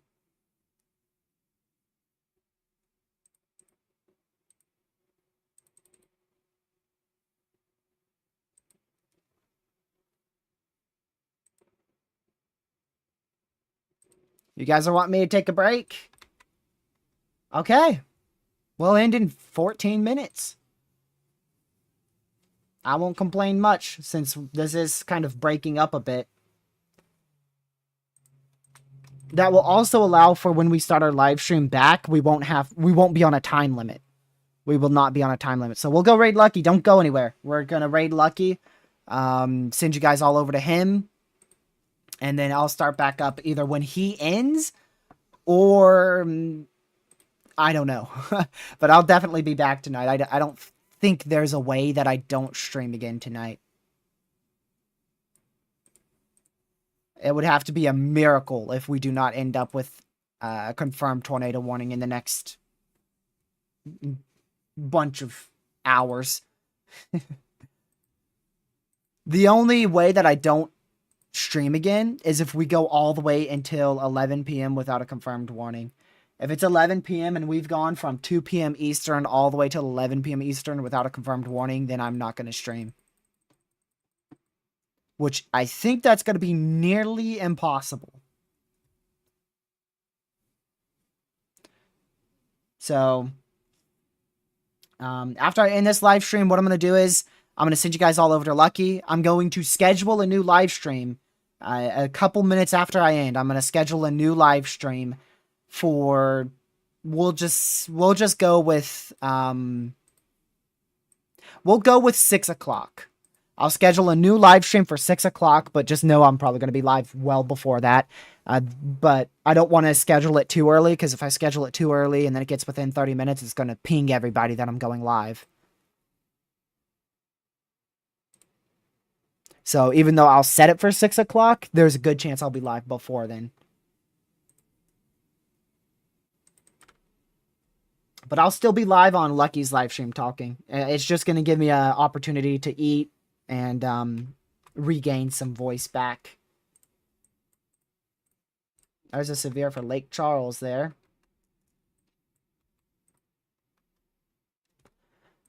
I think Lucky's already started, so I'm going to take this redirect. Let's see. Oh, geez. That's a lot of people live.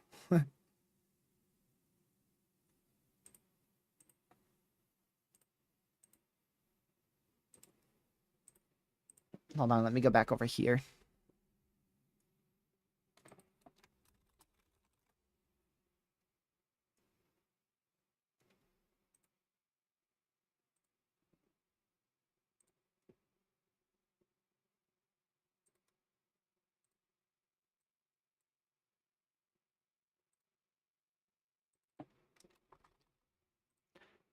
All right.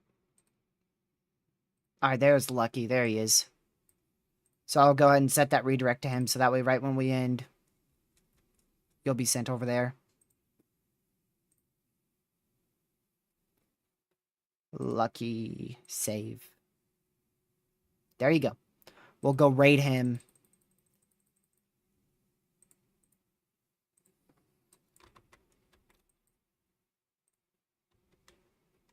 Yeah, because I don't see any good tornado threat at the short term here. Within like the next hour, I don't see any solid tornado threat.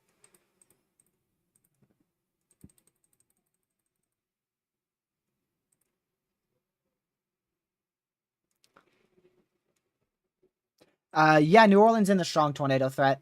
I can't say if New Orleans is going to see a strong tornado, but you are in the strong tornado threat.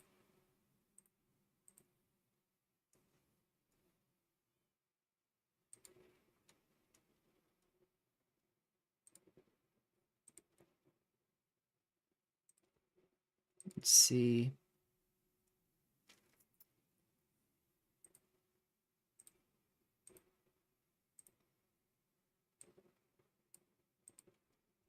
Okay.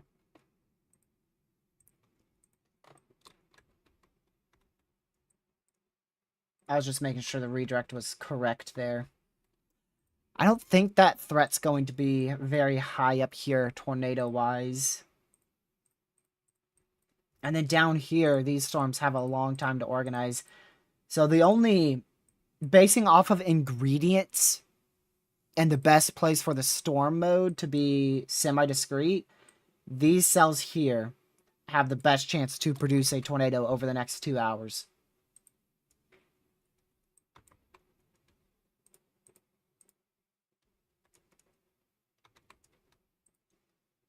So that's what I'll watch for. I'll schedule the upcoming stream for 4 p.m. because that's probably when things are really going to explode. So I'm going to head off here. In a couple minutes, we'll start wrapping up. I'll send you guys right over to Lucky, so you don't even have to go anywhere. It will automatically send you to Lucky's chat, or you could just go to his chat if you're subscribed to him. And then, like I said, we'll be back over to stream near 4.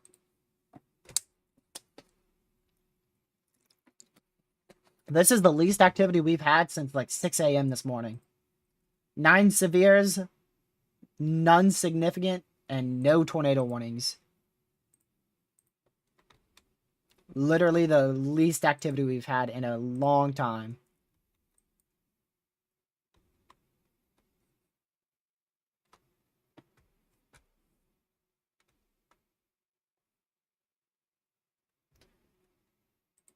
Of course, we have that new tornado watch, so the main new information will be at 3 p.m. That's when we'll get the new outlook, which I don't think much is going to change. I don't think a lot's going to change.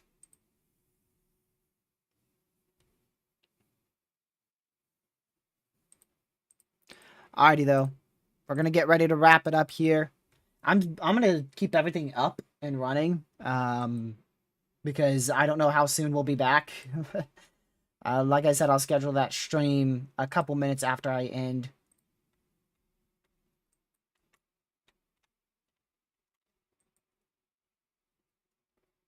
I do see a few little areas. I think the #1 spot to watch is going to be this one in Jonesville. But it's about to be hit with a bunch of mergers, as you can see here. It's got like 5 mergers going up to it. So, yeah, overall, greatest tornado threat, definitely going to start peaking towards that 4 p.m. time frame. Or start increasing at that 4 p.m. time frame, especially out in this area here. We'll also see where storms are at 4 p.m. because it seems like the line's a little bit slower on the southern side. The cold front's a bit slower on the southern side. See how it's very obvious this is very strong with the cold front, and then your line, for some reason, it's way back here further south. So your cold front's more angled like this.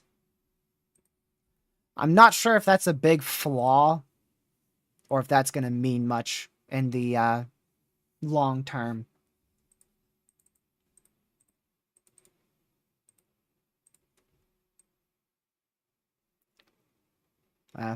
I will definitely be back tonight. It would be a miracle if you guys don't see me again tonight. I would be blown away. Look at all the damaging wind reports. Holy crap. Look at them all. Jeez.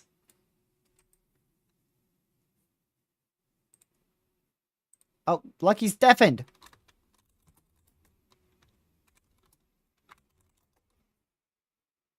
If someone's in Lucky's chat, could you go over there and tell him to unmute, please? It's greatly appreciated. If you're able to.